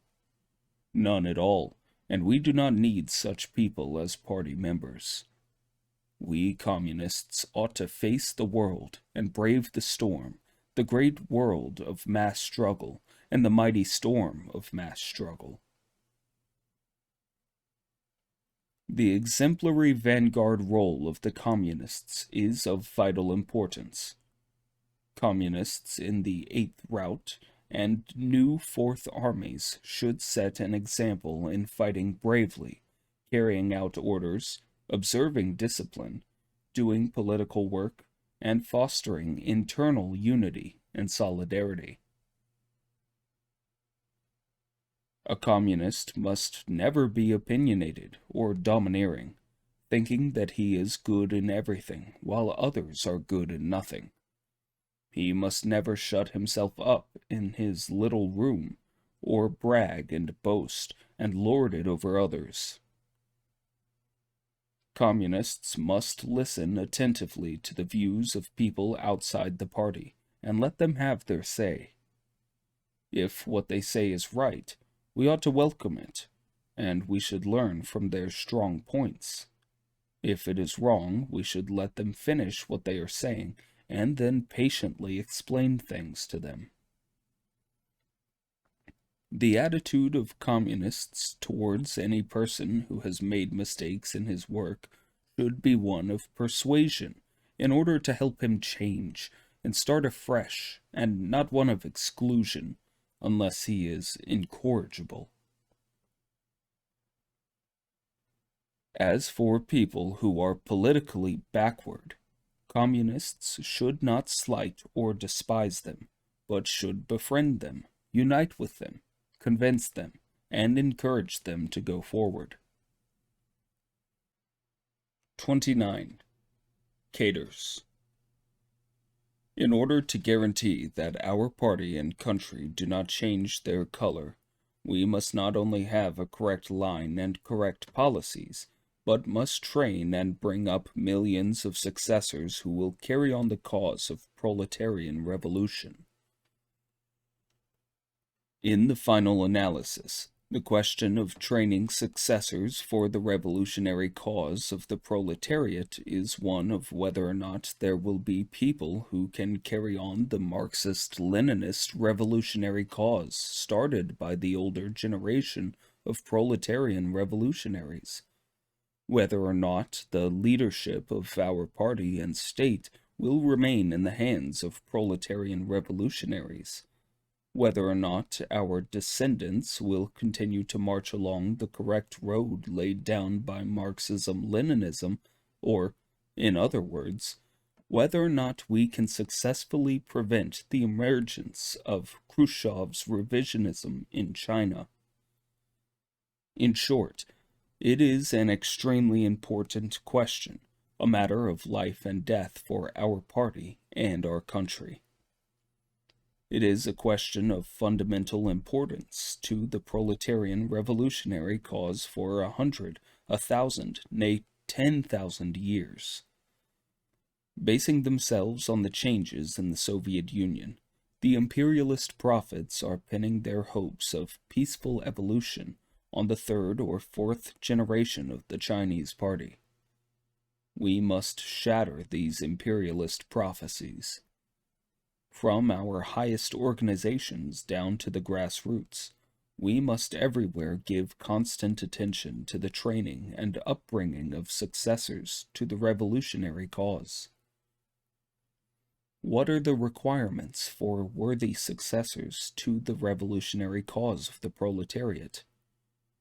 They must be genuine Marxist-Leninists, and not revisionists like Khrushchev, wearing the cloak of Marxism-Leninism. They must be revolutionaries who wholeheartedly serve the overwhelming majority of the people of China and the whole world, and must not be like Khrushchev, who serves both the interests of the handful of members of the privileged bourgeois stratum in his own country and those of foreign imperialism and reaction. They must be proletarian statesmen capable of uniting and working together with the overwhelming majority. Not only must they unite with those who agree with them, they must also be good at uniting with those who disagree, and even with those who formerly opposed them and have since been proved wrong in practice. But they must especially watch out for careerists and conspirators like Khrushchev, and prevent such bad elements from usurping the leadership of the party and the state at any level. They must be models in applying the party's democratic centralism, must master the method of leadership based on the principle of from the masses to the masses, and must cultivate a democratic style and be good at listening to the masses. They must not be despotic like Khrushchev and violate the party's democratic centralism, make surprise attacks on comrades, or act arbitrarily and dictatorially. They must be modest and prudent and guard against arrogance and impetuosity. They must be imbued with the spirit of self-criticism and have the courage to correct mistakes and shortcomings in their work. They must never cover up their errors like Khrushchev and claim all the credit for themselves and shift all the blame on others. Successors to the revolutionary cause of the proletariat come forward in mass struggles and are tempered in the great storms of revolution. It is essential to test and judge cadres, and choose and train successors in the long course of mass struggle. Our party organizations must be extended all over the country, and we must purposefully train tens of thousands of cadres and hundreds of first-rate mass leaders. They must be cadres and leaders versed in Marxism-Leninism, politically far-sighted, competent in work, full of the spirit of self-sacrifice, capable of tackling problems on their own, steadfast in the midst of difficulties, and loyal and devoted in serving the nation, the class, and the party. It is on these cadres and leaders that the party relies for its links with the membership and the masses, and it is by relying on their firm leadership of the masses that the party can succeed in defeating the enemy. Such cadres and leaders must be free from selfishness, from individualistic heroism, ostentation, sloth, passivity, and arrogant sectarianism. They must be selfless national and class heroes. Such are the qualities and the style of work demanded of the members, cadres, and leaders of our party.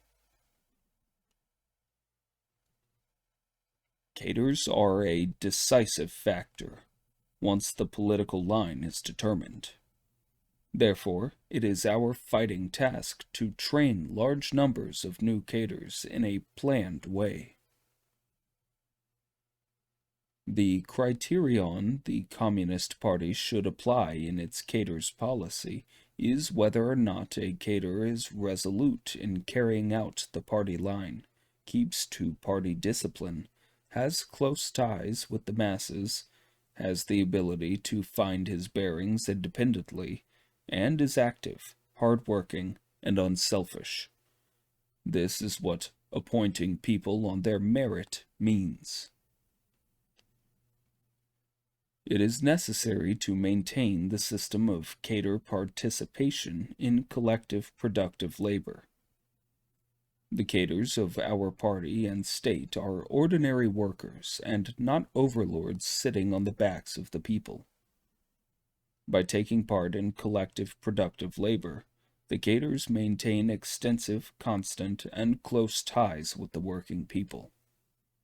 This is a major measure of fundamental importance for a socialist system. It helps to overcome bureaucracy and to prevent revisionism and dogmatism. We must know how to judge cadres. We must not confine our judgment to a short period or a single incident in a cadre's life, but should consider his life and work as a whole. This is the principal method of judging cadres. We must know how to use cadres well.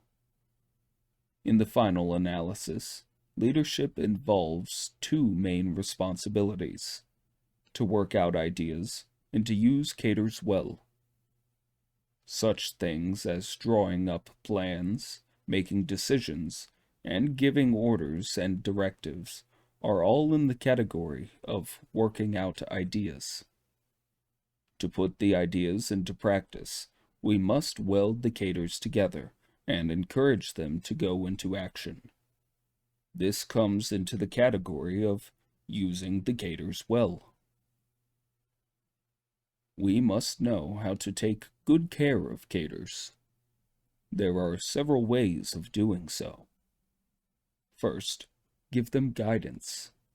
This means allowing them a free hand in their work so that they have the courage to assume responsibility and, at the same time, giving them timely instructions so that, guided by the party's political line, they are able to make full use of their initiative.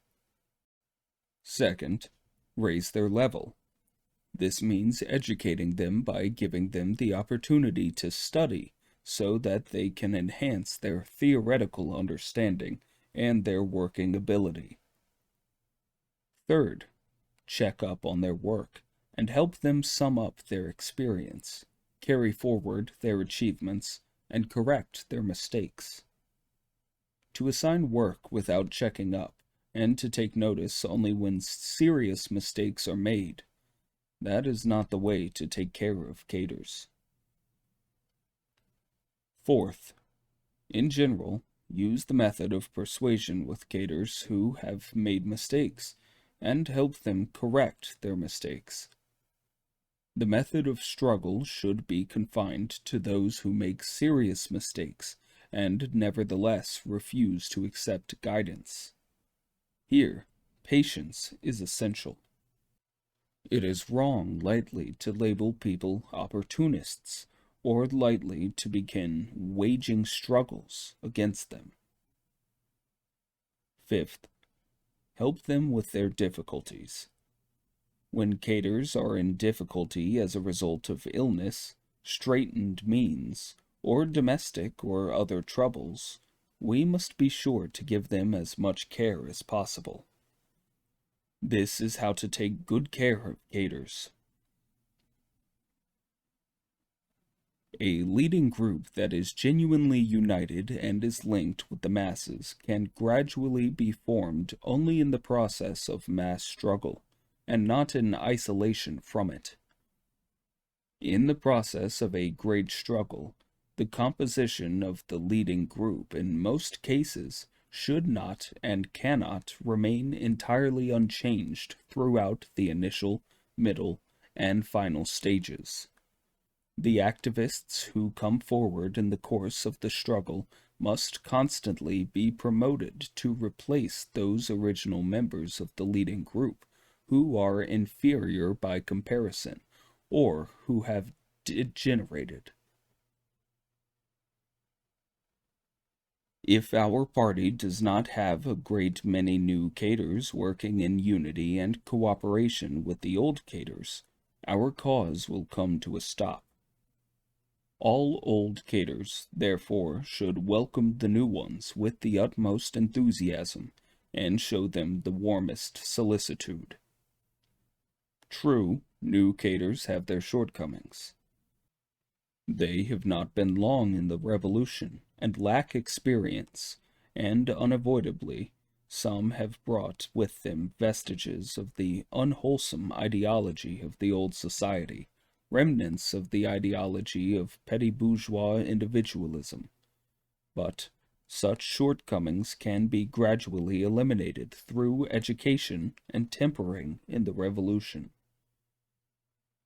The strong point of the new caters, as Stalin has said, is that they are acutely sensitive to what is new, and are therefore enthusiastic and active to a high degree. The very qualities which some of the old caters lack. Caters, new and old, should respect each other, learn from each other, and overcome their own shortcomings by learning from each other's strong points, so as to unite as one in the common cause, and guard against sectarian tendencies. Our concern should extend to non-party caters as well as to the party caters. There are many capable people outside the party whom we must not ignore.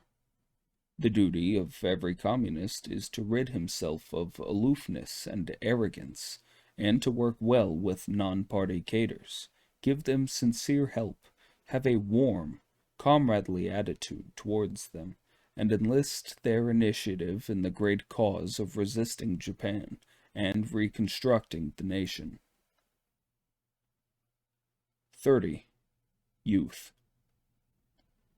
The world is yours, as well as ours, but in the last analysis, it is yours. You young people, full of vigor and vitality, are in the bloom of life, like the sun at 8 or 9 in the morning. Our hope is placed on you. The world belongs to you. China's future belongs to you. We must help all our young people to understand that ours is still a very poor country, that we cannot change this situation radically in a short time, and that only through the united efforts of our younger generation and all our people working with their own hands, can China be made strong and prosperous within a period of several decades. The establishment of our socialist system has opened the road leading to the ideal society of the future, but to translate this ideal into reality needs hard work. Because of their lack of political and social experience, quite a number of young people are unable to see the contrast between the old China and the new, and it is not easy for them thoroughly to comprehend the hardships our people went through in the struggle to free themselves from the oppression of the imperialists and Kuomintang reactionaries, or the long period of arduous work needed before a happy socialist society can be established. That is why we must constantly carry on lively and effective political education among the masses, and should always tell them the truth about the difficulties that crop up, and discuss with them how to surmount these difficulties. The young people are the most active and vital force in society. They are the most eager to learn, and the least conservative in their thinking. This is especially so in the era of socialism. We hope that the local party organizations in various places will help and work with the youth league organizations and go into the question of bringing into full play the energy of our youth in particular. The party organizations should not treat them in the same way as everybody else and ignore their special characteristics. Of course, the young people should learn from the old and other adults, and should strive as much as possible to engage in all sorts of useful activities with their agreement. How should we judge whether a youth is a revolutionary? How can we tell? There can only be one criterion, namely, whether or not he is willing to integrate himself with the broad masses of workers and peasants, and does so in practice. If he is willing to do so, and actually does, he is a revolutionary. Otherwise, he is a non-revolutionary or a counter-revolutionary. If today he integrates himself with the masses of workers and peasants, then today he is a revolutionary. If tomorrow he ceases to do so, or turns round to oppress the common people, then he becomes a non-revolutionary, or a counter-revolutionary. The intellectuals often tend to be subjective and individualistic, impractical in their thinking, and irresolute in action, until they have thrown themselves heart and soul into mass revolutionary struggles, or made up their minds to serve the interests of the masses, and become one with them. Hence, although the mass of revolutionary intellectuals in China can play a vanguard role or serve as a link with the masses, not all of them will remain revolutionaries to the end. Some will drop out of the revolutionary ranks at critical moments and become passive, while a few may even become enemies of the revolution.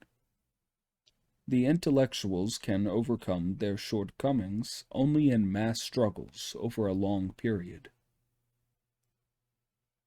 Apart from continuing to act in coordination with the party in its central task, the Youth League should do its own work to suit the special characteristics of youth. New China must care for her youth and show concern for the growth of the younger generation. Young people have to study and work, but they are at the age of physical growth. Therefore, full attention must be paid both to their work and to study and to their recreation, sport, and rest. 31. Women. A man in China is usually subjected to the domination of three systems of authority: political authority, clan authority, and religious authority. As for women, in addition to being dominated by these three systems of authority, they are also dominated by the men, the authority of the husband.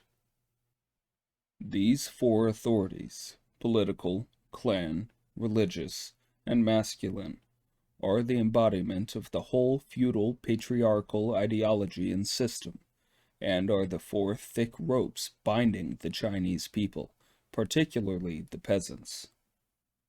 How the peasants have overthrown the political authority of the landlords in the countryside has been described above. The political authority of the landlords is the backbone of all the other systems of authority.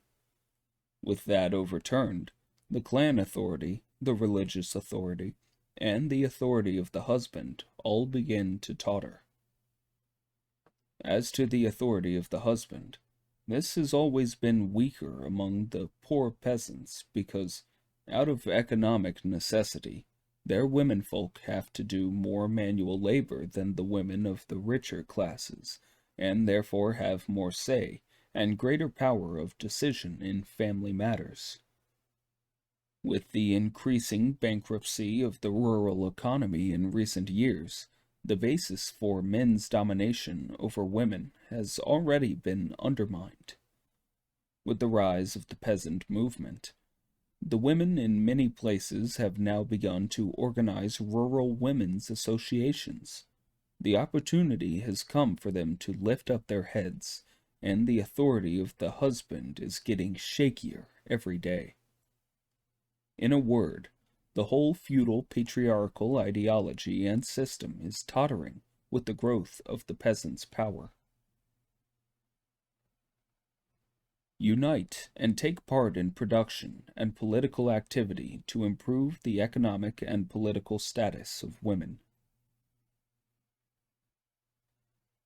Protect the interests of the youth, women, and children.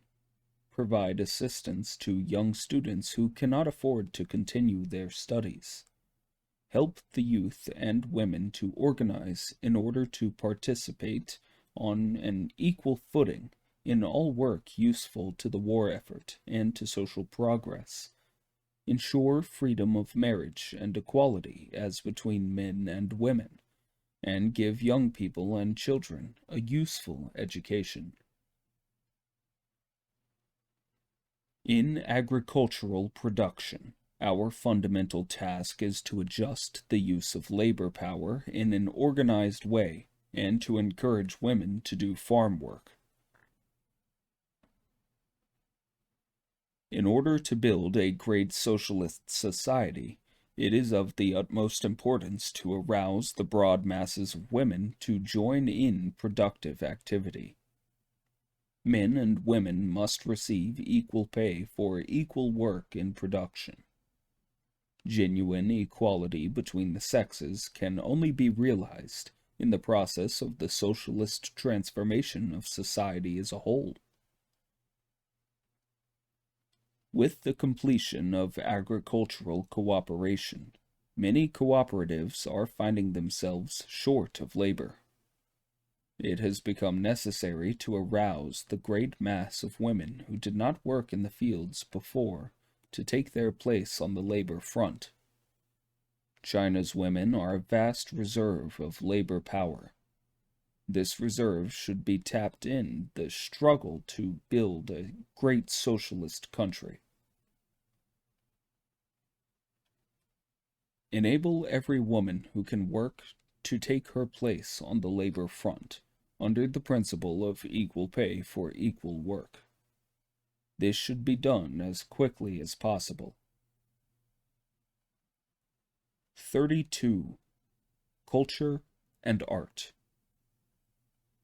In the world today, all culture, all literature, and art belong to definite classes and are geared to definite political lines.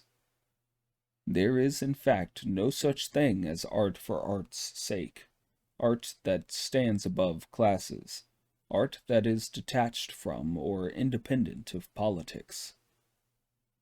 Proletarian literature and art are part of the whole proletarian revolutionary cause.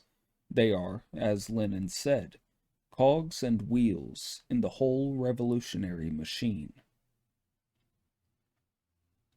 Revolutionary culture is a powerful revolutionary weapon for the broad masses of the people. It prepares the ground ideologically before the revolution comes, and is an important, indeed essential, fighting front in the general revolutionary front during the revolution. All our literature and art are for the masses of the people, and in the first place for the workers, peasants, and soldiers. They are created for the workers, peasants, and soldiers, and are for their use. Our literary and art workers must accomplish this task and shift their stand. They must gradually move their feet over to the side of the workers, peasants, and soldiers, to the side of the proletariat, through the process of going into their very midst and into the thick of practical struggles, and through the process of studying Marxism and society. Only in this way can we have a literature and art that are truly for the workers, peasants, and soldiers, a truly proletarian literature and art. Our purpose is to ensure that literature and art fit well into the whole revolutionary machine as a component part, that they operate as powerful weapons for uniting and educating the people, and for attacking and destroying the enemy, and that they help the people fight the enemy with one heart and one mind. In literary and art criticism, there are two criteria, the political and the artistic. There is the political criterion and there is the artistic criterion. What is the relationship between the two? Politics cannot be equated with art, nor can a general world outlook be equated with a method of artistic creation and criticism. We deny not only that there is an abstract and absolutely unchangeable political criterion, but also that there is an abstract and absolutely unchangeable artistic criterion. Each class in every class society has its own political and artistic criteria. But all classes in all class societies invariably put the political criterion first and the artistic criterion second.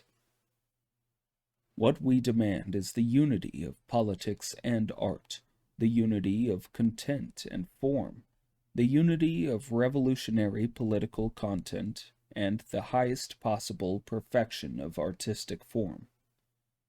Works of art which lack artistic quality have no force, however progressive they are politically. Therefore, we oppose both works of art with a wrong political viewpoint and the tendency towards the poster and slogan style, which is correct in political viewpoint but lacking in artistic power. On questions of literature and art, we must carry on a struggle on two fronts. Letting 100 flowers blossom and 100 schools of thought contend is the policy for promoting the progress of the arts and the sciences and a flourishing socialist culture in our land. Different forms and styles in art should develop freely, and different schools in science should contend freely. We think that it is harmful to the growth of art and science if administrative measures are used to impose one particular style of art or school of thought and to ban another.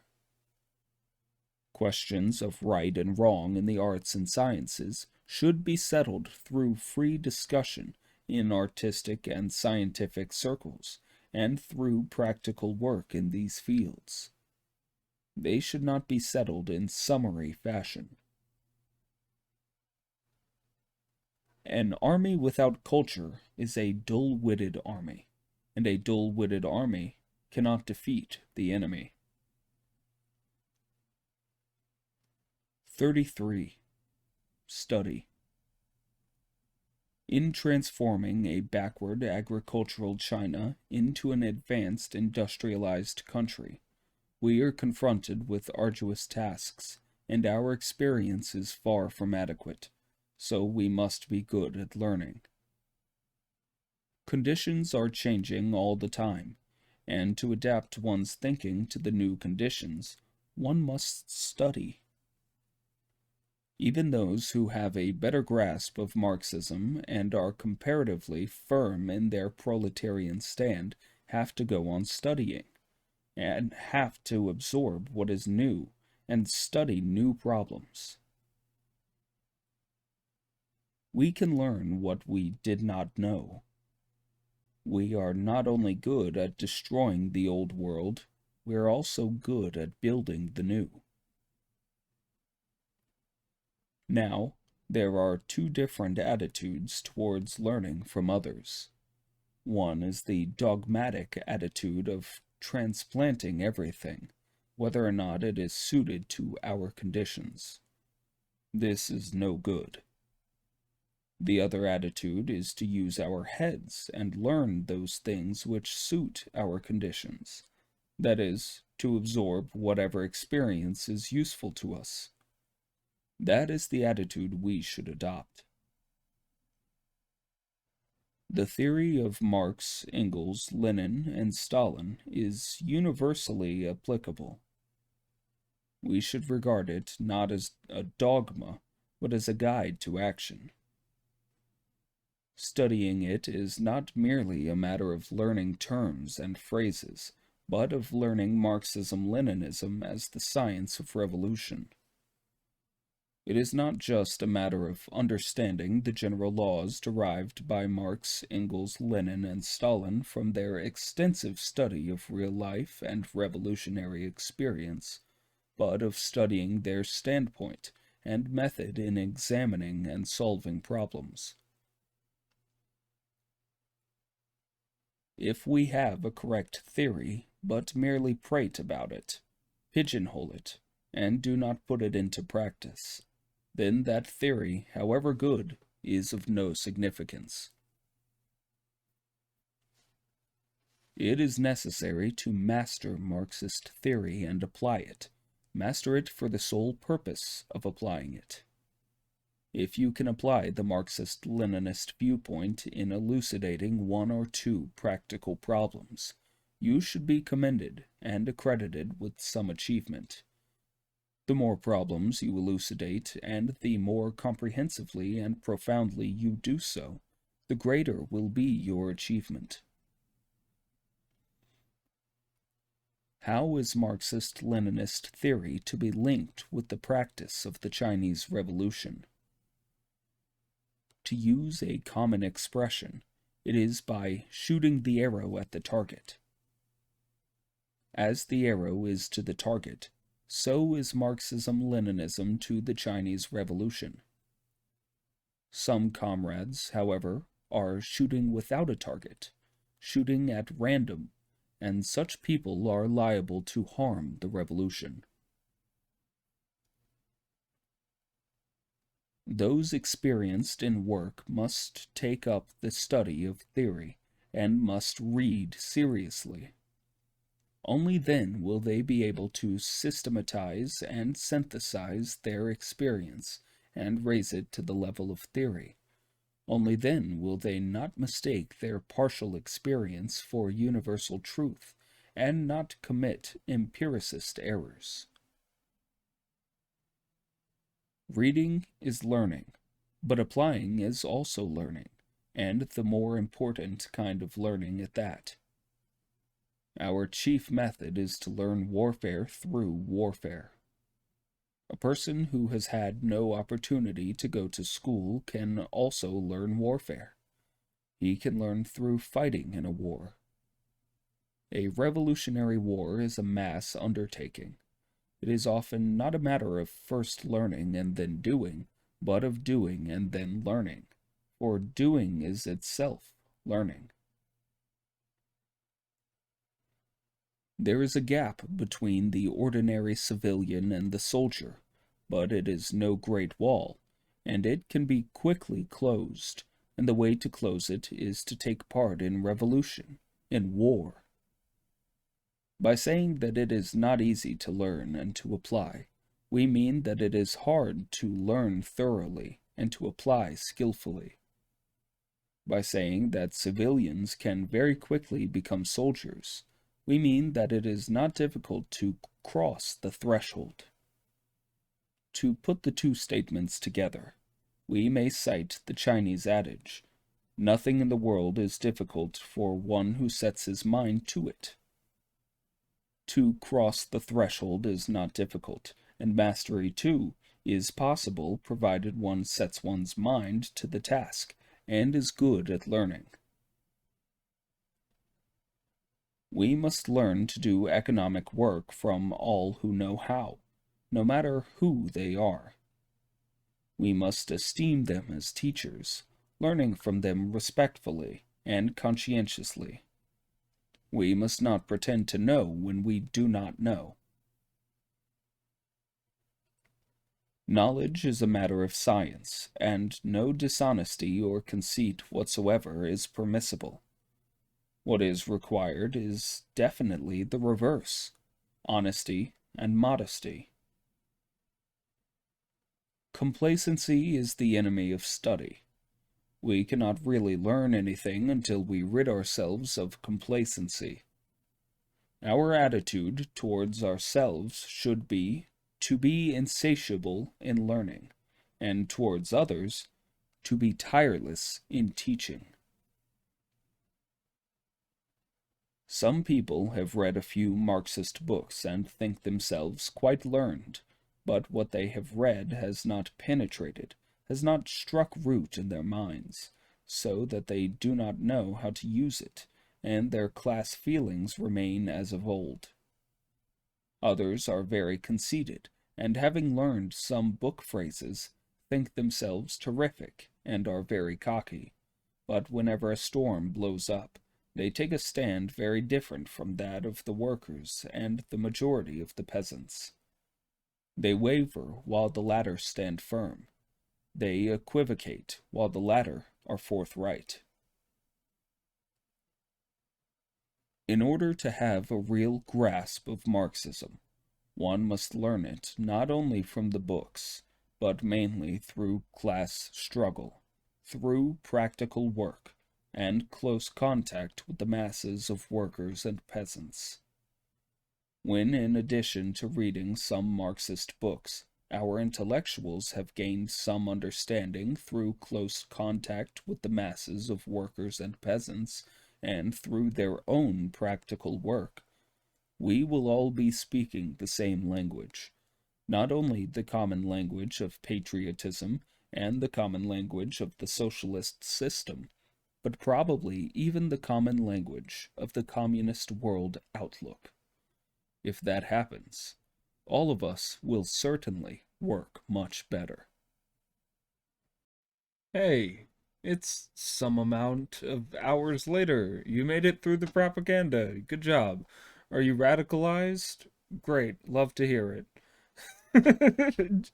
um, this was fun. Can't wait for the next one. If you want to support me, member they get the things first. You can super chat, I think, in regular YouTube comments, I think. You can use the Ko-fi link, which is in the description, or you can buy merch, which is in the description. Either way, thanks. Bye.